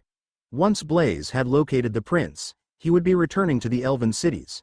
Until and if the High Elves revealed their continued existence to the world, Blaise would most likely never see his friend again, unless the blonde was chosen as a mate. While human mates were rare, they were possible. Balir Kenire, the first of the Queen's Asar, had had a human as a mate. They were simply very unlikely. Most elves found their life partners in others of their kind or in other magical creatures, such as Vila, though the process of locating said partners was often very long. Some of the elves waited thousands of years to find their perfect ones, relying on the draw that pulled them to their mate once the younger of the two was of age. During those years, under extremely strong glamours because of their being in hiding, the High Elves still made regular forays into the wizarding world in case of the unlikely event that their chosen was a human. If they were, the mates were given a choice: come away from the human world to the elven, never to return, or stay and have the knowledge of the High Elves obliterated from their minds. If the second option was chosen, though it rarely ever was due to the fact that the elf and their mate were literally soul mates, the elf would eventually die, seeing no reason to continue living without their life partners. Elves only had one chosen. Without them the elf would waste away, refusing to eat or drink until, in the end, they died. In fact, unless slain in battle or in the case of some of the older elves, either the ones without mates or together with their mates, they chose to leave this world to the next. The loss of a mate was the only way an elf could die. Now you may be wondering what the elves would do if their chosen was human. After all, even wizards only live up to a certain amount of time. So, what happened when the mortal mates died? Well, the answer was, they didn't. You see, some time after the queen first promised the coming prince and the Kenire, her Asar, left the elven world, the council acknowledged the fact that their prince was going to be human, and as such, would eventually die when his lifespan ran out. But he was their prince, their queen's only child, and their people's promised one. They could not allow him to die. So, the best of the Thro or sages worked tirelessly to find a way to preserve their prince's life. And, after almost a century of searching, they found the solution. Written on a scroll the Bael guardians had found in a crumbling tomb they came across during a standard patrol was a ritual created almost before the founding of their race. Surprisingly, it was rather easy to perform. With only a special potion brewed of a small number of simple ingredients, taken on the night of the full moon, a human could be given all the traits of a full elf, including their near immortality. They were still human, but with all the characteristics of a full-blooded elf. As for mating, Blaise knew that he certainly felt drawn to the younger blonde. Draco had been his best friend since Blaise's first days at Hogwarts, and the two got along quite well, almost to an extreme degree. To be honest, the older teen hoped that the younger Malfoy was his chosen. The elf had fallen in love with him somewhere around their third or fourth year when Blaise realized that his friend did not in fact support the Dark Lord. If the blonde had, there would have been no chance, for while the elves had nothing against dark wizards or dark magic in general, Voldemort had stood for everything the High Elves did not believe in. Still, he couldn't know for sure until December, Draco's birthday. I suppose I will just have to wait, Blaise thought, groaning despondently. Pulling himself from his thoughts, he realized that he had frozen halfway up the staircase, and he cleared his head with a weary shake. Trotting upwards once again, his dragon-hide boots making close to no sound on the hard marble, the young elf shoved his hands in his pockets and slumped his shoulders with a heaving sigh. As he grew close to the landing outside the seventh-year boys' dorms, Blaise began to see flashes of light flickering wildly on the slate-gray walls. Bright flashes of color flitted through swirling silver and black waves that were emanating through the open doorway. Something about the power struck a chord deep within him, but Blaise was unable to discern exactly what about it felt so familiar. Shaking his head once more and tensing, the elven teen clasped his slender fingers securely around the wand tucked into a pocket of his robes, grip white-knuckled.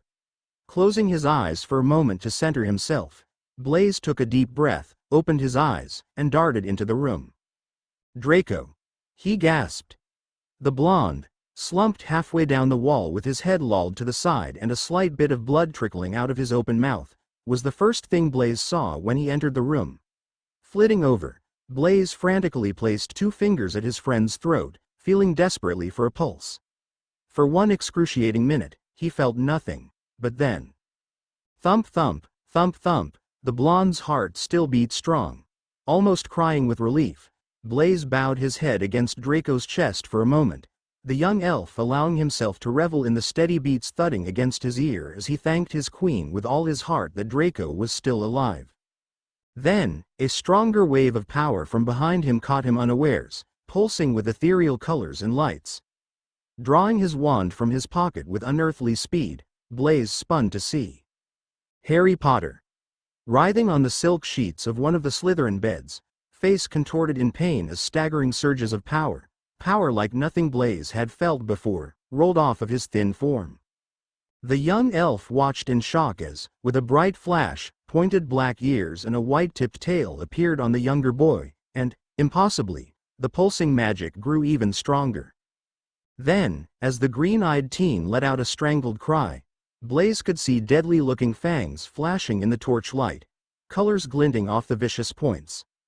Claws that had slid from Harry's fingertips sliced through the sheets and mattress as he clenched the fabric in his fists, grip white-knuckled as soundless howls tore their way from his parted lips.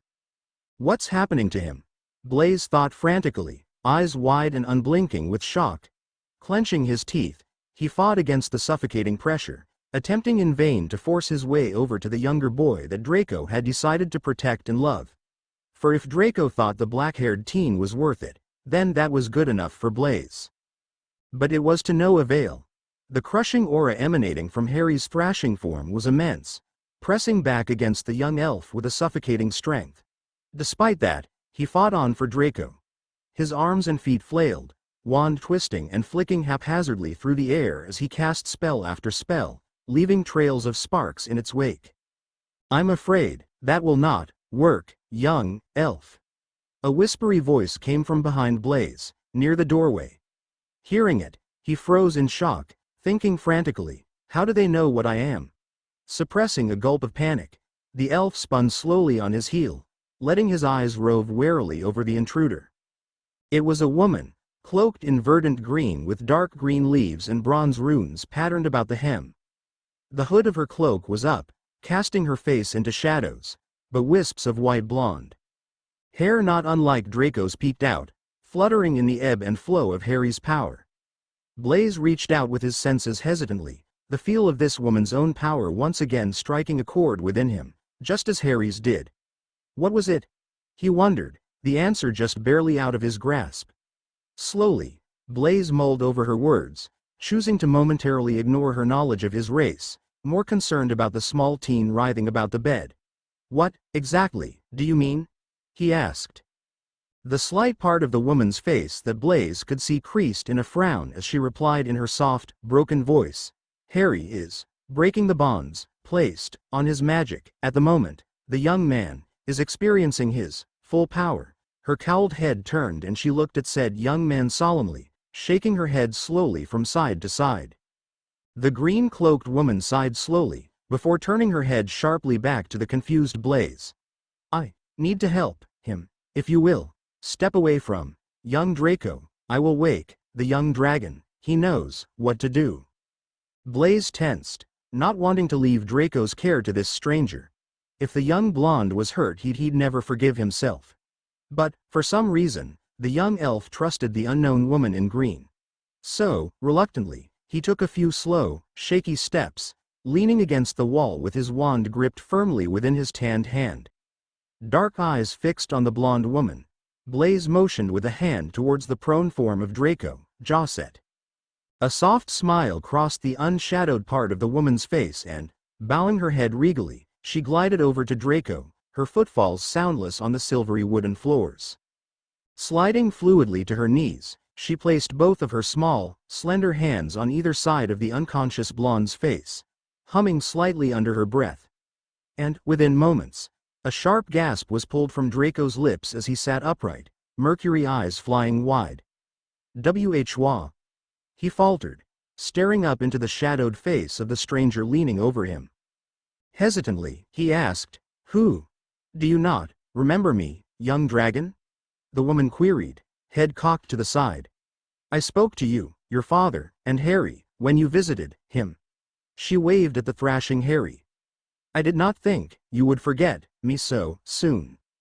Mouth falling open, Draco stuttered out, but you're a spirit. The essence of everything Harry never mentioned, how can you be here?" Chuckling softly, Mother replied, "Ah, dragon, anything's possible, if you believe, but that is, enough talk, I need your help, young Draco." She held out a hand to pull the blonde to his feet where he wavered on shaky legs, not noticing the silent form of Blaze in the corner. The dark-skinned elf had been stunned into silence, contemplating the meaning of the words, the essence of everything. Surely he didn't, I mean she couldn't possibly be. Walking towards the bed where Harry lay, the mother parted the surges of power still emanating from his contorted form like Moses parted the waves of the Red Sea. Draco followed behind her faithfully, face creased in a worried frown as he saw the pained expression on his little brother's face. What's wrong with him? What happened to his glamours? Why is he emitting this energy? And how do we stop it? Draco rambled, hands fluttering over but never touching the green-eyed teen. Harry, being unusually powerful, did release magical pressure under extreme emotions, but never of this magnitude and never in such a broad range of colors. His aura was usually some combination of black, silver, green and gold. Mother just gazed down at said teen sadly, not responding, before placing 2 fingers at her mouth and letting loose a piercing whistle. Immediately, some of the points of light that had been dancing throughout the room clustered together, splitting into 2 masses before solidifying into a pair of sleek black jungle cats. Each of them called out a roar in stereo at the sight of their master's pain, slinking to the side of the bed and looking up at the mother questioningly. Nodding stoically at them, she greeted, "Donna, Dominic." Bowing their heads in return, the pair leapt up onto the bed, curling sinuously up to either side of Harry and pinning his struggling limbs beneath their powerful bodies. Purrs rumbled through their chests as their rough tongues bathed across Harry's light golden skin, attempting to provide some semblance of comfort to their ailing master. Shaking their heads in frustration when their efforts were met with no change. Donna and Dominic spoke in soft tones underlain with growls, saying, "There is no time, we must help our princeling." In unison, they turned towards Draco and said demandingly, "Your father is one of his protectors, one of his guardians, but he is not here now. You are here, you have the same blood in your veins, the same legacy, that heritage, that birthright, lies dormant within you. It will know what to do. Help him." Draco of the Kenire. Kenire. The word fell silently from Blaze's mouth as, frozen in shock, he watched his best friend hesitantly close his eyes and breathe in deep, before letting it out in a slow, shaky breath. Draco's eyelids flickered, blonde lashes trembling against his pale cheek and brow furrowed as he reached within himself, searching for the feeling of recognition he felt whenever he looked into the verdant green eyes of his little brother. Unknowingly, the blonde raised his arms straight out to the sides, palms up, and let his head fall back with a guttural moan. Taking in a shuddering breath once more, Draco finally grasped that oh-so-familiar feeling, pulling it to the surface as a white light shone from beneath his skin, causing the pale blonde to shine with an astral glow. The gleaming shimmer grew brighter and brighter, until the room was filled with its splendor and bright spots danced behind Blaze's eyes. When the wisps of light cleared, in Draco's place stood an elf. An elf with long white blonde hair, tied away from his face into a low ponytail with a leather thong. Sharply pointed ears peeked out from beneath the silvery locks, matching the rest of his delicately angular features. Draco's face had always been aristocratic, with a straight nose and high cheekbones. Those qualities were now even more enhanced. Slowly, his closed eyes fluttered open, to reveal familiar gray orbs swirling with bright mercury light. Blowing out a breath, Draco's outstretched arms fell limply to his sides and he shook his head to clear the cobwebs from his mind. Leaning over, he examined Harry with a quick glance, easily ignoring the still ebbing and flowing power that surged throughout the room. Hemming noncommittally, he straightened and murmured, "The bonds placed on him by the headmaster are finally breaking. The power must be too much for him to handle."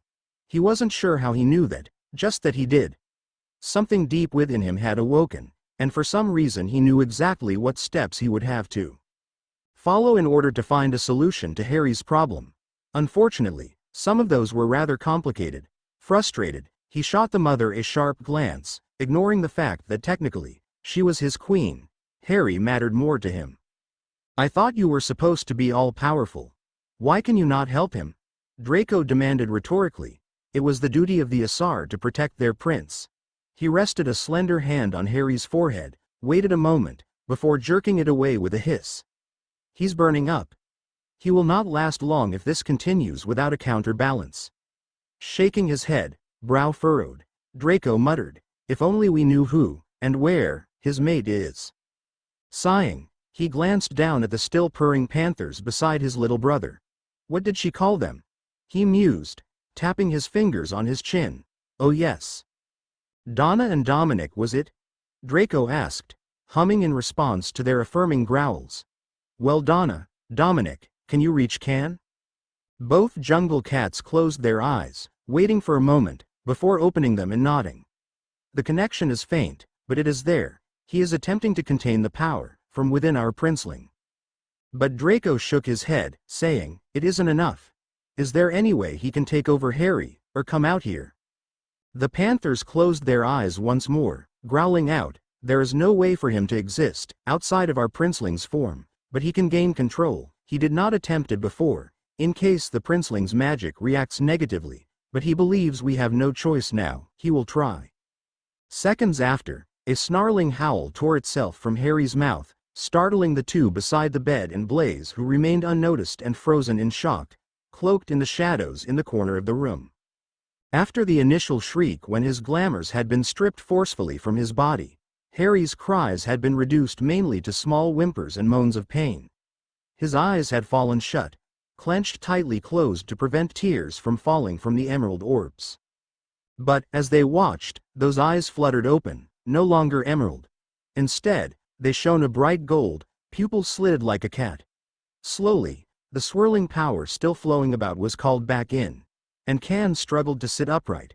When he finally succeeded, he leaned against the headboard with a satisfied smile. Well, that was a bit more painful than I expected, but at least Harry. Or rather, his magic didn't fight me taking control. He sighed, stretching their arms above their head, then lowering them to knead their claws into the already shredded fabric of the sheets and the mattress below. Thank you, little dragon. I was unsure as to whether or not that was a good idea. He swept their glowing golden eyes around the room speculatively, freezing on the shadowed figure of Blaise in the corner. Well, who do we have here? Hand flying to his wand, Draco spun and snarled. Show yourself.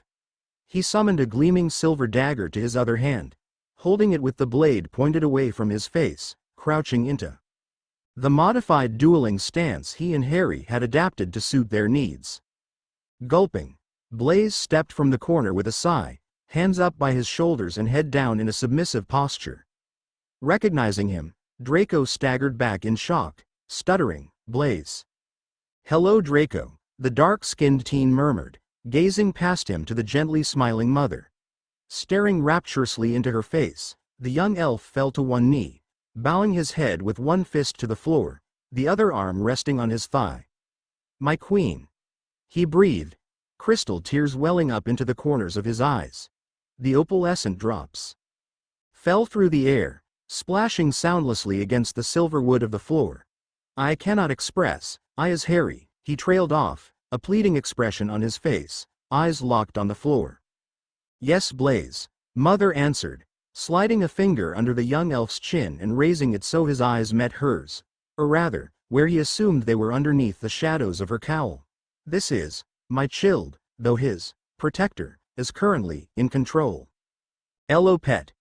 Can greeted, winking. He waved their hand lazily, the other tucked comfortably behind their head. I'm afraid Kara is resting right now. He couldn't take that much power surging all at one time.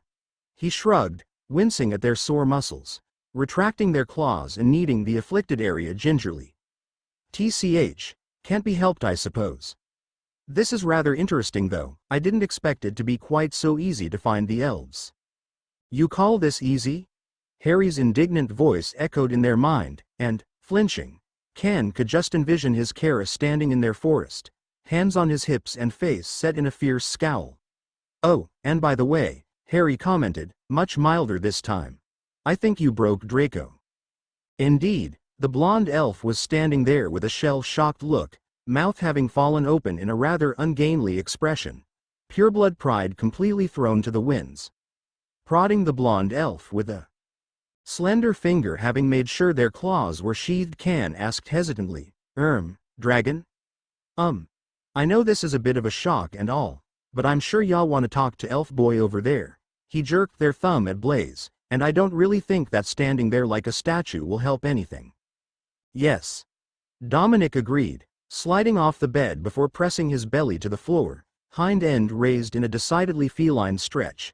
"And there is a chance that someone will walk in at any moment." "Damn," Draco cursed, snapping out of his stupor.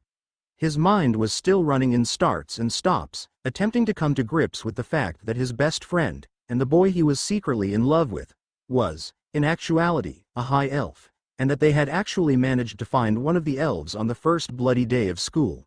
Not now. "Draco," he hissed inwardly, clearing his head with a sharp shake and letting himself run on instinct. Running a hand through his now shoulder-length hair, he lamented, "I can't go around looking like this. If only father were here."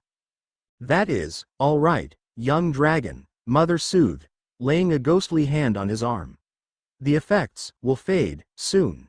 Your inheritance is not fully awoken, as that was only temporary. I gave you the ears as proof to young Blaze. Otherwise, the only thing that has come into effect were your ingrained instincts from your elven blood that tell you to protect my child." Raising an eyebrow, Blaze also pointed out, "And, Drake, there are such things as glamours, you know." Snorting, Can deadpanned, "Like the ones you have on Little Elf. They're rather powerful, and extremely intricate, the elves, I assume?" Yes," Blaze stuttered, looking into the unerringly golden eyes of Can. After all, this boy was his prince, or rather, was his prince's protector and was in his prince's body. And, despite having trained almost all of his childhood as to the proper protocols, when he found their queen's prophesied child, he really wasn't quite sure what to say. He fumbled, expression nonplussed. Beside him, Draco was fighting giggles. He had never seen the elder boy so flustered. "Oh, quit it," Can reprimanded, throwing their hands into the air exasperatedly. "My Kara could care less if we are the bloody Queen of England. Y'all don't have to treat us any differently from Blondie here." He nodded at Draco, who was attempting, and failing, to suppress laughter. If there was one thing Harry hated, it was being idolized and or famous. It stands to reason that if Harry didn't like it, as his guardian, inner or not, neither would Can. Confirming that thought, Can continued, "And if you start doing it when my mage is in control, which would, ideally, be most of the time, I don't doubt that he'll give you a right lashing, though whether it's by words or wand is anyone's guess." He shrugged then, as an afterthought, added, "Or claw." He winked cheekily at Blaze, unsheathing and retracting the shining black nails teasingly. Blaze rubbed the back of his head sheepishly, letting out a chagrined chuckle and letting his shoulders drop from their stiff position. "Right then. Well, I suppose I had best be sending a letter to the council." "I will take care of that, young one." Everyone jumped, even Can, having forgotten that Mother was still in the room. She was perched daintily on the bed, smiling rather genially. "Originally I had intended to not get involved, as it was the Asar's task to find my child, and I am normally unable to interfere in such matters, but I did not expect the headmaster's manipulations. My child's well-being is more important than any rules, young one." She addressed Blaze. "Write your letter. I will mark and deliver it personally. The council will know what it means." Blaze nodded, immediately going over to his trunk, rifling through it to find the specially enchanted parchment and ink he had been given for post back to the elven world. He set it out on the desk, beginning to sit down, when Can exclaimed, "Aha!" in a pleased voice. His golden eyes went cloudy, and then slowly began to fade back to green. Eventually, Harry shook his head and moaned, falling back onto the pillows. "Ouch!" he croaked, voice hoarse from screaming. "My prince?" Blaze and Draco asked in unison, while Mother said, "Chilled?" "Blaze, what did Can tell you about the prince thing?" And Draco, Since when have you called me that? Harry scolded, frowning weakly up at them. And I'm all right, Mother, just sore. Smiling gently, she brushed his long raven hair out of his face, causing Harry to jump when she accidentally brushed his sensitive black ears. Wait a minute, his ears? Why, exactly, are my glamours off? Harry mewed, sheathing his claws and attempting to cover the telltale triangular ears with his hands, tail wrapped around his stomach and twitching agitatedly. The already small teen curled himself into a ball, as if trying to make himself disappear behind Donna, who had decided in favor of remaining on the bed and was now rubbing her cheek comfortingly into his arms, which were patterned in large, light gray streaks. It's all right, Angel. Draco crooned, rubbing the embarrassed teen's back soothingly. None of us here care, and Blaise wouldn't say anything. The blonde glared at the other boy pointedly, frowning. Would you now? Suppressing the urge to gulp, Blaise stuttered, and no, not at all. Got a pair of rather unusual ears myself, actually. He unhooked a small ring from the cartilage of his ear, his appearance shimmering and rearranging as soon as the jewelry left his flesh. When the wavering faded, Blaise was slightly changed. He had a greater refinement and allure in his features, higher, arched brows and, most importantly, the telltale pointy ears of a high elf. Grinning cheekily, he bowed and said, Blaise Zulu Zabini, of the Rado clan, a high elf and faithful servant to Her Majesty, and now, to you. Holding up a hand to stop Harry's protests to the words, faithful servant, Blaise calmly informed him, I may not know you well, my oh hell, Harry, but I know now that you don't like being treated differently, or so your guardian can, was it? Told me. However, my people, your people, have been waiting centuries for your coming. You are our prince, Her Majesty's only child, and you will be treated as such. The elves are a proud people, and our queen and our prince are our greatest pride. Harry froze, stunned at the emotion in the older boy's voice. Up until earlier that day, Harry had never even really met Blaise Zabini, and now the Slytherin was professing his fealty? Can't my life ever be normal? Harry groaned inwardly, shaking his head with a heaving sigh. Well, I wouldn't want to disappoint. The young mutant said dryly, attempting to stand and giggling when Dominic's tail flicked him teasingly. Harry attempted to whack the panther back with his own tail, but ended up smacking himself in the face.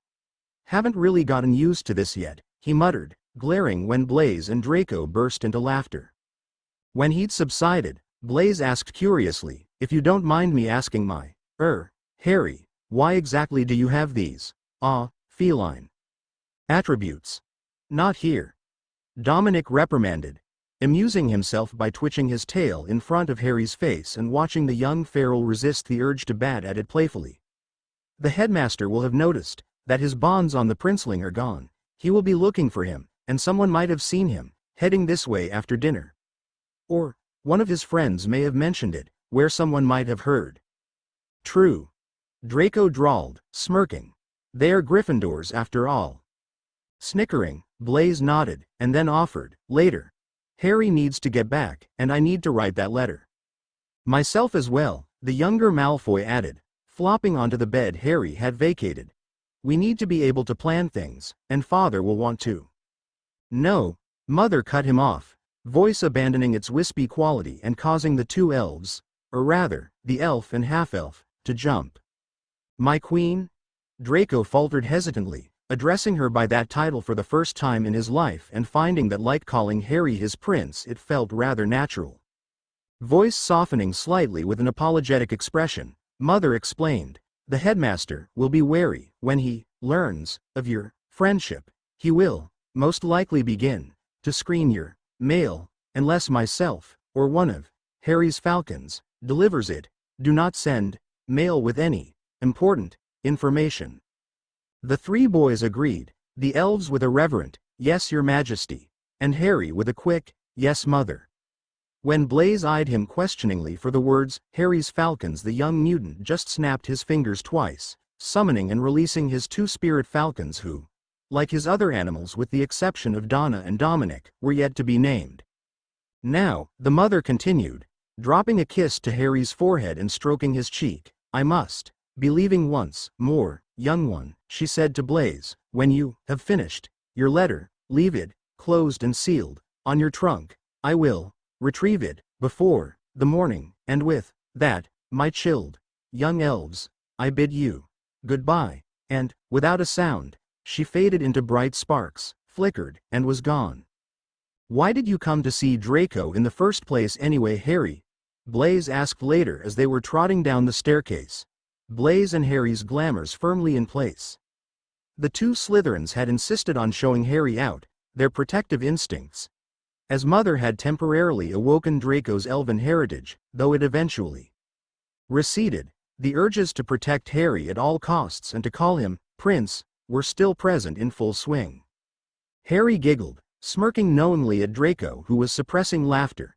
Despite having known Blaise for only about an hour, Harry felt he could trust the young elf and had dropped all of his masks. So, bouncing childishly, he responded, Drake and I are planning our coming out.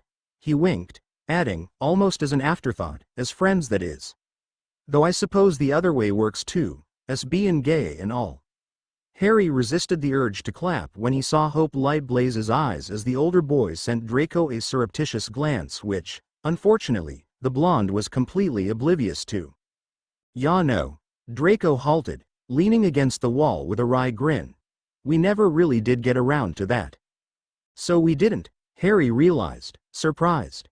Well, I guess we'll have to make this short then. He paused for a moment, deliberating, and then announced, if there's no objections, we'll just walk in together. Blaise, I think you should be already in the hall, so that if anyone asks where Drake is you can stave them off with some excuse or other. We'll meet in the passageway coming up from the dungeons to the front door at 6 so we can iron out any last-minute details. Both boys nodded, before the younger Malfoy stated, clothes, we need to coordinate. Harry giggled, prodding the other boy teasingly with a finger and jibing, you sure you aren't a girl, you ponce? Such a dandy. He dodged the blonde's retaliatory swipe, and relented, all right, wear a white shirt, that gold vest with silver embroidery, and your bronze-over robe with the black runes on the hem. A black belt, and your dagger in a holster, arm, waist or thigh. They had learned over the summer. Blaise hummed and deciphered, wealth, but not over the top. Peace, new beginnings, but with a hint of danger as well. He grinned, ruffling Harry's already mussed black hair. Well, Harry, looks like you're one of us snakes after all. And don't you forget it, the green-eyed teen laughed, bouncing down the rest of the stairs. What'll you wear then, Angel? Draco asked curiously, following the hyperactive teen at a more sedate pace. Giggling, Harry grinned cheekily and said, but that's a surprise. Come on, please ee. The blonde whined, jutting his lower lip out and clasping his hands together. Just a little hint. But that's telling, isn't it? Harry giggled, tapping the side of his nose knowingly. You'll just have to wait like everyone else. Later, Drake. Benny. He waved back over his shoulder, winked at the chuckling Slytherins around him, and faded into the shadows once more. There was the faint click of the portrait hole opening and closing, and then, he was gone. Blaise stared after him, face a mask of shock, eyes wide. He stuttered, wah. What's wrong, Blaise? Draco asked concernedly, laying a hand on the older boy's arm. Shaking his head, the dark-skinned teen just breathed incredulously, Benny? Several floors up, in the headmaster's office, one of the formerly quiet whirring instruments that littered the shelves was steadily emitting a high-pitched buzzing noise, the contraption glowing an angry red. As time went on it began shaking and rattling in its mount. The noise getting louder and higher before, 20 minutes later when the time limit was reached, it fell silent once more. The headmaster to whom the office belonged never noticed, having been at the time lying awake in bed contemplating a very serious matter, to him at least. This is an extremely important decision. The next month may very well depend on this decision. What should it be? Very well, it is decided. This month's password will be cockroach clusters. Light filtered through the windows of Gryffindor Tower, reflecting off the silvery fabric of Harry's invisibility cloak as he swung it over his head. The silvery material shimmered for a moment, flickered, and disappeared, taking the green-eyed mutant with it. Silently casting a muting charm on his footsteps, Harry swung the door open, closing it with a quiet click and darting silently down the stairs. As there were no classes that day, the tower was empty, no one unwilling to take the advantage of sleeping in with no consequences.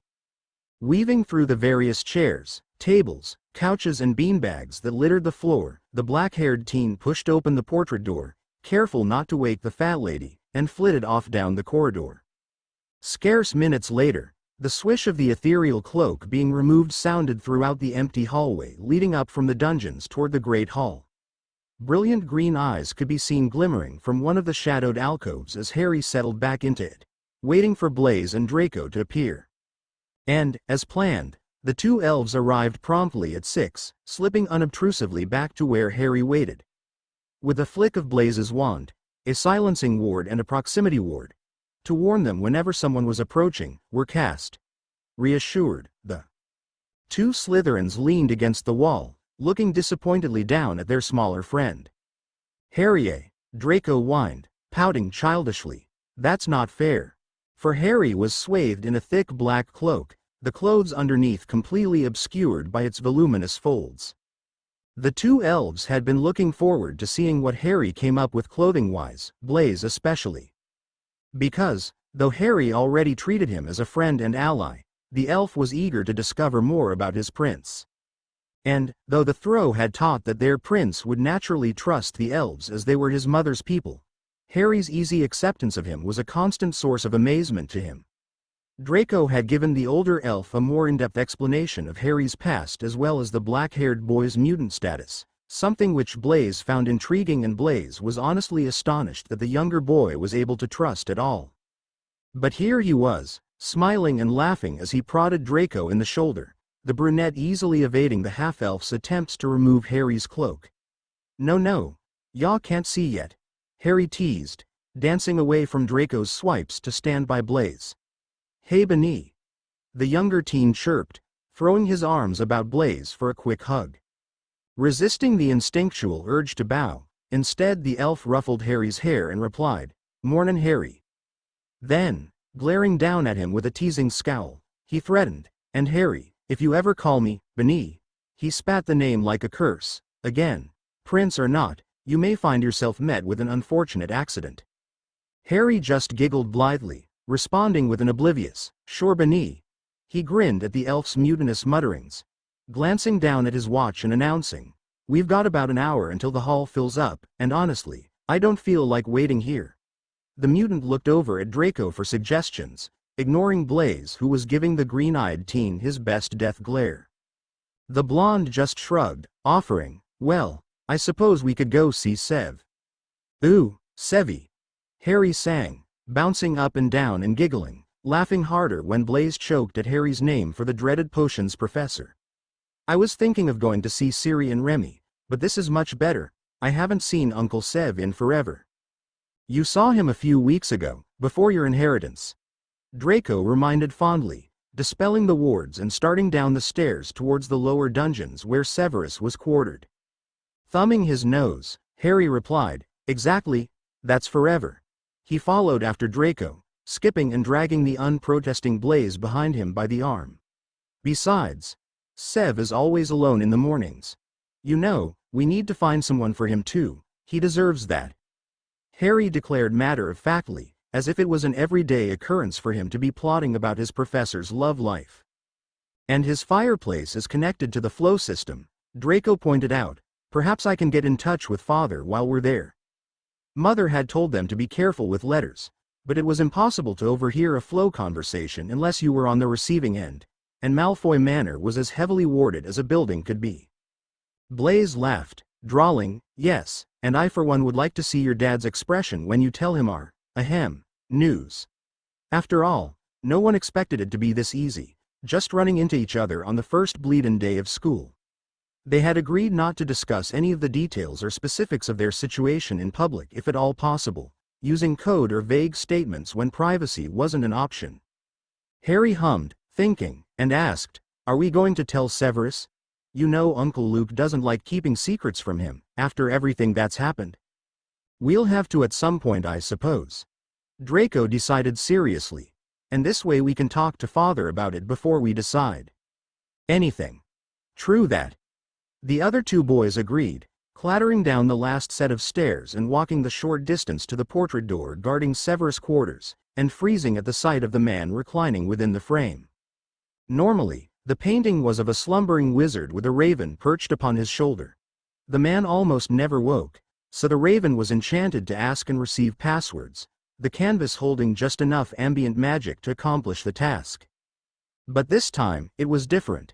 Seated in an ornately crafted wooden chair was, "And don't kill me, I'm sorry, I'm leaving town for the next 5 days or so and I didn't want you guys to wait any longer for another chapter, so I ended it early. Yes, I know, it's shorter than normal, but I've been really busy for the past month or so and couldn't write as much. I promise, cross my heart, that I'll make it up to you guys, 'kay? Bear with me, and I hope you enjoyed it."